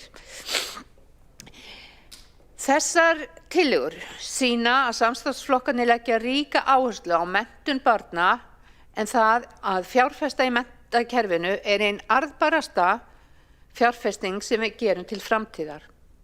Með því að tryggja öll börn og ungmenni hafi aðgang að gæða menntun sköpum við samfélag sem er betur í stakk búið að mæta framtíðar áskorunum. Menntun er ekki aðeins lykill að velferð barna heldur er menntun grundvallaratriði í því að tryggja allir hafi jöfn tækifæri til að ná árangri í lífinu. En ég vil aðeins nefna það, ég fagna svo sérstaklega að það sé verið að bæta í íslenskukennslu sem annað tungumál því þar stöndum við svo sannarlega frammi fyrir stórum áskorunum. Og mér langar bara að segja ykkur sem á örstutta dæmisögu, ég heiti hana eina ömmu sem var barnabarnið hennar var að flytja heim frá Danmörku og hún sagði mér þessa sögu í síðustu viku og þau allir mikla áhyggjur, ég minna að barnið hafi verið 9-10 ára af hvort það væri nógu góður íslensku það færi í skólan. Og eftir fyrsta daginn spurðu allir spenntir, já hvernig gekk? Og það gekk vel í skólanum, sagði nemandinn við ömmu sína, en ég bara skildi ekki neitt hvað þau sögðu í frímyndun, það töluðu nefnilega allir ensku. Og því miður þá er þetta svolítið raunveruleikinn hjá okkur í dag og þetta kannski er ekki eitthvað sem við notum peninga því við erum að ræða hér fjármagn til að breyta. Þarna þarf hugarfarsbreytingu, við þurfum að tala við börnin okkar, að tala íslensku við í leik og í starfi því að maður sér þetta í síauknum mæli í sundlaugunum í leik barna að þau eru farin að grípa til enskunnar.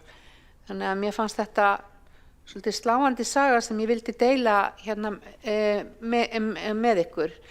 En mér langar líka aðeins að ávarpa tillögu Framsóknarflokksins sem að fjölga móttökudeildum fyrir börn af erlendum uppruna því ég er að tala mikilvægi þess að gera betur.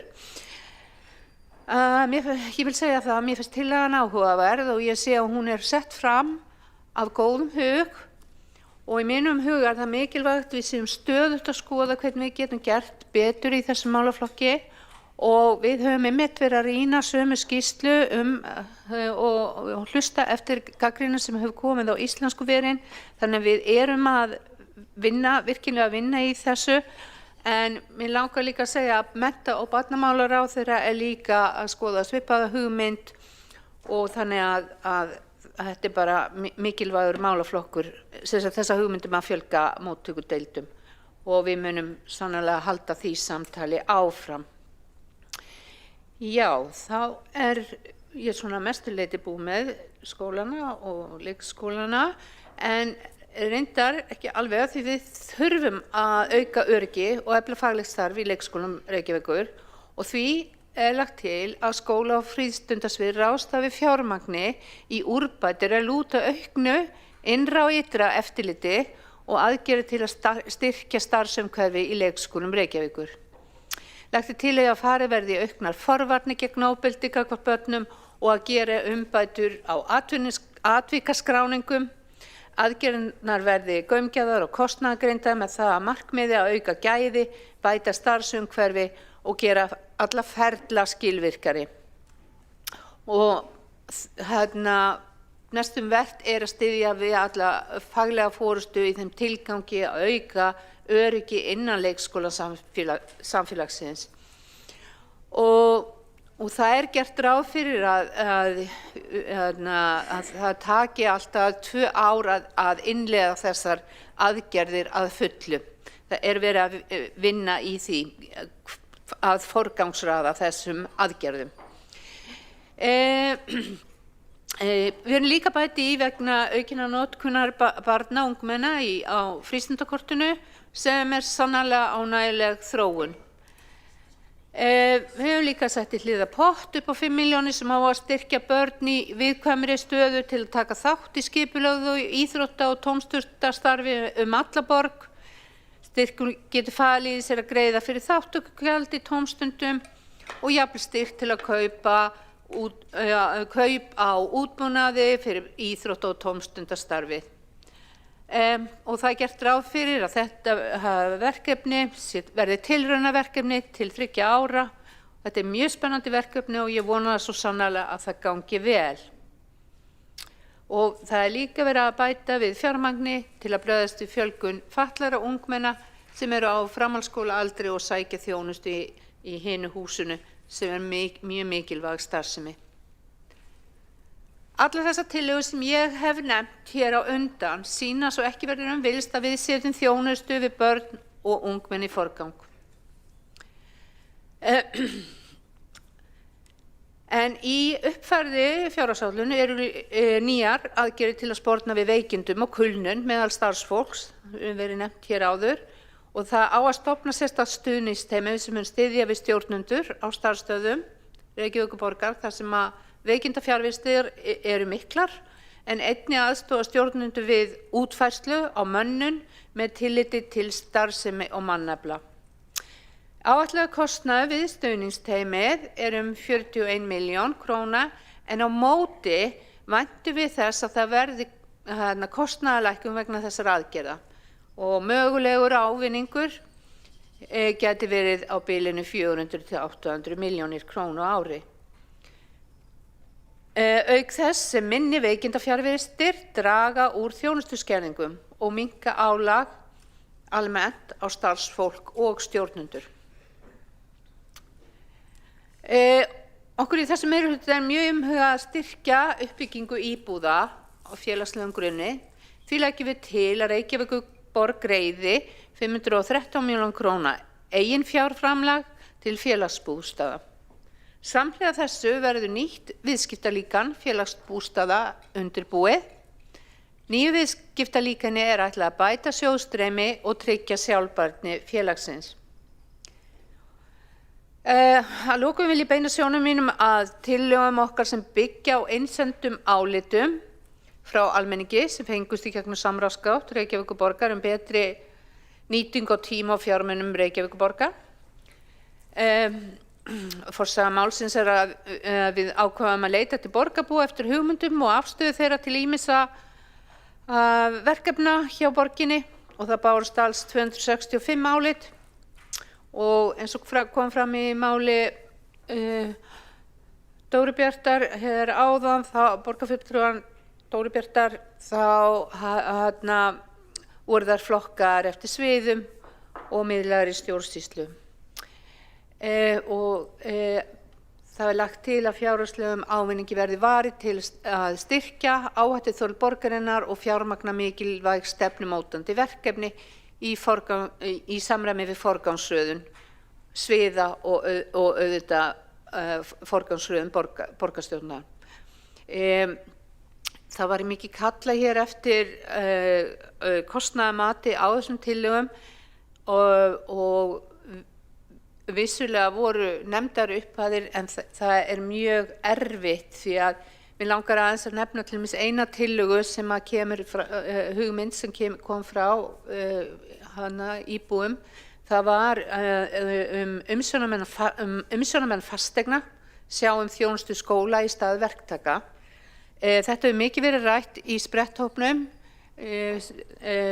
sem að skoða starfsaðstæður í leikskólum og það var kallað mikið eftir þessum úrbótum frá leikskólastjórum og víða, en þarna hugmyndin að við viljum gjarnan ávarpa þetta og koma tillögu að þessu, því að það þá hugmynd að það séu umsjónarmenn leikskóla, skipta milli sín, sem að þýðir að það einfaldar allt ferlið, að vantar peru eða það þarf að gera við hillu eða hurð eða hvað sem þannig að þetta sparar vinnu hjá leikskólastjórum, auk þess að þetta líka kallað eftir þessu vegna að þetta tryggir að það sé eftirlit með húsnæðinu, til dæmis á sumrin, það sé opni gluggar, þannig í raun þetta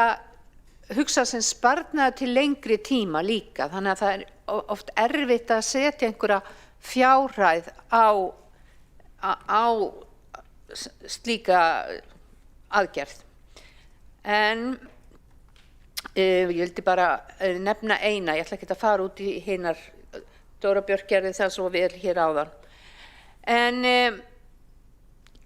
að lokum þá vil ég meina að uppfærð fjárhagsáætlun sýnir ábyrgur rekstur borgarinnar. Við stöndum vörð mikilvæga grunnþjónustu í samræmi við félagslegur áherslur samstarfsflokkana. Við munum áfram vinna að hagræðingu í rekstri með það að leiðarljósi að búa til enn frekar svigrúm til að fjármagna og bæta þjónustu við viðkvæma hópa. Og ég vil líka bara að lokum þakka starfsfólki, fjárfestinga og áhættustýringarsviðs fyrir alla aðstofuna að raungera þessa fjárhagsáætlun.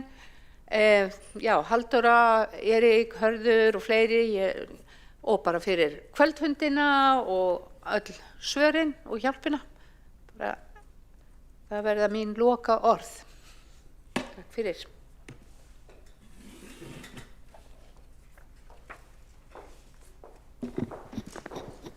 Borgarfulltrúinn hefur lokið við mál sitt, einn hefur óskað eftir því að veita andsvar og það borgarfulltrúinn Einar Þorsteinsson. Forseti, mig langar að þakka borgarfulltrúanum fyrir bara ágæta ræðu og hlý orð okkar tillögu móttökudeildir. Ég nú í ljósi þess að hér verið að gera fjárhagsáætlun upp á 200 milljarða, við erum með tillögu sem kostar 200 milljónir rétt rúmlega á næsta ári, einmitt móttökudeildir sem menntamálaráðherra, ráðherra Flokks fólksins hefur sagt að hann styðji eindregið, hann að vinna að því í skólaþjónustufrumvarpi sem hann hyggst leggja fram á vordögum. Hvers vegna styður Flokkur fólksins ekki tillögu okkar sem hófsöm, vel útfærð og eins og hún lýsir, sett fram á góðum hug til þess að bregðast við þeirri stöðu sem uppi í skólakerfinu?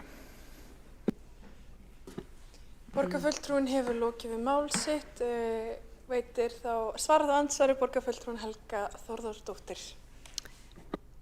Forseti, ég held ég hefði verið að segja að mér litist mjög vel á þessa tillögu og var ekkert að hafna henni, vildi skoða hana áfram. Hins vegar veit ég ekki hvort að ég bara á að setja, maður geti ákveðið bara að setja það inn í fjárhagsáætlunina hér á þessum fundi. Þannig að ég bara, já, vildi bara hrósa þessari tillögu og við erum að skoða þetta. Þannig er málið, statt. Borgarfulltrúinn hefur lokið við að svara andsvar, óskað eftir að veita annað andsvar, veitir þú annað andsvar borgarfulltrúinn Einar Þorsteinsson. Forseti, já, ég þykist vita að borgarfulltrúinn styðji tillögu okkar eins og er í anda stefnu flokks fólksins á þingi. Ég bara, þú veist, fjárhagsáætlun er okkar leiðarstef og umgjörð utan þjónustu borgarinnar á næsta ári. Við erum að leggja til að þær verði fjármagnaðar á næsta ári og ég bara hvet flokk fólksins til þess að standa með sjálfum sér í þessu samstarfi. Ég veit að borgarfulltrúi Helga Þórðardóttir vill að þetta verða veruleika. Þannig að ég skil ekki af hverju viðkvæðið er að það eigi að fella þessa tillögu og svo bara skoða málið. Mér finnst það frekar sorgleg örlög flokks fólksins að hverfa svona inn í þessu samstarfi og fá ekki sín mál í gegn hvað þetta snertir. Formaður skóla- og frístundaráðs hér með málin í fanginu og ráðherrann að vinna á sama vettvangi og þannig ég bara spyr til hvers eru þið hér? Borgarfulltrúinn hefur lokið við að veita andsvar að öðru sinni og óskar eftir að svara andsvari öðru sinni og svara þá andsvari borgarfulltrúinn Helga Þórðardóttir að öðru sinni. Forseti, ég get bara svara því, ég veit alveg af hverju ég er hér og ég held að þeir sem eru með mér í skóla- og frístundaráði og eru starfa með mér á skóla- og frístundasviði viti alveg af hverju ég er hér. Ég er virkilega að vinna þessum málum eins og ég kom fram í minni ræðu. Ég er hér á mínum fyrsta fjármálafundi og ég bara veit ekki hvernig fundarsköp er, hvernig málum er vísað fram og tilbaka. Þannig að ég hafna því að það skert eitthvað lítið úr minni veru hér. Borgarfulltrúinn hefur lokið við að svara andsvar öðru sinni og telst á andsvörum undir þessari ræðu lokið. Næst á mælendaskrá er borgarfulltrúinn Líf Magnúsdóttir.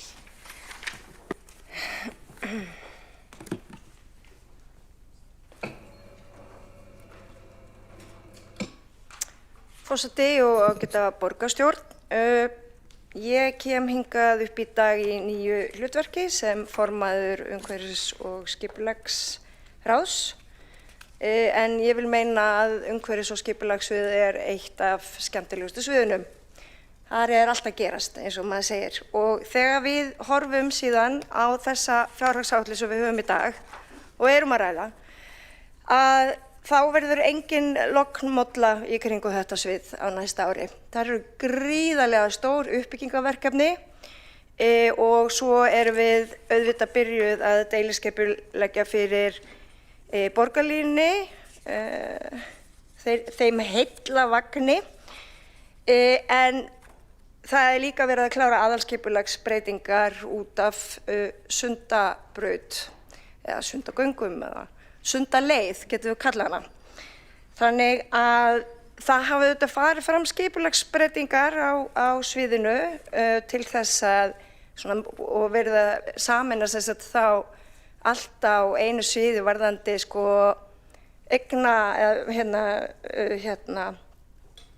eignaskrifstofuna og lóðateymið og auðvitað eru viðhaldsmálin þarna líka.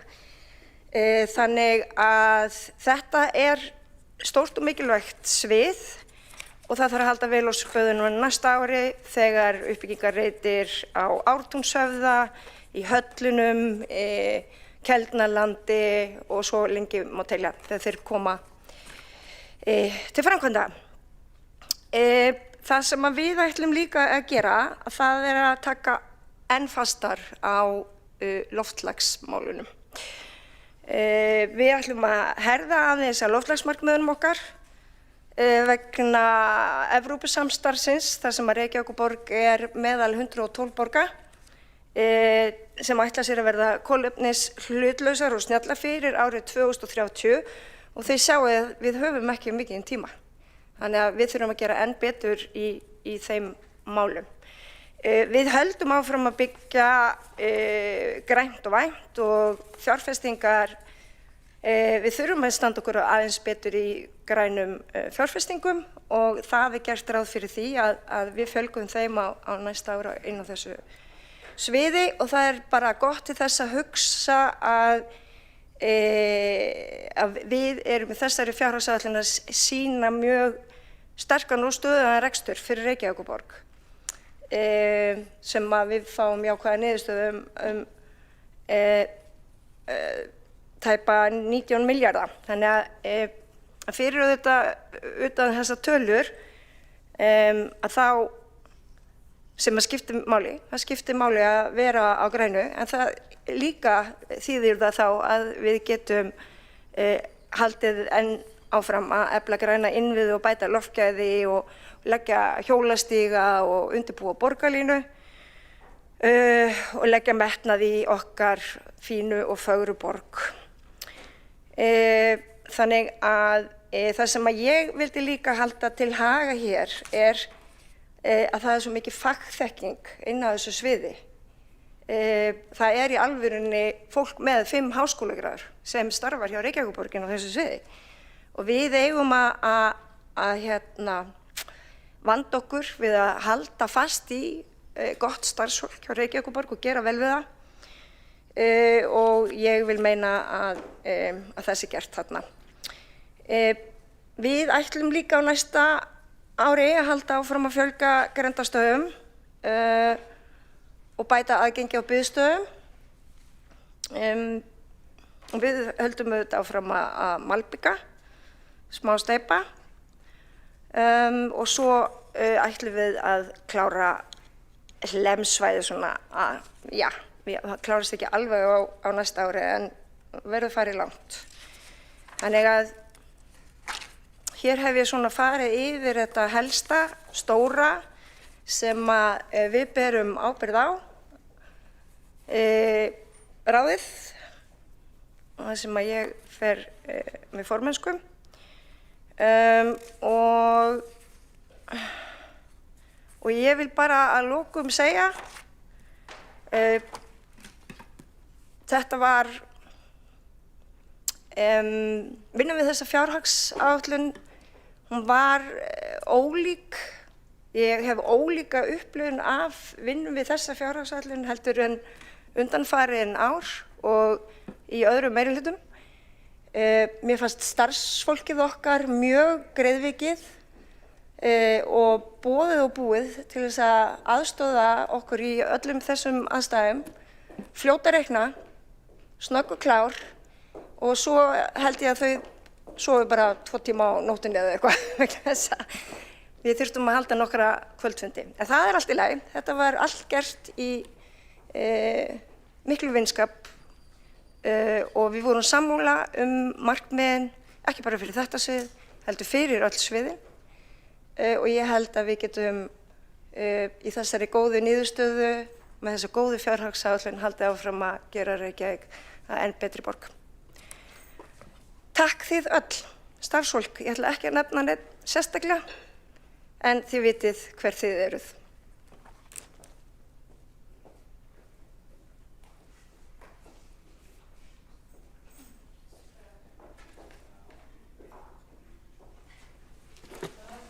Borgarfulltrúinn hefur lokið við mál sitt. Næst á mælendaskrá borgarfulltrúinn Ragnhildur Alda María Vilhjálmsdóttir.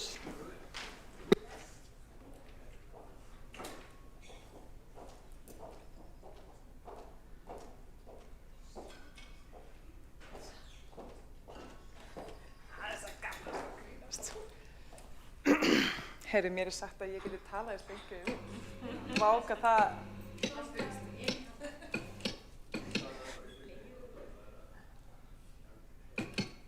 Greyin, alltaf kem ég smiltu skemmtilegri utan... Já, þetta líka byrjað, en það allt í lagi vegna þess að... Heyriði, geta alveg nota tíman í að ræskja mig allt. Virðulegi forseti og kæru borgarfulltrúar. Ég ætla bara að byrja þessa ágætu ræðu hér í dag á spakmælunum, eða sannyrðunum. Skuld í dag skattur á morgun. Þetta var haft eftir fjárfestinum Heiðari Guðjónsinni í nýlegu viðtali og mér fannst það bara eiga einstaklega vel við hér fjárhagsáætlun borgarinnar. Við erum að slá tekjumet hvert ár og bara á þessu ári jukust skatttekjur tæpa 9 milljarða króna. Ég veit að fólk þolir ekki að heyra tölur, en þetta bara slatti af peningi. Svo menn hérna að syrgja svona mjög óvænta lækkun á arðgreiðslunum frá Orkuveitunni, en bara upp á samhengi þá þessi bara aukningin í þessum skatttekjum þessu ári ein og sér helmingi hærri en upphæðin sem átti að berast frá Orkuveitunni. Og þá ég ekki að taka með í reikningin alla peningana sem að koma frá jöfnunarsjóði eða aðrar tekjur. Það allan óhætt að segja að borgin hún að þéna, en vandinn bara að skuldirnar vaksa hraðar en tekjurnar. Og bara á þessu ári jukust hreinar vaxtabyrjandi skuldir 11 milljarða. Þannig að þið sjáu að það svolítið bil. Og svo kom fram hérna í glæru kollega míns að rekstrarkostnaðurinn jókst 11 milljarða. En þetta bara eitthvað alltaf sama svona þemað ár frá ári og svarið við þessu líka það sama, hækka gjaldskrár, hækka verð, taka meiri lán og svona velta þessu á undan sér. En við skuldum ekki 140 milljarða vegna þess að skattanir og gjöldin ekki nógu há. Við skuldum 140 milljarða vegna þess að við erum að eyða of miklu. Það bara þannig. Og svo spyr maður í hvað? Vegna þess að hér gangstéttir víða brotnar. Annarhver skóli finnst manni liggja undir skemmdum eða myglandi. Það eru biðlistar hérna í flestallar þjónustu. Einhvern veginn virðast engar uppbyggingaráætlanir standast og jafnvel svo þegar að borgin leggur á innviðagjald í nafni þess að fjármagna nýja skólabyggingu og allt þetta í Vogahverfi að þá virðast þeir peningar bara horfnir núna þegar tíminn kominn til þess að byggja blessaðan skólan. Og maður stendur alltaf eftir og spyr bara í hvað fóru peningarnir? Í hvað eru peningarnir að fara? En það bara 100 hagfræði að þegar hið opinbera eyðir meira en það þénar, líkt og reyndin hefur verið hér, fleiri ár en færri, að þá leiðir af sér tap og það tap þarf að fjármagna og endurtekin takbrestur leiðir bara af sér síaukna og endurtekna skuldasöfnun. Þetta bara gömul saga og ný. Og við erum ekki að fara að auka velsæld hér í borginni, við erum ekki að fara að auka velmegun hér í borginni með því að taka lán og eyða. Það ekki þannig sem það virkar. Og það líka gömul saga og ný að þegar að það eru alltaf íbúar sem bera byrðina þegar borgin að safna háum skuldum, þá ýmist í formi hærri skatta og gjalda eða hærri verðbólgu. Og ég að því oft spyr fólk hvernig myndir þú nú vilja reka borgina og fólk svona vill velti fyrir sig hver eiginlega munurinn, að því þetta eitthvað með rennur allt bara svona saman í graut oft þegar stjórnmálamenn tala. Ég skil það bara mjög vel.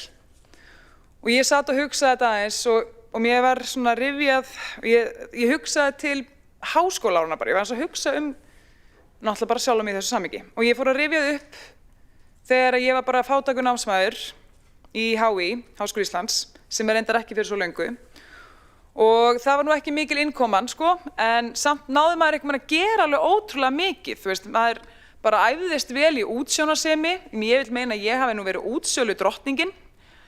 Fann oft frábæra hluti á kostakjörum sem eru bara eins og nýir enn þann dag í dag.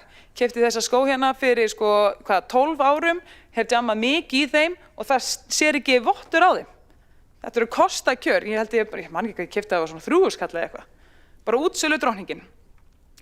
Og ég man líka að þegar ég á þessum tíma, þegar maður var þarna að passa upp á hverja krónu og reyna að eyða þeim skynsamlega, og svo bara örfásinnum óskynsamlega, að þá man ég var að hugsa til þess hvað ég ætlaði að gera þegar ég myndi nú loksins komast í fasta vinnu og vera með einhverja stöðuga tekjur og ekki vera alltaf fátækur námsmaður. Og ég man bara, ég ákvað að ég myndi þá byrja á því að byrja að spara fyrir hlutunum, frekar en að vera að taka lán fyrir þeim. Og það það sem ég ger í dag. Ég reyni að spara frekar en að taka lán og ég passa mig á að eiga neyðarsjóð og ég passa mig líka á því að velja það frekar að búa í 100 fermetrum með börnin og hundin og vera þá bara með lægri húsnæðisafborganir, lægri rekstrarkostnaðar á heimilinu og kannski einna helst þarf ég ekki að eyða miklum tíma í að þrífa og ég hefði annars gert, sem skilur eftir meiri tíma og pening til þess að leysa þessi verkefni hins daglega lífs. Og svo passaði mig líka því að ég giftast manni sem enn betri en ég að finna besta dílinn. En það svona sem ég myndi vilja reka borgina. Þetta bara kjarninn í sýn okkar sjálfstæðismanna á það hvernig á að reka sveitarfélag. Bara, þú vilt reka það þannig, þú vilt vera með borg sem getur sparað fyrir hlutunum. Borg sem á neyðarsjóð. Borg sem kann að finna besta dílinn. Borg sem passar að vera með litla yfirbyggingu til þess að setja meiri tíma og meiri peninga í það sem að skipti raunverulega íbúa máli. En þetta bara því miður ekki borgin í dag. Borgin í dag frekar svona hátekjukona sem að reiði sig á vísakortið og raðgreiðslur. Og það verður enginn ríkur af því að þéna, en menn geta orðið ríkir af því að spara. Vegna þess að ég nú að vitna mikið í snífamenn og þá var þetta hann Aðalsteinn Jónsson, útgerðarmaður á Eskifirði sem sagði þetta. Hann var einnig þekktur sem Alli ríki, þannig við getum treyst í að hann kunni að fara með peninga. En í hvað svo tími starfsfólks að fara? Ég hef oft spáð í þessu. Hver afraksturinn? Hvað erum við að fá fyrir alla þessa skattpeninga og allt þetta sem við erum að fara í? Og það mjög augljóst oft velferðarsviði í hvað peningun að fara vegna þess að þá sér maður svona þjónustuna. En það önnur svið sem að taka rosa mikið til sín og maður velt átt fyrir sig hvað verið að gera með allt þetta starfsfólk og svona. Og það nú bara ekki langt síðan að hér var kynntur með til dæmis bara prompt og prakt nýi Skerjafjörður, svo kallaði. Og í þá skipulagsvinnu fóð bara mikill metnaður og tími og orka og peningar og þessu var forgangsraðað af einhverjum ástæðum umfram annað þó að þarna sér reyndar flugvöllur í fullri starfsemi sem ekkert á förum næstu áratugum og maður vill náttúrulega gera sér hugleiðt að þarna hafi verið væntanlega verið að reyna að fullnægja svona hatrið þáverandi borgarstjóra á flugvellinum eða þá að reyna að blása lofti í húsnæðisáætlanir. En við erum líka með fjöldan allan á skólahúsnæði sem bara nauðsynlegt að laga og ætti að vera númer 1, 2 og 3 að koma í lag, en samt eru milljarðar að fara í hinn ýmsu torg sem bara augljóslega ekki bráðnauðsynleg þjónusta við íbúa. Og svo skreita borgarfulltrúar meirihlutann sig með því að nú ætli að setja milljarða í að laga þessar skólabyggingar sem náttúrulega betra seint en aldrei. Því við erum á þessum stað vegna þess að sömu flokkar spöruðu sér svo mikið í viðhaldi síðustu kjörtímabil. En það segir allt sem segja þarf að hér menn að skreita sér með upphæðinni sem á að fara í að laga þetta skólahúsnæði en ekki hversu marga skóla á að laga. Og 8 milljarðar duga væntanlega skammt miðað við til dæmis kostnaðinn á Brákaborg eða Fossvogsskóla. Og ég get þulið upp ýmis fleiri dæmi það sem ég myndi kalla furðulega ráðstöfun á tíma starfsfólks og skatttekjum íbúa. En þessi stað ætla ég bara að vitna í sérfræðingana sem hafa reiknað þetta út og benda á og það sem þeir eru að benda á að Reykjavíkurborg ekki að nýta þá stærðarhagkvæmni sem borg af þessari stærð ætti að hafa. Kostnaður við stjórnsýslu borgarinnar 10.000 krónur hærri á hvern íbúa en landsmeðaltal sveitarfélaga og 26.000 krónum hærri á hvern íbúa en til dæmis á Akureyri. Og við erum ekki að tala um kostnaðinn við beina þjónustu hérna, við erum að tala um kostnaðinn við stjórnsýsluna. Og stjórnsýslufræðingar að benda á að Reykjavík, sem langstærsta sveitarfélag landsins, ætti að hafa alla burði, bara með bestu forsenduna til þess að ná hagkvæmni, stærðarhagkvæmni. En í stað þess þá bara stjórnsýslan orðin svo þung að hún að missa fókus. Og hún verður bara óskilvirk. Og það nú komið fram hérna áður en í miðlægri stjórnsýslu nú rúmlega 600 stöðugildi og þar af fjölmörg í millistjórn og verkefnastjórnun sem ekki að vinna beint að þjónustu við íbúa. Og þetta bara skýrt merki að yfirbygging borgarna sé orðin of stór og íbúar borgarna sé að greiða hærri kostnað við kerfi sem ekki að skila þeirri hagkvæmni og þeim þjónustu bótum sem að stærðin ætti að tryggja. Því að stórt og flókið stjórnsýslubákn ekki ókeypis, þvert á móti, það mjög dýrt, það þungt og það hægir á allri ákvarðanatöku. Og afleiðingin bara hærri skattar, lengri biðlistar, meiri tafir og lengri svartími, til dæmis. Og þetta þekkja íbúarinn í Reykjavík af eigin raun. Sirka einu sinni í viku fæ ég skilaboð frá einhverjum sem var að reyna að senda borginni póst en fær engin svör. Og þegar ég að svara þá spyr ég oft hversu langt síðan þú sendi póstinn. Það þegar ég sendi fyrir svona viku, 2 vikum og ég ekki búin að fá nein svör. Og ég hef ófáum sinnum þurft að vísa erindum áfram vegna þess að þeim ekki svarað og þetta bara virkilega flókið að reyna að átta sig á því hvar þessi erindi eiga heima. Og það bara til marks flækjustigið í yfirbyggingunni, þannig ég skil alveg að starfsfólki kannski á gólfinu að fá þessa pósta og veit ekki alveg hvert að fara og sé þess að svara seint og illa.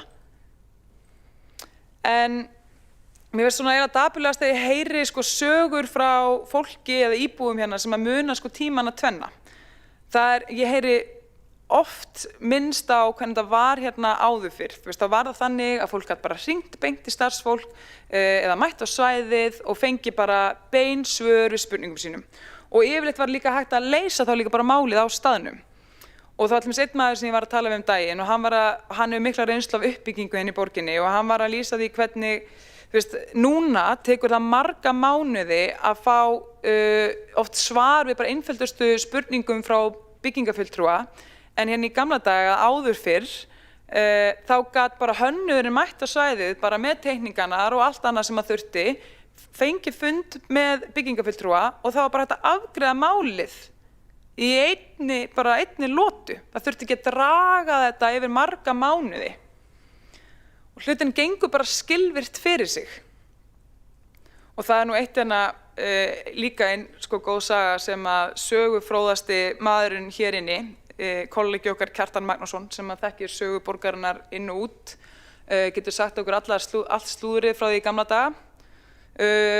Hann var að rifja upp hérna daginn við mig, með leyfi forseta, að þegar að Davíð Oddsson var borgarstjóri, þá var hann alltaf með bara reglulega viðtalsfundir sem að hver sem gat bókað, þar sem hver sem gat bókað viðtal hjá honum, bara hver sem Og það var þannig að þegar að menn mættu, til Davíðs og lögðu fram vandamálin sína, spurningarna sínar eða það sem þetta leysa, þá bara tók hann upp á því að hringja bara beint í starfsfólkið sem að koma að málinu og spyrja bara út í málið, oft jafnvel fyrir framan íbúann Og þá gat hann bara fengið strax svör og svo gat hann líka bara fundið strax leiðina til þess að leysa málið.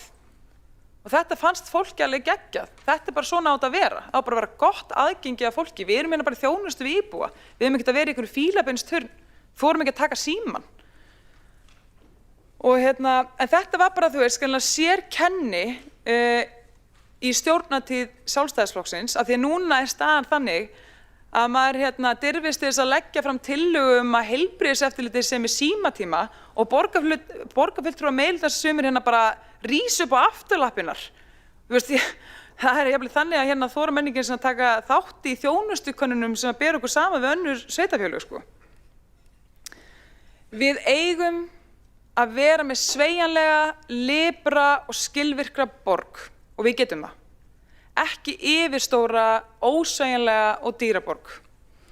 En þessi staða, hún var náttúrulega ekki til á einni nóttu. Þetta náttúrulega bara afrakstur langrar valdatíðar, ég verði bara að segja fyrrverandi borgarstjóra Samfylkingarinnar sem núna stokkinn frá borði og svona skiljandi alla aðra eftir í skipbrotinu sem að innri endurskoðun hefur nú varla undan að gera úttektir á. Og ég segja núna þegar það rosalega langt liðið á ræðuna og ég svona búin að ná að hrekja sem flesta úr salnum að mér hefur alveg fundist vera munur á núverandi borgarstjóra Samfylkingarinnar og þáverandi, svo það sé sagt. Mér hefur fundist Heiða Björk Hilmisdóttir vera almennt bara mun heiðarlegri gagnvart minnihlutanum faglegri og svona tilbúnari til þess að nýta rýni til gagns. Ég er ekki bara að segja þetta vegna þess að ég er búin að vera að drulla svo mikið yfir meirihlutann hérna síðustu mínúturnar. Ég hugsa þetta oft og segi það sjaldnar. En það eru kannski náttúrulega ekkert allir sammála þessu og það er bara allt í lagi. En það er oft þannig að þegar maður situr gegnt einhverjum þá fær maður aðeins aðra sýn en þú situr við hliðina á einhverjum. Við hlið manns sérðu það sem er beint fyrir framan manninn og beint fyrir framan þig. En þegar þú ert að sitja móti einhverjum þá sérðu það sem er fyrir aftan manninn. Þannig að ég vil meina eftir að hafa hort mikið á svona hort og séð það sem var fyrir aftan fyrrverandi borgarstjóra Samfylkingarinnar að sá núverandi mun skárri sko.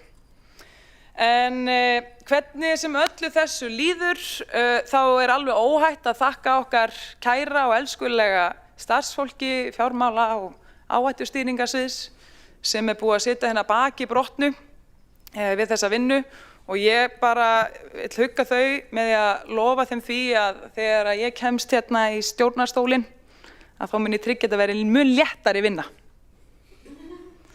Annars þakka ég bara fyrir mig og já, hef ekkert meira að segja með þetta mál.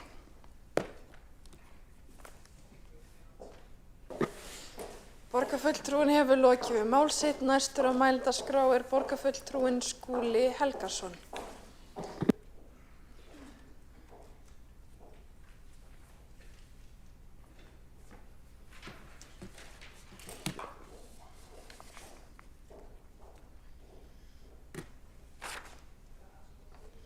Já, forseti ágæta borgarstjórn. Ég ætla að fara hér nokkrum orðum yfir hagkerfið hjá menningar- og íþróttasviði og hvernig myndin lítur út með tilliti til komandi árs. Við erum með fjárhagsramma sem að losar einhverja 24 milljarða. Stendur þetta nú aðeins á sér? Nei. Og tæplega 400 milljónum betur á næsta ári.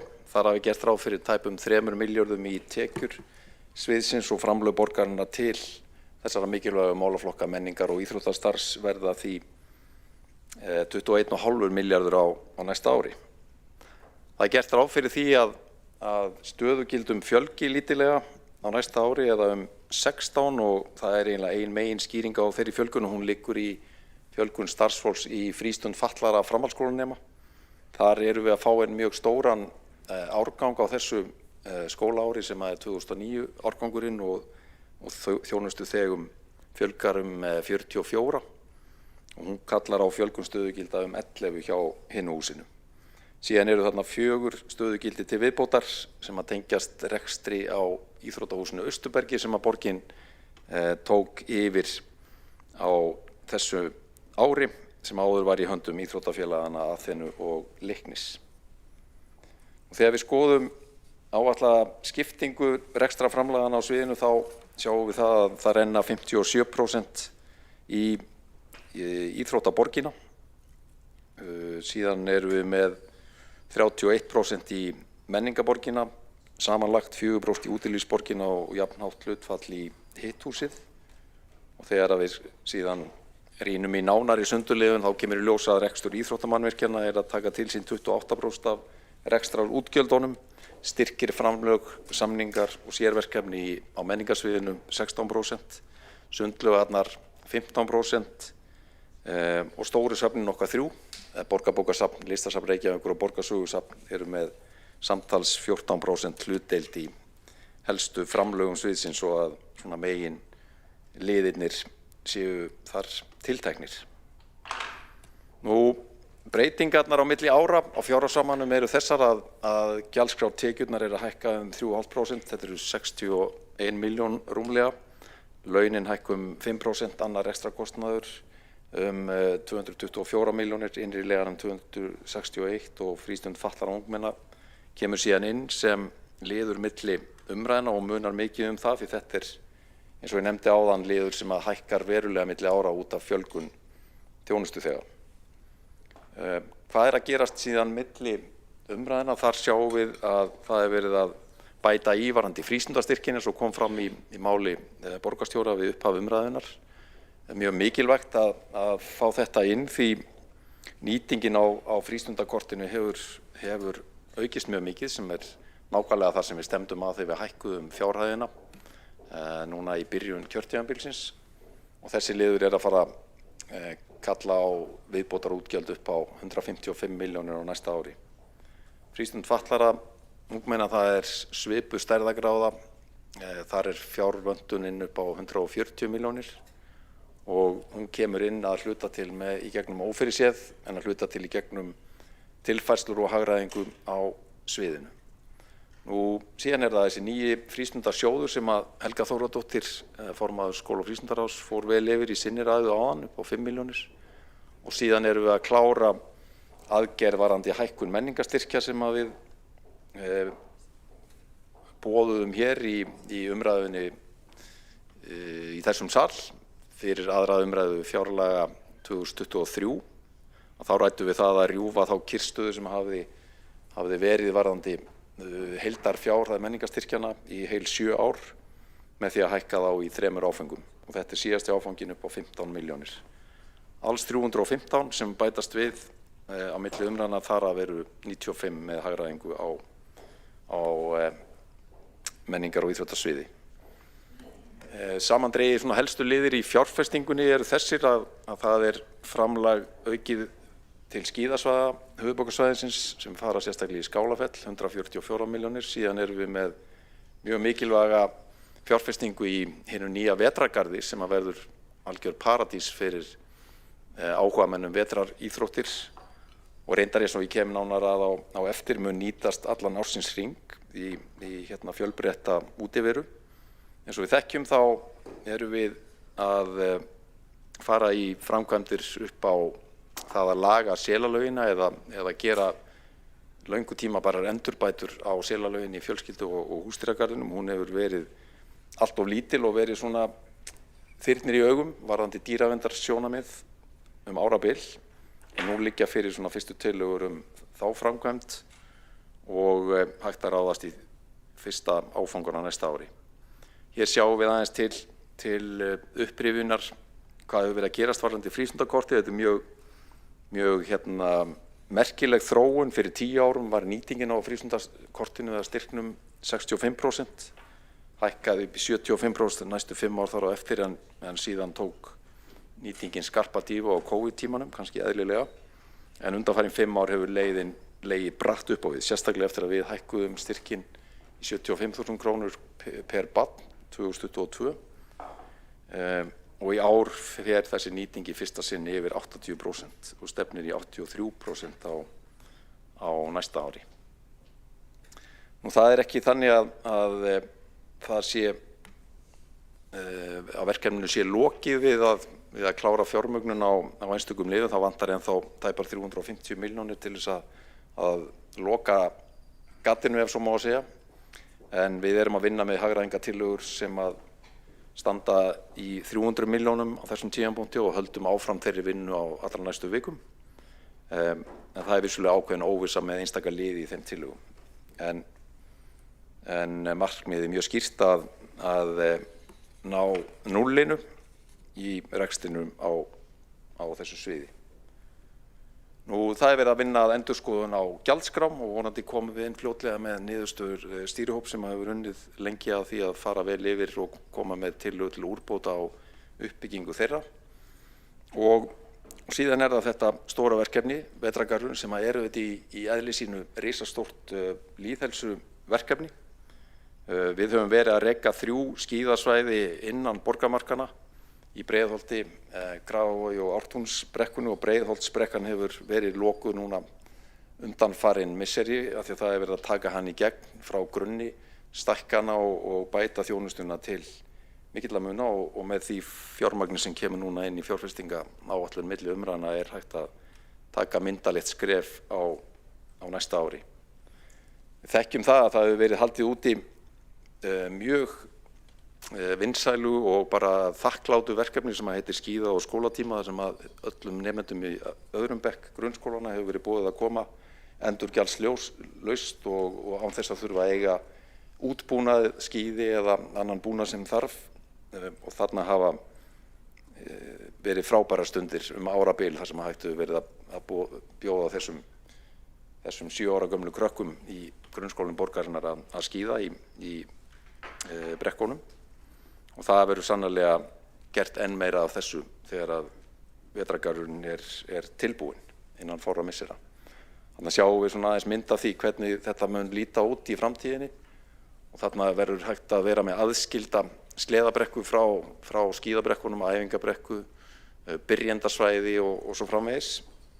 Og það sem er líka gaman að það eru áform það að vera með möguleika fyrir þurrskíðamennsku á sumrin og á vorin, sem að þýðir að það er að nýta þetta frábæra svæði með eitthvað besta útsýni sem að völ á í borginni allt árið kring.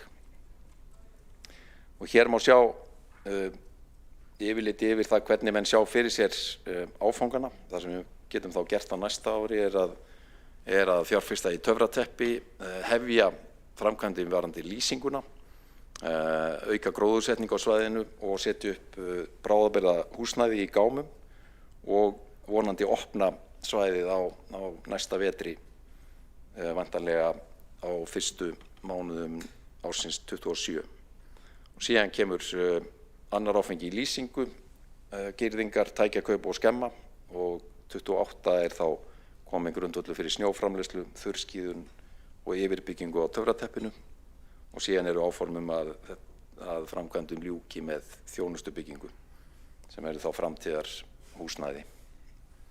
Og Selalaugin, hér eru svona fyrstu hugmyndir af þeirri framkvæmd. Þetta eru hönnunar hugmyndir sem ganga út og það verið fundin ný staðsetning fyrir Selalaugina. Núverandi staðsetning þykir ekki vænleg til framtíðar. Það er mikið grunnvatn þarna undir og ljóst að það er örugglega dýrara að reyna að stækka það svæði heldur en að finna nýja staðsetningu. En það hafa ýmsir nefnt góðar hugmyndir eins og Lundabyggð og svona nýjustu áform einmitt það að nýta núverandi staðsetningu Selalaugarinnar fyrir til dæmis Lundabyggðina. En að nýja Selalaugin yrði bæði stærri, miklu betri fyrir dýrin og örugglega enn sterkara aðdráttarafl fyrir börnin heldur en núverandi Selalaug hefur verið og er hún þó eitt af vinsælasta sem boðið upp á í garðinum öllum. Nú það er fleira á teikniborðinu, komið að því að fara í ákveðna andlitslyftingu varðandi Ylströndina. Hún fagnar 25 ára afmæli þessar mundir og þar er þörf á því að taka víða til hendinni. Það er mikil eftirspurn og stóraukin áhugi fólks á gufu og gufumenningu. Það er líka fyrir teikningar á öðrum heitum potti en sá sem það er fyrir þéttsetin yfir sumartímann. Það er þörf á bættri aðstöðu fyrir hópa, útiklefa, bættu aðgengi að sjó fyrir sjósundsgesti og fleiri göngurampa og síðan þarf að gera úrbætur varðandi salernisaðstöðu og grillaðstöðu og fleira. Nú síðan vil ég vekja athygli á því að við höfum nýlega sett af stað vinnu við að móta stefnu varðandi uppbyggingu á Austurheiðum og við vötnin 3, Rauðavatn, Reynisvatn og þann hluta Langavatn sem er innan borgarmarkanna. Þar eru þetta að vaksa upp frábærir útivistarmöguleikar. Það er mikil ásókn og þetta er gríðarlega þakklátt svæði meðal fjölmargra þúsunda borgarbúa og nærsveitungar sem er að nýta þessi svæði til að fara á gönguskíði, til að fara út með hunda eða hesta, á skauta, ganga eða hjóla og þarna er mjög spennandi að setja í gang vinnu við að móta yfirlit yfir aðgerðir sem við getum farið í á komandi árum og misserum. Hér er svona aðeins yfirlit yfir þessa stöðu. En samandregið, það er heilmikið framundan. Við erum mjög einbeitt í því að auka áfram stuðning við börn í frístundastarfi. Við kláruðum á árinu tillögugerð varðandi Kjalarnesið. Þar var þörf á innspýtingu og sérstaklega því að auka frambúð á frístundatilboðum, sérstaklega fyrir stúlkur þar sem að þær hafa samkvæmt mælingum verið mun síður að nýta frístundastyrkin heldur en strákar og þörf á því að koma upp með ný úrræði í þeim efnum og við gerðum það í þessari vinnu. Þar er verið að bjóða upp á núna aukið framboð á dansi, það eru áform kórastarf, það eru líka áform það að setja upp námskeið í björgunarsveitastarfi til þess að kynna ungmenni á Kjalarnesi fyrir þeim frábæra möguleika og við erum í nýju Breiðholtsverkefni, áfram Breiðholt, þar sem við erum að vinna með IBR og mennta- og barnamálaráðuneytinu, Suðurmiðstöð á því að kortleggja hvernig hægt sé að auka enn frekar þátttöku barna í því góða hverfi í bæði íþróttum, listnámi og öðrum frístundum. Ylströndin og Austurheiðar var ég búinn að nefna. Við erum líka með í höndunum nýja skýrslu mjög áhugaverða bætta aðstöðu fyrir sviðslistir í borginni. Þetta er samstarfsverkefni okkar með menningarráðuneytinu og þar eru mjög spennandi hugmyndir sem að tengjast einmitt Iðnó sem var nú hérna í umræðinu áðan og Tjarnarbíói og öðrum möguleikum á því að mæta enn frekar þörfum sviðslistarna í borginni, bæði leiklist, danslist, tónlist og svo framvegis. Við vorum á síðasta fundi í menningar- og íþróttaráði bara á föstudaginn að leggja fram tillögu spretthópsvinnu varðandi tónleikastaði.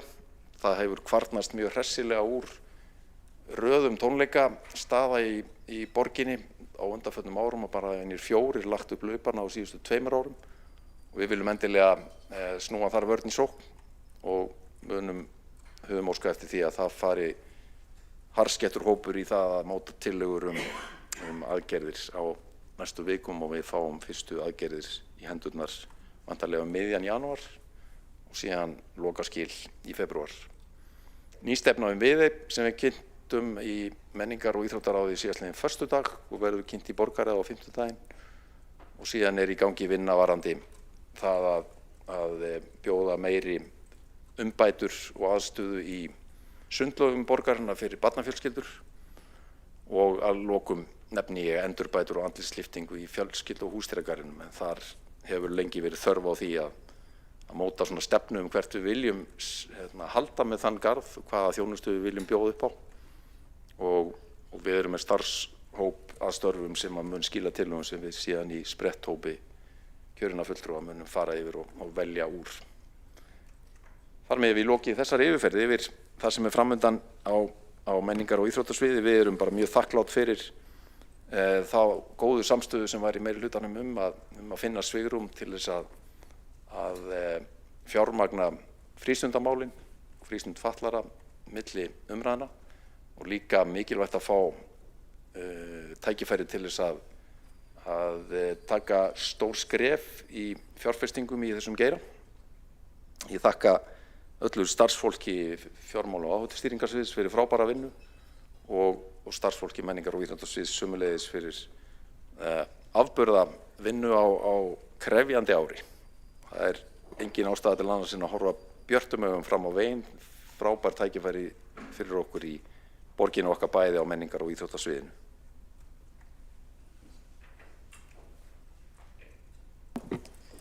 Borgarfulltrúinn hefur lokið við mál sitt. Næstur á mælendaskrá er borgarfulltrúinn Sabine Leskov.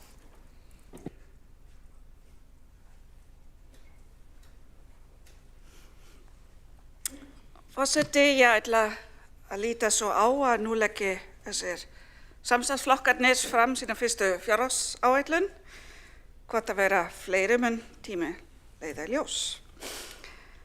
Það sem bæði þetta samstarf og þessi áætlun eiga sameinlegt eru óvændar aðstæður og áskoranir og áherslan á verkefnin sem þarf að leysa með samtali og mikilli vinnu. Forseti, ég fengi þann heiður að leiða mannréttindaráð Reykjavíkurborgar sem hefur séð mikla breytingar á þessu ári sem hér endurspeglast í fjárhagsáætlun. Íbúaráðin voru sett í hlé, samráðsnefndirnar þrjár, öldungaráð, aðgengis- og samráðsnefnd í málefnum fatlaðs fólks og fjölmenningarráði voru sameinuð þáverandi mannréttinda- og ofbeldisvarnaráðinu sem var sem sagt aftur að mannréttindaráðinu. Á þessu kjörtímabili tók ráðið þar að auki nú þegar hlutverk ofbeldisvarnaráðs. Þessar sameiningar þýddu töluverða aukningu í vinnuálaginu á kjörna fulltrúa, eins og lesa mátti núna í vikunni í heimildinni í umfjöllun árekstra í Sjálfstæðisflokknum þar sem fjallað var hversu mikið vinna það væri að sitja í mannréttindaráðinu. En að ráðið fundar stundum vikulega, oftast jafn lengi og stóru fagráðin. Þannig meira vinna fyrir kjörna fulltrúa en sparnað fyrir borgina. Þessar breytingar endurspeglast mjög skýrt í fjárhagsáætluninni og starfsskyldi mannréttindaskrifstofu fara úr 11,5 niður í 7. Miðað við árið 2025 þá minnka framlag til mannréttindaskrifstofunnar úr 382 milljónum í 244. En þar af skilar skrifstofan 74 milljónum til borgarsjóðs vegna íbúðaráða. Lýðræðisverkefni reyndi að flytja einfaldlega til þjónustu nýsköpunarsviðsins og þar með skilar skrifstofan 37,5 milljónum, 15 milljónum í áhættusvið með flutningu starfsmanns sem sinnir kynjustarfs- og fjárhagsafleiðingar. Skrifstofan sjálf lækka einnig annan rekstrarkostnað 10 milljónir. Óhreyfður kostnaður ráðsins skrifstofunnar sem heitir þjónustu við innflytjendur, aðgerðir gegn heimilisofbeldi og framlag til Bjarkarlýðs. Þetta ekki stóra upphæðir en ég ætla samt að tíunda þetta hér stutt. 25 milljónir í þjónustu við innflytjendur reyndar kannski ekki góður titill en fyrst að heiti þetta einu sinni þá erfitt að breyta því til að hafa samanburð við fyrra árin. En þessar peningar fara fyrst og fremst í alþjóðlegt samstarf. Þar má nefna Nordic Safe City sem norrænt samstarf öryggir borgir, vinna gegn félagslega útskúfun og öfgahyggju, fyrir lýðræði og gegn hatursorðræðu, Intercultural Cities, fjölmenningarborgir, regnbogaborgir og ICON-verkefnið. Aðgerðir til gegn heimilisofbeldi sem nema 55 milljóna fara í raun og veru bara beint í starfsmannakostnað fyrir útköll og Bjarkarlýðs framlag einfaldlega framlag borgarinn til húsaleigu sem 10 milljóna. Allar þessi liðir sem sagt fast í þessum verkefnum. Aðeins áherslur ráðsins og sviðarins fyrir 2026 sem inn í þessu fjárhagsáætlun. Það eftirfylgni við aðgerðaáætlun Reykjavíkurborgar í jafnréttis- og mannréttindamálum, eftirfylgni við aðgerðaáætlun gegn ofbeldi, eftirfylgni með fjölmenningarstefnu sem var samþykkt í drögum á síðustu borgarstjórnarfundi og áframhaldandi regnbogavottun. Þetta allt saman verkefni sem skuldbindingar til margra eða til fleiri ára. Grundvallaratriði í þessum málaflokki einmitt að eftirfylgni og framkvæmd sé ekki alltaf í sömu höndum og sérfræðiþekking á endanum ódýrara að hafa á einum stað. Við erum með fjölmörg önnur verkefni, ég ætla bara að nefna eitt sem dæmi sem ég þykir sérstaklega vænt Við samþykktum nýlega að tryggja samstarf milli aðgengisfulltrúa og viljum þar fá minjastofnun á borð og forstöðu á borgarsögusafn til að tryggja að aðgengi fyrir fatlað fólk sé ávallt haft til hliðsjónar þegar við erum að endurbyggja húsnæði í eigu borgarinnar. En forseti, aðalvinnan í þessu þessi plattform fyrir málsvarahlutverk samráðshópanna. Við erum með öldungaráð sem lögbundið hlutverk, við erum með aðgengis- og samráðsnefnd í málefnum fatlaðs fólks sem líka lögbundið, við erum með fjölmenningaráð og við erum með fulltrúa ofbeldisvarnar, þar kvennaathvarf til dæmis. Og mjög skemmtilegt var skemmtilegt og ekki skemmtilegt í fréttum einmitt núna í vikunu út frá fundi mannréttindaráðsins og fjölmenningarfulltrúar ofbeldi í garð kvenna af erlendum uppruna. Þetta einkennandi fyrir starfið okkar og skiptir mjög miklu máli að skoða mjög vel hvernig þessar jaðarsetningar þessara hópar skarast á. Þess vegna erum við til dæmis í febrúar með þemafundur hinsegin málefni fyrir alla þessi hópa sem sagt í hópi eldra fólks, fatlaðs fólks og svo framvegis. Forseti, ég ætla aðeins koma inn á nokkrar tillögur minnihlutans. Fyrst eru þarna tillögur Framsóknarflokks sem snúa að mörgu leyti að málefnum fyrst og fremst barna af erlendum uppruna. Forseti, það eru kosningar framundan og ég fagna öllum flokkum sem ætla sér freka í þessa átt en í aðra. Sem horfa á hvernig okkar samfélag í dag og hvort við séum í stakk búin að vinna hér fyrir alla borgarbúa, ekki bara þau sem við speglum okkur við. Þannig að þarna eru tillögur varðandi móttökudeildir íslensku barna af erlendum uppruna og þetta eru áherslur sem við tökum undir og erum líka með eða höfum sett fram til frekari skoðun bæði hér og hérna í samstarfi ráðuneytinu. En hérna margt þarna sem mér finnst mjög áhugaverst og líka ætla að rósa Framsóknarflokknum fyrir greinargerðina sem fylgir þessar tillögu sem mjög ítarleg og vel unnin. Ég hef unnið í þessum málaflokki í meira en 20 ár og þessi spurning mér sérstaklega varðandi þarna móttökudeildir sem kemur það fram sem sagt spurning hvort stuðningi við þennan hóp fari fram sér eða innan þeirra skólaeininga þar sem börn eru ásamt sínum jafnöldrum alltaf spurning ákveðin jafnvægi. Hversu mikið þekking til staðar, hvaða mannauð erum við með, hvernig dreifing í búsetu þessara barna, fjöldi þeirra sem koma inn í og úr hvaða aðstæðum og svo framvegis. Þannig að þetta er ekki til algilt svars og ég fagna líka ráðuneytið sé núna að skoða þetta eins og við hjá borginum höfum lengi verið að gera. Þannig að það er alltaf einhver gerjun í þessu hvað er rétt á hverjum tímapunkti. Ég get samt ekki verið sammála varðandi tillögur takmörkun á túlkaþjónustunni. Hér þarf að bæta aðeins skilninga á þessu máli held ég sem aðeins stærri í sniðum. Jú, ef við gjörbreyttum atvinnulífinu, íslenskukennslu, samfélagsgerð alveg á morgun, þá gætum við gengið út frá því að foreldrar sem ekki tala íslensku í dag getur náð færni til að styðja börnin sín í skólakerfinu einhvern tíma, misjafnt eftir einstaklingum og þá mun þörfin fyrir túlkaþjónustu gjörminnka af sjálfum sér. En að skera það niður strax og bæta með einhverjum klukkutímum í kennslu ekki að ná utan þetta held ég. Þótt ég vilji sjá meiri stuðning við foreldra af erlendum uppruna til að styðja þá í sínu hlutverki og endurspeglast það í verkefnisstjórn sem við erum með í skólafrístundaráðinu. Þannig að þessi hugmynd með foreldраnámskeið líka einhverju leyti ágætt og má skoða betur. Íslenska kennsla fullorðinna svo sem ekki okkar hlutverk en að styðja foreldra í sínu foreldra hlutverki alveg má klárlega skoða og höfum við til dæmis gert í forvarnahópnum. En að byrja á því að refsa foreldrum sem kunna ekki íslensku strax á næsta ári, því við höldum að það veri besti hvati til að læra íslensku, það ákveðin vanmet held ég.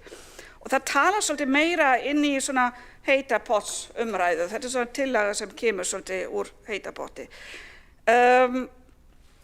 Skerðing við það sem þetta nefnilega að það skerðing við þjónustu þeirra barna sem minnst mega við því. Því hvaða barn þarf meira á því að halda? Hvað kemur upp úr þessu foreldravitali? Barn sem á foreldra sem að þekkja kerfið inn og út og hafa 100 manns í kringum sig sem þeir geta spurst ef það eitthvað sem þeir vita eða skilja ekki, eða barn sem að foreldra sem ekki geta veitt því stuðning vegna þess að þeir botna ekkert í þessu kerfi, geta ekki lesið aðstæður barnsins og eiga engan utan kennara sem þeir geta spurt. Og að rukka foreldra af erlendum uppruna fyrir að fá aðgang að upplýsingum barnið sitt. Hvað getum við rukkað næst? Getum við lagt sektir af foreldra sem sinna ekki heimalestri eða gleyma guladaginn? Getum við rukkað fyrir námsráðgjöf eða senda tölvupost ef spurt eitthvað sem hægt hefði verið að googla? Þannig að ég, svo mikið sem ég styði sumar af þessum eða hug á bakvið sumar af þessu hugmyndi þá þessi ekki góð. En ég reyndar heyri af henni úr mörgum áttum. Forseti, það að koma jól og einn af vinsælustu jólalögum okkar Þjóðverja heitir Alle Jahre wieder, eða ár hvert á ný, eða á ensku kannski same old, same old. Þið giski kannski hvaða tillögur ég ætla að ræða líka, en bæði Sjálfstæðisflokkurinn og Viðreisn hafa nú aftur tekið virkan þátt í þessu hér með því að leggja til að leggja niður mannréttindaráð og mannréttindaskrifstofu. Ég ætla að taka þessu tillögur svolítið saman. Munurinn samt að það mismunandi hvort viðkomandi flokkur ætla bara leggja mannréttindamálin niður eða bara skrifstofunni. Við höfum heyrt tillöguna, ég held frá mannrétt frá Viðreisn áður fyrr, þá var bent á að ríkið væri nú að taka yfir þennan málaflokk með stofnun mannréttindastofnunar. Það svona eins og við getum lagt niður öskið vegna þess að það sé til samgönguráðuneyti. En við höfum reyndar fengið kynninga á mannréttindastofnun, þessi sem ríkið með, og ég get bara fullyrst að þetta sé mjög takmarku þjónusta, bara flott fólk sem vinnur þarna í heilum 2,5 stöðugildi. Og fyrst og fremst þetta smiðað í sem utanumhald lögbundnu þjónustu í kringum réttindagæslu fatlaðs fólks, þannig að þetta svo sannarlega ekki að taka yfir mannréttindamálum hjá borginni. Í dag hvatti borgarfulltrúinn Þórdís Lóa Þórhallsdóttir okkur til dáða, sem sagt að hvetja ríkisstjórn standa sig og taka yfir þetta, sem sagt í staðinn fyrir að við sinnum verkefnum eins og regnbogavottun, ofbeldisvörnum eða samráði milli hagsmunaaðila, jaðarsettra hópar og allra sviða borgarinnar.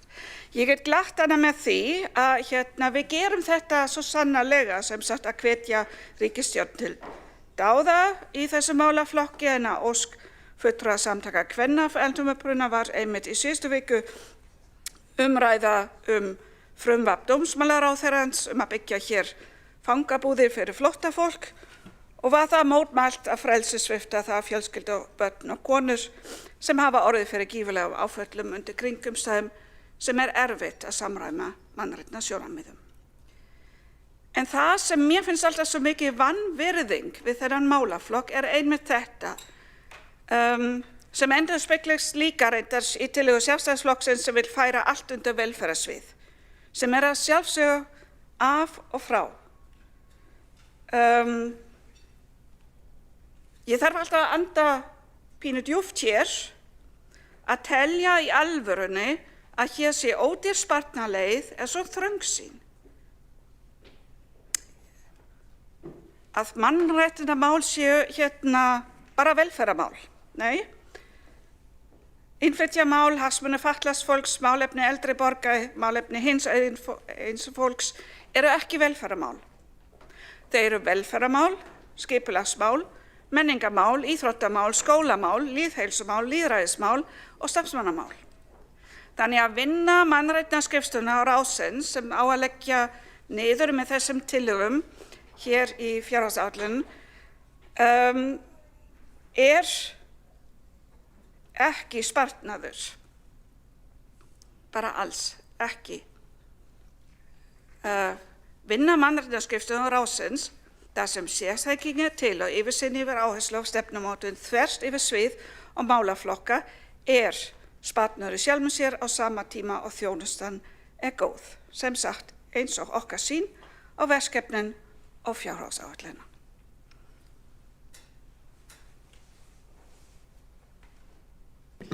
Borgarfulltrúinn hefur lokið við mál sitt. Einn borgarfulltrúi hefur óskað eftir því að veita andsvar og það borgarfulltrúinn Einar Þorsteinsson.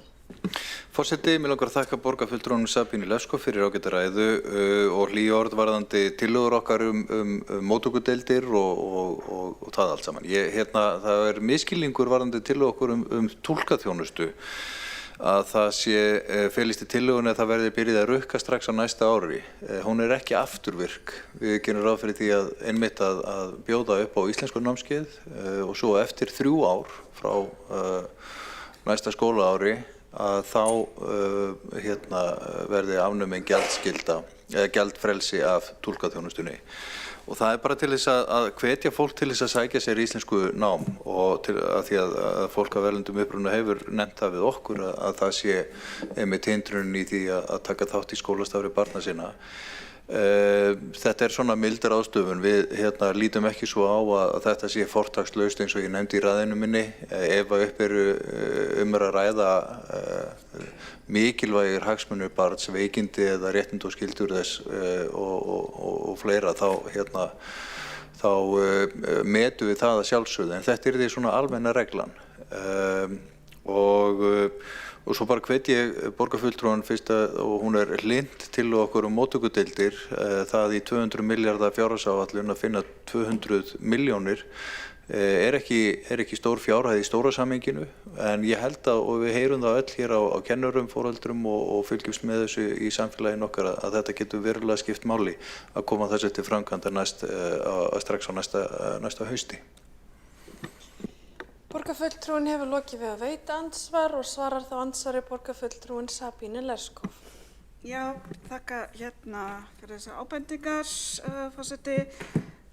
Já, þetta með 3 ár, þetta samt svo tilviljunarkennt. Af hverju 3 ár? Þessi námskeið, þetta námskeið eins og það sett upp hér mun ekki breyta miklu í stóru samhengi og eins og OECD-skýrslan sýnir, svo reyndar benda á í greinagerðinni, þá þetta miklu stærri áskorun.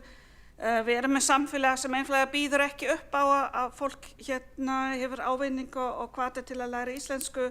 Þannig að þetta samhengi bara, já, eins og segi, þetta bara gengur ekki upp og að velja bara þennan tímaramma með 3 ár.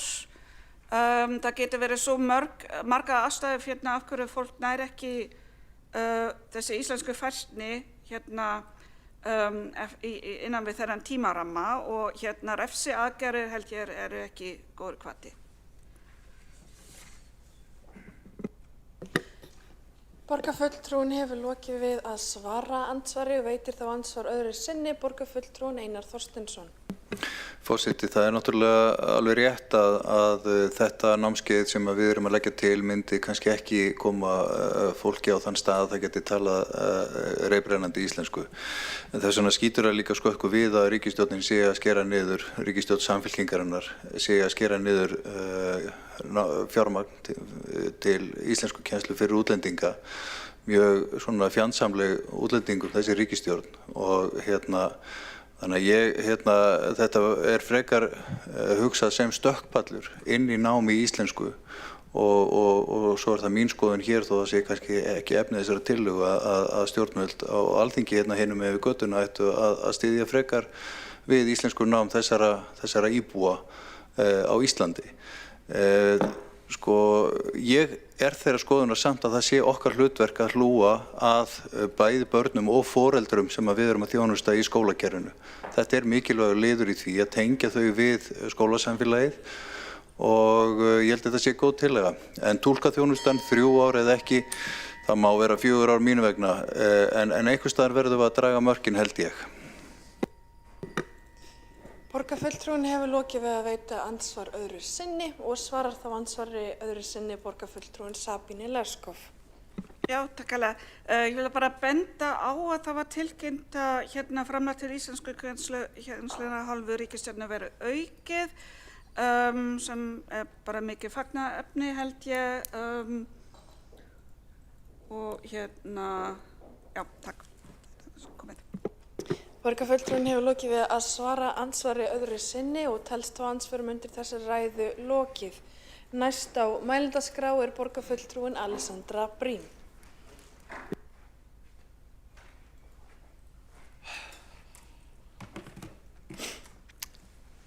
Forseti og borgarstjórn, aðrir áheyrendur. Þessi fjárhagsáætlun góð. Hún bara verulega góð. Við erum að ná öllum stóru viðmiðunum sem við eigum að ná, sem bara frábært og næst einhver spyr okkur hvort við séum ekki með kennitölu, þá getum við sagt að við höfum náð öllum. En þetta ekkert auðvelt.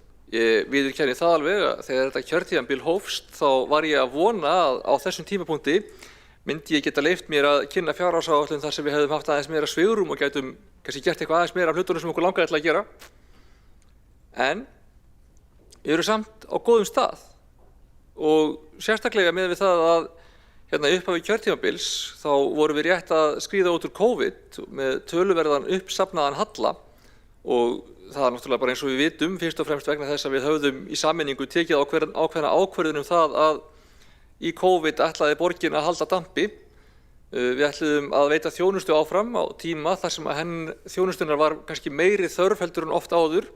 Við ætluðum að halda áfram að fjárfesta til að bara halda hagkerfinu gangandi, auka ekki á atvinnuleysið með því að fara í uppsagnir eða með því að draga saman fjárfestingu og þetta er það sem að bæði ríkið og Seðlabankinn höfðu hvött okkur til að gera og þetta var skynsamlegt. En af þessu leyti þetta töluverður halli uppsafnaður. Þarna vorum við líka í upphafi kjörtímabils með annan meirihluta, öðruvísi samstarf sem að þó var stórhuga og einhenti sér í það að vinna úr þessu verkefni. En þetta var erfitt verkefni þá og það er það ennþá. COVID var þá búið, tekjurnar ennþá frekar lágar, mikið sem þurfti að gera til að ná aftur jafnvægi og sumir af erfiðustu fundum sem ég hef setið voru þegar ég var í fjármálahópi í afleysingum haustið 2022. En þetta hefur gengið, ekki áfallalaust en gengið. Planið sem að við lögðum upp með á síðasta kjörtímabili var að halda af dampi í COVID og reyna svo að þegar það væri liðið hjá, draga saman seglin og vaxa út úr vandanum. Og í stórum dráttum hefur það gengið eftir og við erum núna að sjá fyrstu fjárhagsáætlunina sem að sýnir allar kennitölur á grænu, ef ekkert hræðilegt óvænt gerist. Það var ekki meira hræðilegt eða óvæntara heldur en það sem kom fyrir hjá Norðuráli og Orkuveitunni. Við siglum í gegnum það og höldum sjó, sýnist mér. Þetta er ekkert þægilegt þegar svona fréttir berast á loka metrunum, bara á milli fyrri og síðari umræðu, eins og það að Norðurál ætli að brjóta samninginn við Orkuveituna og búa bæði til erfiða stöðu hjá Orkuveitunni og sem afleiðingu af því lækka áætlaðar tekjur borgarsjóðs. En já, höldum sjó, siglum áfram. Ég er ekki mikið fyrir svona sjómennsku líkingar í hagstjórn en stundum verður maður aðeins að gefa sig, þetta er hefð á Íslandi. Rekstrarniðurstaðan er ennþá yfir núlli. Hlutfall launakostnaðar er undir 80%, veltufé frá rekstri er yfir 7,5% sem hlutfall af tekjum og yfir 1% sem hlutfall af afborgunum lána. Lántaka er vel undir 70% sem hlutfall af fjárfestingum og skuldaviðmið sem er 77%, það er langt undir 100%. Handbært fé í árslok verður 17 sem er mun meira en 8 milljarðar, svo þessi viðmið er á grænu. En þetta er samt klárlega áætlun þar sem við erum að halda á okkur höndum, þar sem við erum að draga saman og hagræða því sem við getum, þar sem við erum að geyma stórhuga hugmyndir, jafnvel í einhverjum tilfellum nauðsynlegar aðgerðir og nauðsynlegar hugmyndir. Og auðvitað er það ekki það sem maður óskar sér þegar maður er í stjórnmálum af hugsjón. Maður vill gera hlutina sem maður langar að gera. Maður vill fara í það sem maður brennur fyrir. En hluti af því sem ég brenn fyrir er líka að skila ábyrgum rekstri. Sýna það að við tökum þetta af alvöru og festu. Fara vel með fé almennings. Og í því felst auðvitað ekki bara aðhald. Okkar hlutverk er líka að veita góða þjónustu. Við höfum til dæmis núna innleitt rekstrarlíkön fyrir bæði grunnskóla og leikskóla sem hafa bætt rekstrarskilyrði þeirra til muna. Nú er í vinnslu rekstrarlíkan fyrir frístund. Við höfum verið stórhuga í að skipuleggja lóðir fyrir húsnæðisuppbyggingu, bæði á þéttingarreitum og á nýjum svæðum. Í Keldnahverfi og nú síðast á fundi borgarráðs var kynnt vinna þar sem undirbúningur á stofnun innviðafélags sem vinna stórtækri uppbyggingu í Hömrum í Úlfarsárdal var kynntur. Gaman frá því að segja að þegar ég var unglingur sumurinn 99 og 2000 þá vann ég sumarvinnu fyrir Vinnuskóla Landsvirkjunar í verkefni sem þá var kallað Skil 21. Þar sem við vorum að fara og gera alls konar landgræðslu og skógræktarverkefni og eitt af því sem við vorum fengin til að gera var að gróðursetja gróður í Úlfarsárdal þar sem nú er hamrarnir að fara að rísa. En þá var búið að plana íbúðahverfi þar og við vorum að undirbúa fyrir það. Við vorum að planta trjánum í ákveðnum lengjum og svona meðfram einhverjum götum sem var búið að skipuleggja. Svo var hætt við þetta allt saman og mér er svona pínu gaman að þetta sé að gerast svona núna meðan að ég er í borgarstjórn 25 árum síðar. Pínu áhugavert, en vonandi bara gengur þetta vel. Við erum líka að auka framlög til félagsbústaða 500 milljónir til að fjölga félagslegum leiguíbúðum og ég vil meina að við séum alveg stórhuga áfram en það sem það krefst af okkur að við forgangsröðum alveg afskaplega skýrt. Áður en ég vind mér í það að setja upp hatt formann stafrænsráðs og fjalla þjónustu og nýsköpunarsvið, þá ætla ég að setja upp hinn hattinn minn sem er stjórnarformann Strætó BS. Eins og við vitum, þá er margt að breytast hjá Strætó á þessum misserum og þið væntanlega vitið sem hér eruð inni að Strætó BS er byggðasamlag sem að hegðar sér bæði eins og það sem að kallast á ensku PTA eða Public Transport Authority með leyfi forseta.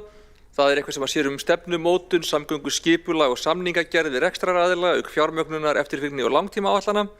Þetta mætti kalla samgöngustjórnvald og svo hins vegar hefur Strætó BS líka verið það sem að kallast PTO sem er Public Transport Operator með leyfi forseta. Það er eitthvað sem annast daglegan rekstur og akstur vagnanna og þar með akstur, viðhald, aðra þjónustu sem tengist beinlínis því að framkvæma það að vera almenningssamgöngur. Þetta mætti kalla akstursfyrirtæki og það er til að gera óalgengt svona í heiminum að sami aðili fari með þessi tvö hlutverk. En niðurstaðan úr endurskoðun samgöngusáttmálans fjármögnun rekstrar bæði Strætó og borgarlínu var á þá leið að stofnað yrði nýtt fyrirtæki og það fyrirtæki hefur fengið nafnið Almenningssamgöngur höfuðborgarsvæðisins sem er brjálæðislega þjált og skemmtilegt og það er í rekstrarfyrirkomulaginu OHF. Nýja félagið tekur við þeim hluta verkefnum sem Strætó BS er með í dag en sá hluti sem að nýja félagið tekur við eru þessi samgöngustjórnvalds eða PTA hlutverk. Þau munu sem sagt vera með skrifstofuna, stjórnstöðina, afgreiðsluna og fleira slíkt. Það sem fer fram á skrifstofu Strætó BS í dag mun meira og minna fara yfir þetta nýja félag. Aksturinn verður sinn áfram í Strætó BS og það starfsfólk sem þar er, aðalega vagnstjórar en líka fólk sem sinnir stoðþjónustu, svo sem verkstæði og þrifum og vögnum ásamt nokkrum stjórnendum munu áfram vera í Strætó BS og félagið mun sinna áfram þeim akstri sem Strætó BS hefur verið með. Það er einungis þó á meðan verið er að útbúa framtíðar fyrirkomulag og útboð á akstrinum en það er bæði niðurstaða samkomulagsgerðarinnar í samgöngusáttmálanum og í raun er það óumflýjanlegt vegna samkeppnisumhverfisins á Íslandi og í Evrópu, en það er erfitt að réttlæta það bæði gagnvart íslenskum lögum og Evrópulöggjöf að sveitarfélög skuli standa beinlínis í atvinnurekstri sem gerir þá ekkert annað en að stunda akstur í samkeppni við aðila á markaði. Við getum réttlætt til skemmri tíma á meðan við erum að vinda þetta niður, á meðan við erum að undirbúa útboð og slíkt, en við gætum ekki haldið þeim rekstri svoleiðis bara löglega séð lengur heldur en það. Vegna óvissu lagalegt fyrirkomulag hefur gengið hægar að stofna þetta nýja félag en stefnt var að. Og það hefur vissulega verið svolítið erfitt fyrir stjórn Strætó BS að hafa ekki gagnaðila til þess að tala við í nýja félaginu. Þá bara til þess að ræða hvernig framtíðar áformin eigi að vera, stilla upp tímalínu og bara hvernig þau sjá fyrir sér að ákveði verkefni verið flutt yfir og á hvaða tíma og í hvaða röð.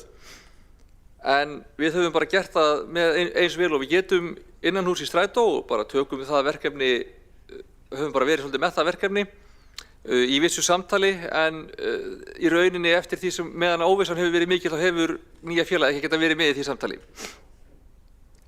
Nýlega náðist þó að botna þessar lagalegu spurningar og nú skilst mér að ný stjórn sé tekin að hittast og stefnt að því að vinna mjög hratt í því núna að klára að útfæra flutning verkefna og setja þetta í gang. Það nákvæmlega hvenær þetta flyst yfir er ekki alveg á hreinu en ég gerir ráð fyrir því að skrifstofustarfsemin færist yfir í nýtt félag bara fljótlega á næsta ári. Planið er að það gerist áramótin, maður veit ekki hvort það gengur nákvæmlega áramótunum, en það er allavega vonandi ekki mjög langt að bíða. Aksturinn verður meðan að við erum í undirbúningi og útboði. Það mun sennilega taka lágmarki ár en ósennilegt að það ferli muni vera lengur en kannski í mesta lagi 2,5 ár eftir því hvernig lögfræðin vindur upp á sig. En þá í lok þess tímabils verður Strætó BS þá formlega lagt niður. Þetta er ekki endilega óska niðurstaða allra sem að málinu koma og ég hef mikinn skilning á því að til dæmis fyrir starfsfólk eru þetta erfið umskipti og við erum í dag að skoða með hvaða hætti best hægt að útfæra starfslok eða flutning starfsfólks til þeirra fyrirtækja sem taka við akstrinum. En við munum að sjálfsögðu tryggja það að Strætó BS hegði sér í samræmi við bara lög og gerða kjara og starfssamninga. Gerum þetta bara eins vel og við getum. Til lengri tíma skulum við þó muna að störfin í geiranum verða áfram til staðar og með tilkomi borgarlínu og með tilkomi aukinnar tíðni mun þeim störfum fjölga ef eitthvað er. Ég skulum líka hafa það í huga að byggðasamlag er af ýmsum orsökum óskaplega óheppilegt fyrirkomulag til þess að reka almenningssamgöngur og því hefði alltaf þurft að breyta þessu fyrirkomulagi fyrr eða síðar. Ég ætla ekki að fara út í það hér, ég hef gert það áður og ég held að það sé ekki góð nýting á tíma okkar, en það eru góðar ástæður fyrir því að við skulum ekki verið með þetta í BS lengur. Með þessu erum við að fá ríkið að borðinu og við erum að fá töluvert aukið fjármagn, við erum að tryggja rekstur borgarlínu, við erum að tryggja aukna tíðni í akstrinum, við erum að fá inn nýtt leiðakerfi, við erum að gera almenningssamgöngum hærra undir höfði og mér finnst það mikilvægt. Mér finnst það lykil niðurstaðan, þó svo hafi ekki allir fengið allt sem þau vildu í hvernig þetta er útfært, þá er þetta í heildina bara brjálæðislega góð niðurstaða. Ég held að við getum verið stolt af henni.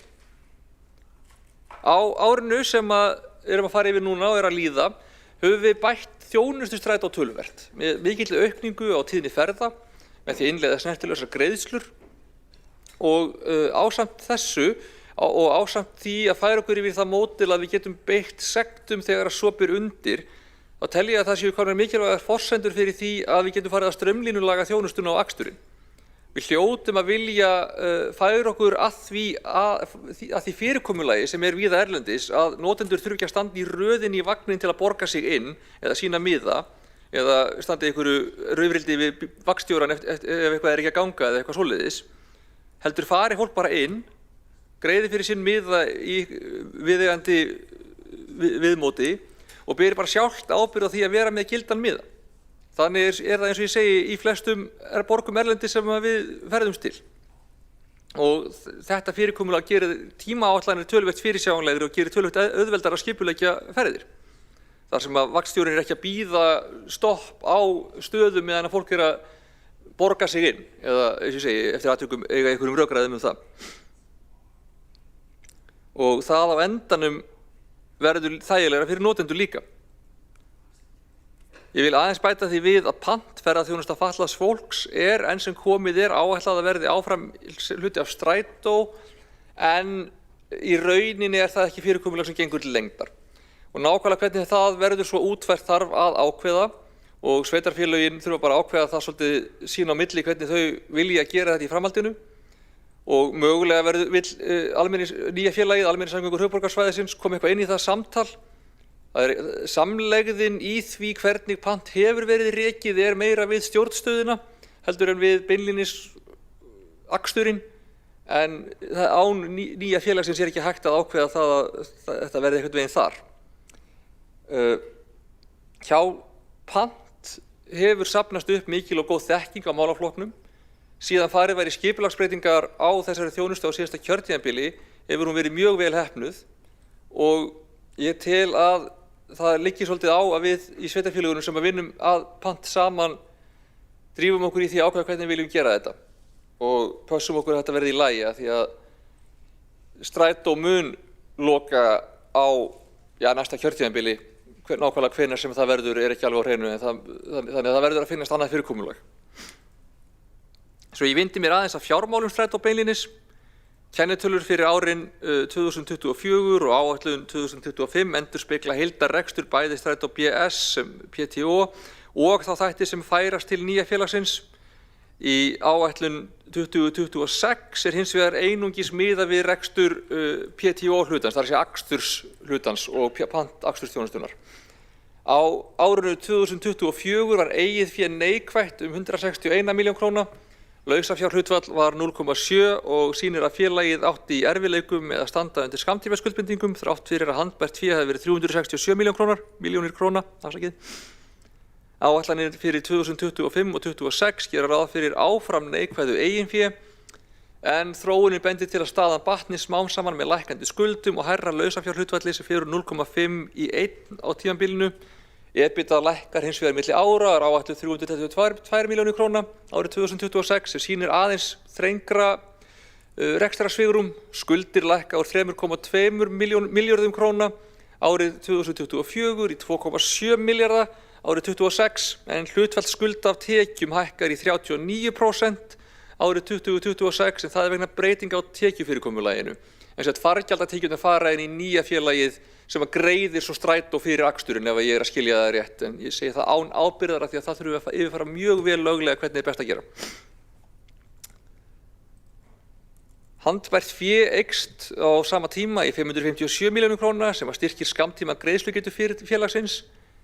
En við skulum hafa í huga að þessi skipting á félaginu er flókið og umfangsmikið verkefni og þetta eru mjög bara grófar áætlanir akkurat núna. Ástæðan fyrir því að skuldirnar lækka ekki meira er að eftir sitja í Strætó BS áfram langtímaskuldir sem að námu 1,7 milljarði í árslok 2024. Þetta eru að stórum hluta uppgjör lífeyrisskuldbindinga fyrir nokkrum árum, auk skulda sem tengjast fyrir rekstrarvanda og fjármögnun rafmagnsvagna og svo er einnig til staðar skuldbindingar vegna lífeyris sem gjaldfærast á næstu 20 til 30 árum. Það er stórt verkefni næstu vikna og mánaða að skilgreina vel verð á þeim eignum Strætó BS, bæði efnislegum og óefnislegum sem að flytjast yfir til nýja félagsins til þess að gæta vel að því að það sé bókfært rétt og að við endum ekki í því að vera að veita nýja félaginu óeðlilegan ríkisstuðning. En já, fjárhagsstaða Strætó hefur batnað á síðustu misserum, áfram er hún viðkvæm, háð óvissu framtíðarfyrirkomulagið. Á árinu 2024 skilaði félagið jákvæðri afkomu eftir erfið ár með halla. Eins og ég segi, eigið fé er ennþá neikvætt, lausafjárstaðan hefur batnað og rekstrargrundvöllurinn er styrkari til skemmri tíma heldur en hefur verið. Akkurat núna er Strætó í mjög óþægilegri vagnastöðu. Það er ljóst að hún er bara einfaldlega mjög slæm og þarfnast endurnýjunar en meðan framtíðarfyrirkomulagið hefur ekki verið útfært og meðan að fjárhagsstaðan er ennþá viðkvæm, þá er ómögulegt fyrir Strætó að stefna nýjum fjárfestingum í vagnakaupum. Enda engin slík kaup áætluð árið 2026 vegna óvissu framtíðarfyrirkomulag rekstrarins afsakið. Til skoðunar er að nýta tímabundna leigu á vögnum til að mæta brýnni þörf og svo þurfum við bara líka að skoða hvort það séu eitthvað aðrar leiðir færar. En, nú skipti ég aftur hatt, því það er gaman. Það sem snýr að stafrænaráðinu og þjónustu- og nýsköpunarsviði sérstaklega er að bæta þjónustuna, bæta tæknilega innviði, innleiða nýja tækni sem dregur úr kostnað og sparar vinnu og tíma starfsfólks og íbúa. Ég ætla að leyfa mér að lesa stefnuljós sviðsins sem ég þykir mjög skemmtilegt orð. Fólk í fyrsta sæti. Það er kjarni allrar okkar starfsemi, miðar að því að einfalda fólki lífið. Öll þjónusta borgarinnar á að vera hönnuð út frá þörfum notenda hennar. Við vinnum saman sem samræmdur vinnustaður sem veitir heildstæða þjónustuupplifun gagnvart þeim sem til okkar leita. Einu skrefi á undan. Við byggjum allt okkar starf á traustum grunni sérþekkingar. Við tökum greindar og gagnadrifnar ákvarðanir út frá fyrirliggjandi upplýsingum. Við hugsum nokkra leiki fram í tíman til að geta öruggt tekist á við verkefni framtíðarinnar. Aldrei hægt að þora. Við höfum hugrekki til að taka af skarið og leiða breytingar í krefjandi aðstæðum. Við vinnum í skapandi umhverfi þar sem traust, endurgjöf og teymistarf búa til nærandi jarðveg fyrir faglegan vöxt. Við erum fyrirmyndir í verki og leiðum með því að gera. Ég skrifaði þetta ekki, en ég hefði getað gert það. Þetta talar inn í mitt hjarta. Ég held að þetta kjarni mjög vel það sem við erum að gera þarna. Í fjárhagsáætlun þjónustu- og nýsköpunarsviðs fyrir árið 2026 er gert ráð fyrir óbreyttum fjárhagsramma að undanskildum viðaukum vegna kjarasamninga og samningsbundinna skuldbindinga við þriðju aðila. Gert ráð fyrir að rekstrartekjur vaxi milli ára, skýrist einkum af gjaldskrárhækkun skrifstofu upplýsingatæknitjónustu sem tekur mið af sömu breytingum og megin línur rammaúthlutunar, það er launahækkunum og verðbótum og samningsbundnar skuldbindingar við þessa þriðju aðila og breyting á rekstrargjöldum milli ára skýrist meðal annars af kjarasamningsbundum hækkunum og þessar samninga sem við þriðju aðeins taka við af vísitölubreitingum eða gengi krónunar og svo þetta lækkun á innri leigu. Eitt af því sem hefur breyst á sviðinu á árinu er að ráðgjöf borgarbúa fluttist frá innri endurskoðun yfir á þjónustu- og nýsköpunarsvið auk þess sem að lýðræðisverkefnin voru flutt frá mannréttindaskrifstofu og þá einnig á þjónustu- og nýsköpunarsvið. Planið er að ná ákveðinni samþættingu þar á milli en þessi verkefni geta bæði rímað vel hvort við annað en líka við önnur viðfangsefni sviðsins og þá sérstaklega bætta þjónustu við íbúa. Ein af þeim áskorunum sem við stöndum frammi fyrir er hvernig best sé að fjármagna og reka upplýsingatækni innviði borgarinnar.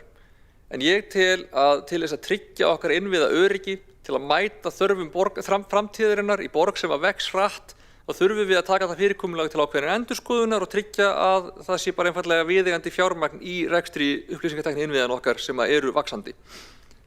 Annað sem við þurfum að taka mjög alvarlega eru upplýsinga- og gagnaöryggismál, en nú stýrihópur það mál að ljúka störfum og við munum fara vel yfir þær tillögur sem koma út úr því starfi.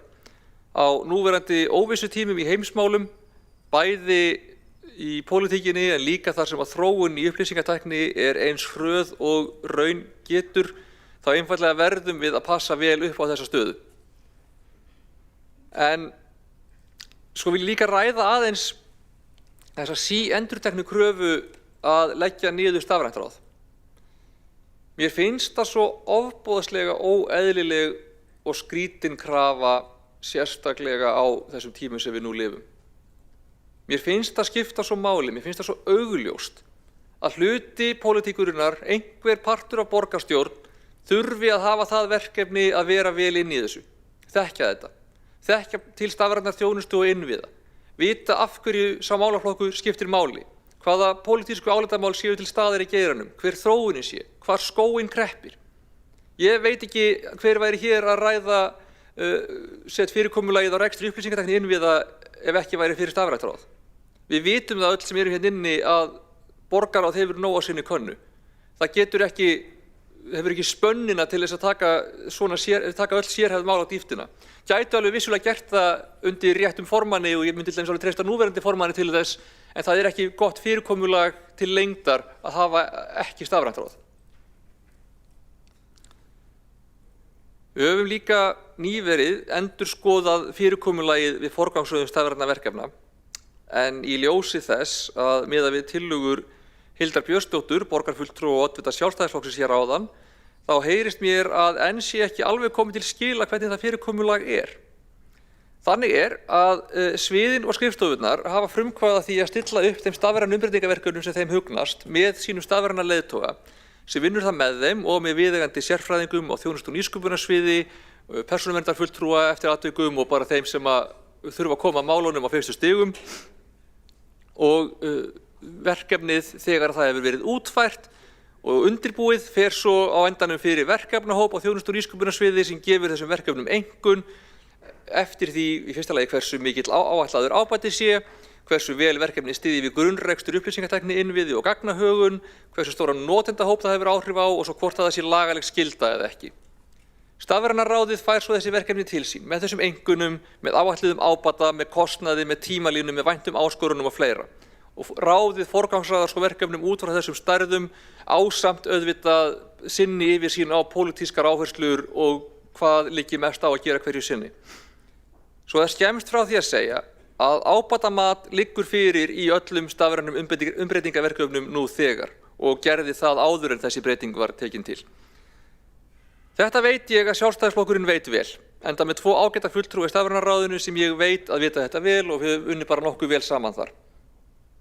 Ég bæti því svo við að töluverður hluti af búnaðarkaupum snýr að endurnýjun búnaðar og ég tel að við séum alveg komin að þolmörkum þess að fresta slíkri endurnýjun. Ég myndi ekki ráðleggja neinum að ímynda sér að þarna sé mikinn sparnað að finna og ég lofa ykkur því, og bara ópólitískt, bara sem manneskja sem varðar gagnainnviði og öryggi borgarinnar, ekki gera það.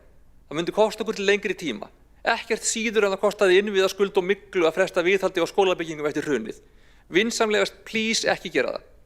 Við erum nú þegar að spara þetta við okkur eins mikið og við mögulega þorum og eiginlega finnst mér við nú þegar ganga aðeins og langt í því. Við megum ekki við meiru. Ekki fara í búnaðarkaupin meira en gert hefur verið. Stafræn umbreytingin hins vegar hefur gengið gífurlega vel. Við höfum náð fram töluverðu hagræði í vinnusparnaði, í kolefnisspori, í lægri kostnaði. Samkvæmt mínum upplýsingum þá er þessi vegferð búin að raungera 2,5 milljarða hagræði samanlagt árið 2025 og 2026 og þessi tala mun bara vaxa á hverju ári. Árið 2027 er sennilegt að sparnaðin verði ca. 2 milljarðar árlega. Sem dæmi má nefna 100 milljóna kostnaðarlækkun vegna verkefnis tölfræði gagnalandslag velferðarsviðs, 200 milljóna kostnaðarlækkun vegna breytts utanumhalds hugbúnaðarleyfa, 90 milljónir í sparnað vegna innleiðingu á Teams-símaverkefni, 86,4 milljónir sem sparast með því að sameina netsvæði, þar að segja domains, Þetta safnast þegar saman kemur. Umbreytingin, hún kostar vissulega, en sparnaðurinn kemur inn aftur og aftur á hverju ári meðan að umbreytingin gerist bara einu sinni. Og þetta klókt. Það gott hjá okkur að bæta inn við henni og draga úr kostnaði til framtíðar. Ekkert síður en að það klókt að greiða niður skuldir og draga niður kostnaði við vexti í framtíðinni. Og ekkert síður en að borgar sig að efla skólaþjónustu og félags- og velferðarþjónustu til að draga úr alvarlegu félagslegu vandamálum síðar sem verða dýrari. En þetta ekki eina ástæðan fyrir þessar ákvarðanir eru góðar. Öflugri skóla- og félagsþjónusta eykur líka hamingju og velsæld hjá íbúum, býr til betra samfélag. Stafræna umbreytingin sparar líka kolefnisspor, fækkar útprentuðum síðum, fækkar eknum kílómetrum, sparar tíma afgreiðslu fólks í þjónustuveri eða fólks í bakvinnslu, styttir biðtíma og vinnslutíma. Íbúar þurfa að bíða styttra eftir að fá afgreiðslu sinna mála. Rafrænar undirskriftir hafa sparað rúmlega 190.000 kílómetra í akstri og tæplega 200.000 blaðsíður í útprentun.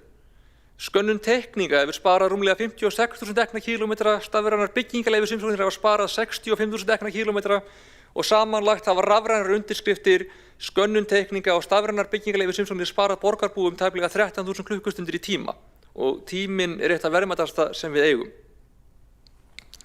Og þó að vissulega spari niðurgreiðsla lána okkur kostnaði í vöxtum, þá er það í rauninni það eina sem það sparar okkur og meðan að betri innviðir geta sparað okkur bæði peninga og eitthvað annað, eitthvað sem er líka mikilvægt. Þó þetta þurfum við að reyna að gera allt af þessu. Þess vegna finnst mér svona stórt atriði að við getum forgangsraðað skynsamlega, ekki bara eitthvað eitt. Við eigum vissulega að veita grunnþjónustu og við eigum vissulega að greiða niður skuldir, en það er ekki það eina sem við þurfum að gera, það er ekki það eina sem er klókt að gera. Það er ekki eina leiðin til að skila betri rekstri eða bæta rekstrarumhverfi borgarinnar. Það svigrúm sem við höfum umfram það að veita grunnþjónustu á að færi það að vera snjöll, draga úr kostnaði í framtíðinni með því að bæta borgina, gera það sem nýtist best og það sem skilar okkur betri stöðu, meira svigrúm milli framtíðar, betri borg, ekki bara fyrir börn heldur fyrir okkur öll, til þess að gera betur.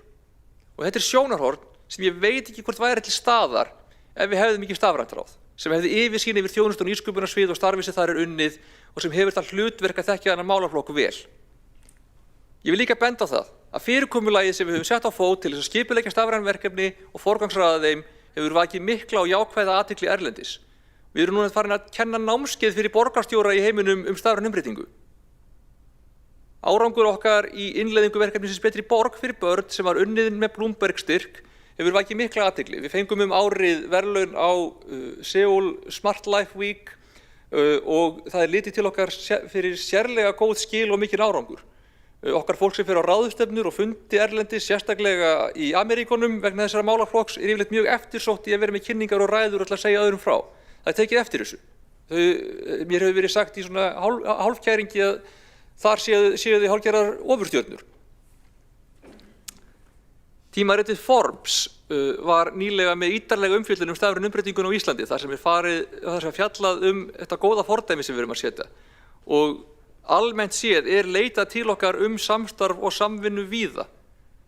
Ég var til dæmis á fundum með hollensku verkefni sameiginlega gagnabanka og gagnasamstarf, þar sem þau voru mjög spennt á að fá okkur með.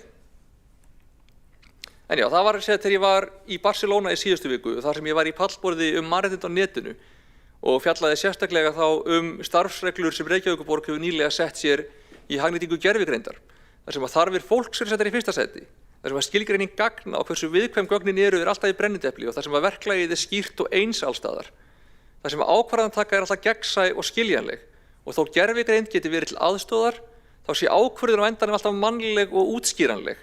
Það sé ekki bara að tölvan hafi ákveðið eitthvað og enginn viti af hverju. Þar þótti fólki líka áhugavert að heyra hvernig fyrirkomulag okkar væri við skipulag verkefna.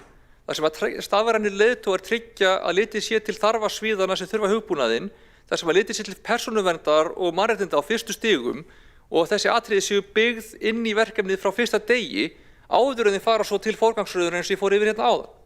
Þetta þótti fólki mjög áhugavert. Ég var spurð hvernig komið í veg fyrir að komi upp ágreiningur þegar þið viljið fara að passa að verkefni séu í samræmi við mannréttindi. Það kemur ekki upp ágreiningur, við passum upp á það þegar við byrjum. Og fólki fannst það mjög áhugavert. Aðferðafræðin sem við notum er líka góð. Við erum með þessa stafrænu leiðtoga sem eru algjört lykilatriði í þessu. Við leggjum áherslu á fræðslu til starfsfólk sem skipulögð á einum stað og samræmt, þannig að hún sé ekki mismunandi út allt kerfið. Það er atriði sem að mörg sveitarfélög og opinberir aðilar í heiminum flaska á. Allir séu bara einhvern veginn að gera þetta eftir sínu höfði og svo tala þau bara í kross þegar þau þurfa að fara að vinna saman og verklagið er bara mismunandi eftir deildum eða eftir starfsstöðum eða eitthvað svoleiðis. Við verðum að passa upp á það að vera með öfluga fræðslu áfram sem er skipulögð miðlægt. Við höldum okkar skipulagi og stefnu innanhús. Við höldum yfirsýn yfir það hvað við erum að gera. Við höldum þekkingu á verkefnunum, en við bjóðum yfirleitt út sjálfa vinnuna.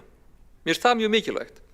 Höldum yfirsýninni, stýrum henni, vitum hvað við erum að gera, pössum okkur lendi ekki þeirri stöðu að það er bara eitthvað risa kerfi á okkar vegum sem allt í einu engin starfsmaður borgarinnar veit hvað er. Það má ekki. Þannig að fyrirkomulagið er mjög gott hvað þetta varðar. Notum markaðinn, höldum yfirsýninni og þekkingunni. Við stundum öflugar notendaprófanir þar sem að þau svið og skrifstofur sem koma til með notalausnirnar hjálpa okkur að skilgreina þarfirnar og svo er tækifærið nota til að endurhanna þjónustuna í samræmi við þjónustustefnuna. Þar sem lögð er áhersla á notendamiðaða hönnun og flöskuhálsum og óþarfa töfum er eitt úr ferlinu.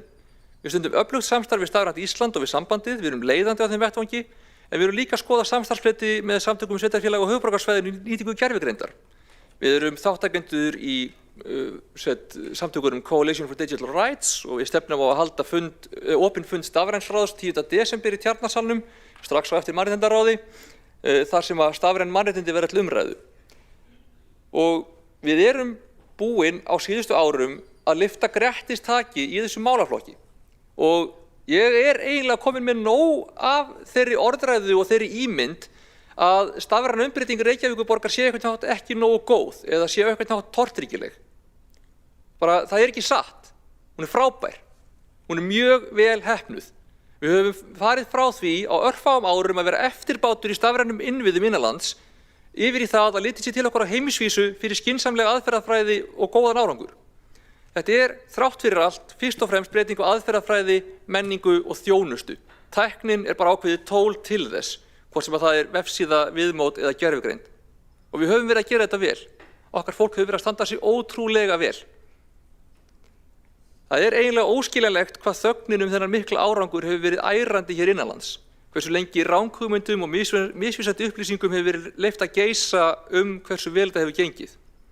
Ég hvet okkur sem erum hér inni til að halda á lofti þessu góða árangri. Hann hefur verið ótrúlega mikill.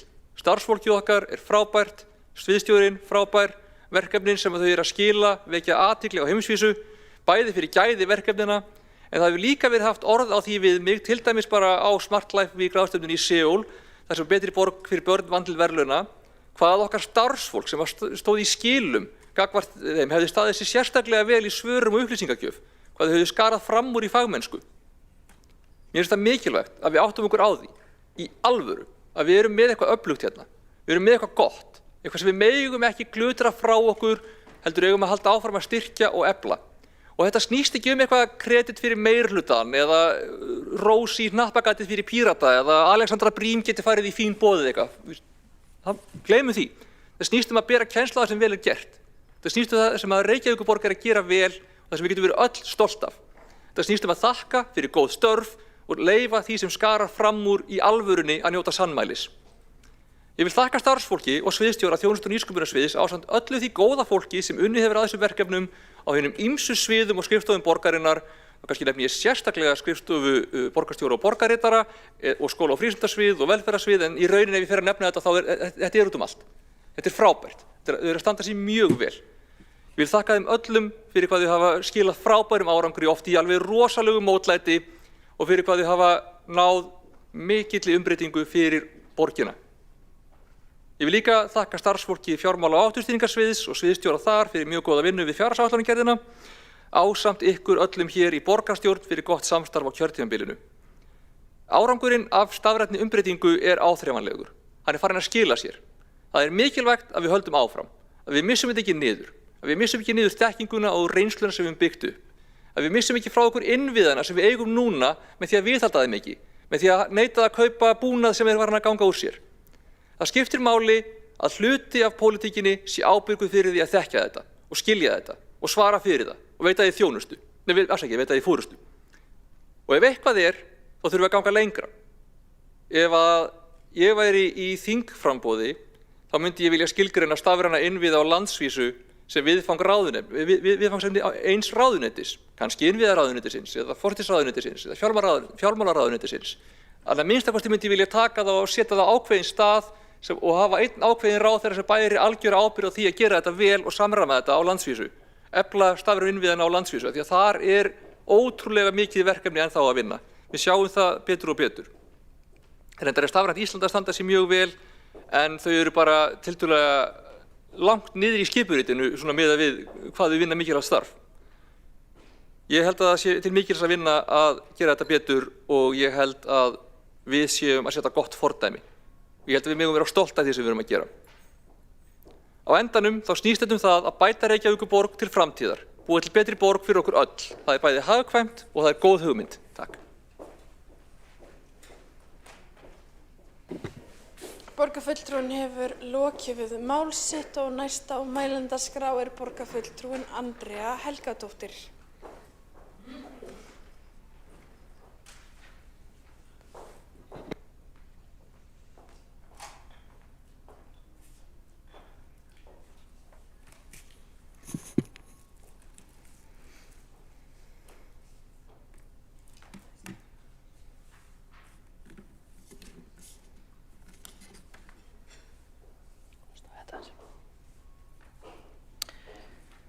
Forseti,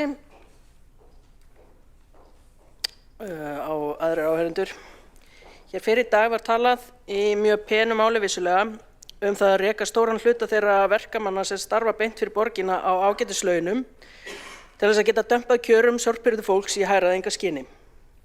Það að hagræða upp úr veski verkafólks auðvitað ekki eitthvað sem að samstarfsflokkarnir hafa að sinni stefnuskrá svo það sé nú bara sagt beint út. Það mega hægri menn eiga alveg út af fyrir sig. Hvaðan koma útsvarstekjur borgarinnar? Þær koma af launum fólks. Það hins vegar eitthvað lítið að sækja í borgarsjóð frá hagnaði verktakafyrirtæki.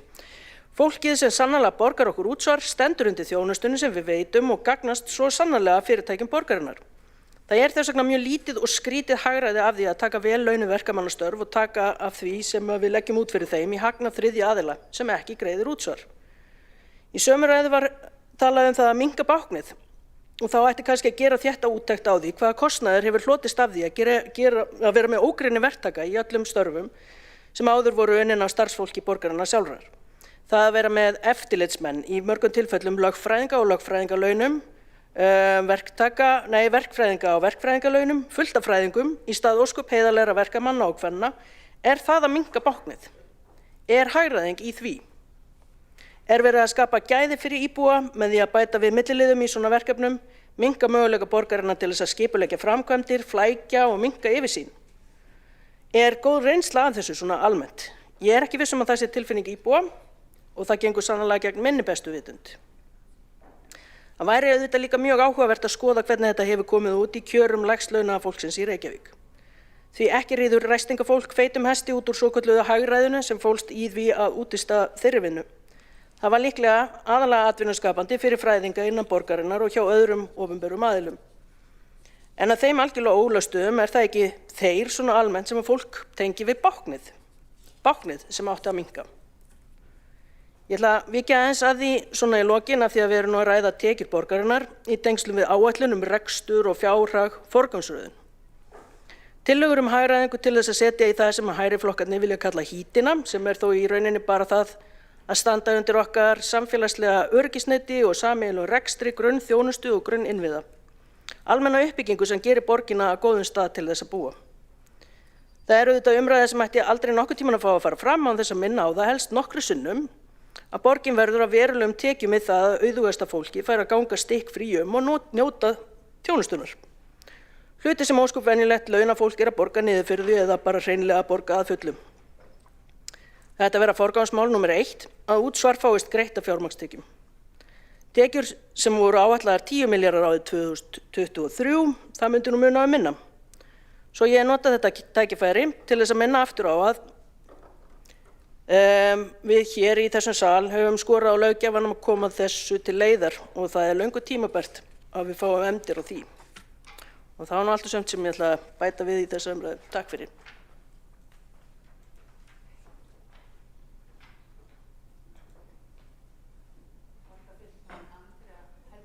Hefur lokið máli sínu og næstur á mælendaskrá er borgarfulltrúinn Hjálmar Sveinsson. Er einhver hóað í?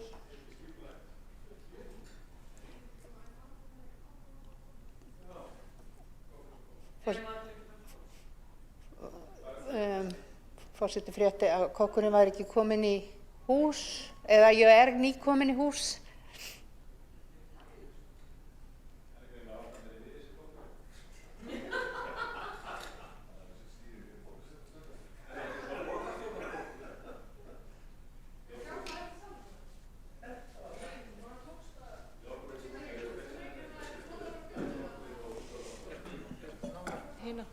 Já, ég...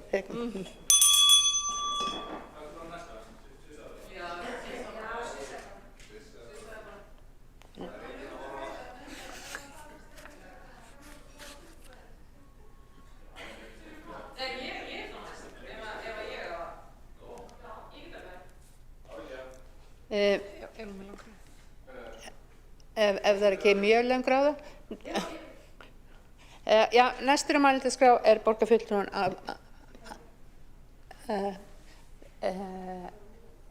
Einar ekki komin, er Árilía Eydís Guðmundsdóttir, gjörðu svo vel. Það er ekki sýsta.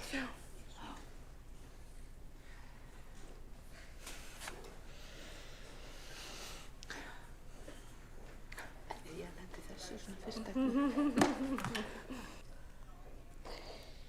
Ég er svona aðeins að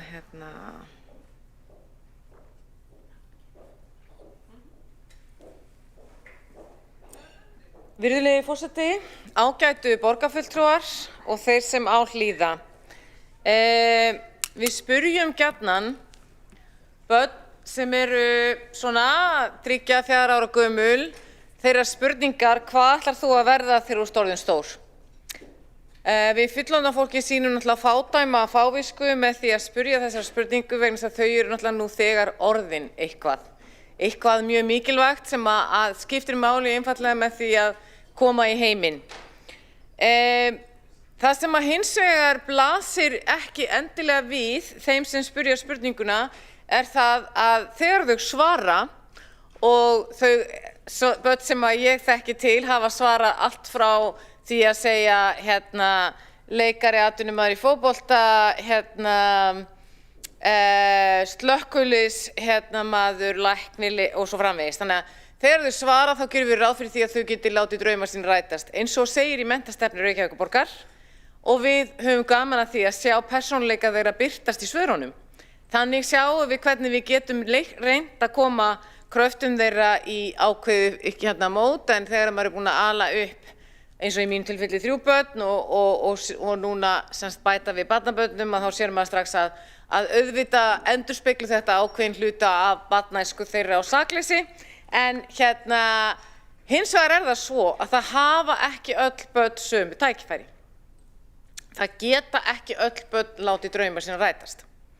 Þegar við ræðum íslensku nám og þegar við ræðum íslensku færni, þá erum við mjög oft ekki að gera okkur grein fyrir því hversu langt hún nær.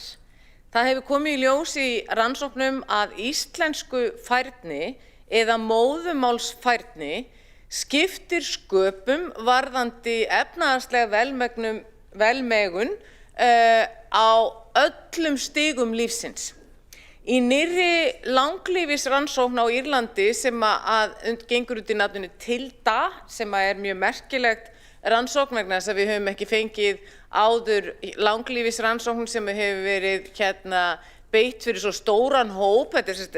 Fólk var tekið til rannsóknar þegar það var 50 og núna hefur rannsóknin staðið yfir í 18 ár og Írar eru nokkuð líkir okkur í háttum, þannig að ég tek sérstaklega, þeir taka öll heilbrigðissýni, þeir taka öll meta efnahagslega stöðu og svo framvegis, þetta hefðbundna sem við þekkjum. Til þess að reyna að komast að því, hvað er það sem eykur langlífi einstaklinga? Og ein megin niðurstaða sem að við þurfum að taka tillit til og þess að sko biðla ég til allra þeirra hérna inni sem að kenna sig við jöfnuð. Við Framsóknarmenn kennum okkur við jöfnuð. Það eru fleiri flokkar hér inni sem kenna sig við jöfnuð. Sú breyta sem hefur mest það að segja hversu lengi fólk lifir hversu mikið bil á milli þeirra ríkustu og þeirra fátækustu. Og ég ætla að endurtaka þetta. Þannig að efnahagsleg afleiðing af því að fólk nái ekki, að börn ná ekki grunnfærni í móðurmáli sínu að þau eru líklegri til þess að festast í gildrum fátæktrar. Nú minni ég á það að við lifum á þeim tímum þar sem að ákveðin störf eru hverfandi. Þar sem að sjálfvirknivæðingin hefur þau áhrif að taka í burtu þau störf sem oft var talið vera bæði leiðileg, erfið og þreytandi og slítandi. Það kosturinn. Gallinn hins vegar sá að hann tekur líka í burtu ákveðið lag af störfum.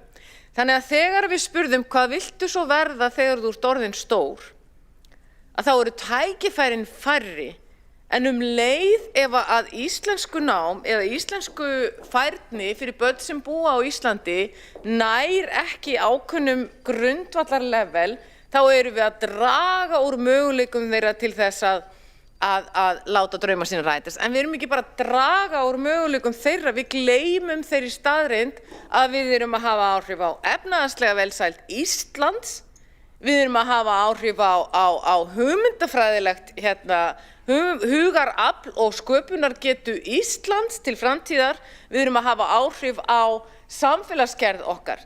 Og það að ríkissjóður skuli ekki fyrir löngu vera búin að hysja brækur sínar upp sig og gefa fólki ókeypis aðgang að íslensku námi fyrir neðan allar hellur, en við Framsóknarmenn leggjum hér fram tillögu sem grunnurinn.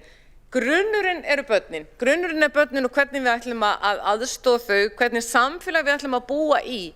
Ekki samfélag sem við erum að tala eftir 100 ár, ekki samfélag sem við erum að tala eftir 50 ár. Við erum að tala samfélag núna og samfélag áfram. Við leggjum hér fram að stofna móttökudeildir að þeirri fyrirmynd sem við höfum svo ágætlega sett af stað hér innan borgarinnar, þar sem að Betri borg fyrir börn hefur í rauninni leitt okkur inn á þá braut að búa til íslensku verin sem hafa líka mörg hver sem eru 4 og þjóna líka sem móttökudeildir. Við viljum að börn sem komi hingað fái fyrstu mánuðina tækifæri til að einbeita sér í íslensku námi og aðlögunar samfélaginu.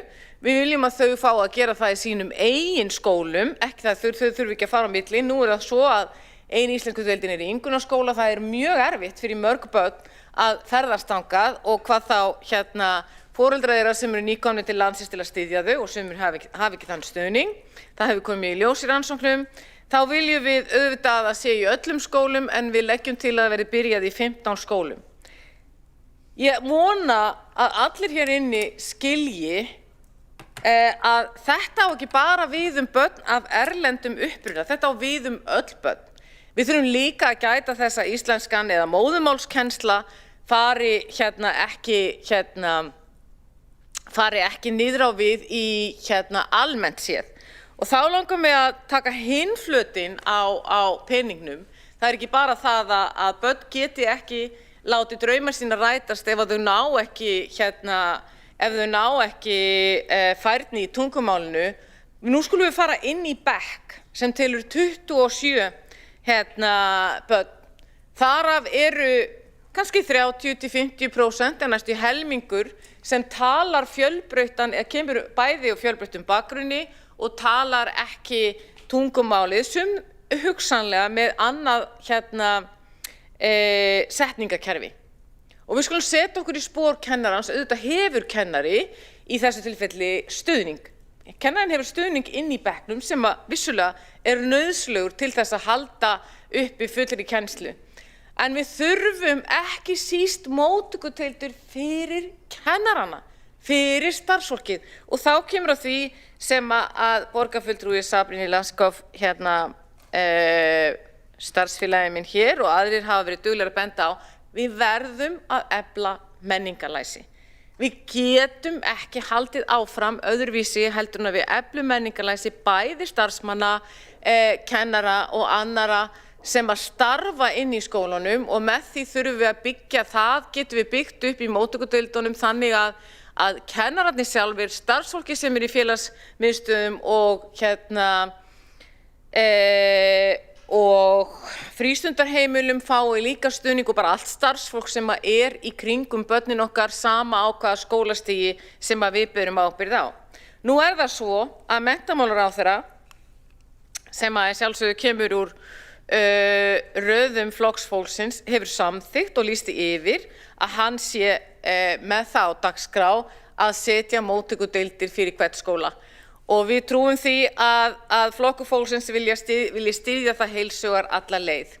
Þannig ég vildi fylgja þessu hér eftir þegar við spyrjum hvað ætlarðu að verða þegar úr orðin stór, sem er fáránlegur leikur aftur sem ég segi því að þau eru nú þegar orðin eitthvað leið og þau fæðast, þá verðum við að vera þannig samfélag að allir eigi sömu möguleikana eða allavega að við reynum að jafna stöðuna bæði fyrir þau en líka ber okkur skylda til þess að búa ekki til samfélag þar sem að fátækragildrur blasa við ákunnum hópum einfaldlega af því hvar þau fæðast og með hvaða hætti þau eru þegar þau koma inn í skólakerfið.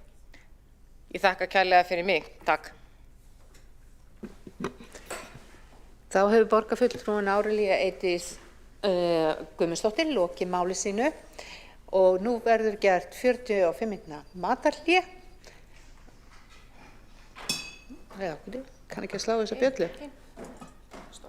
Já, nei. Svona, nú tókst það. Það var timbur fyrir mér hérna.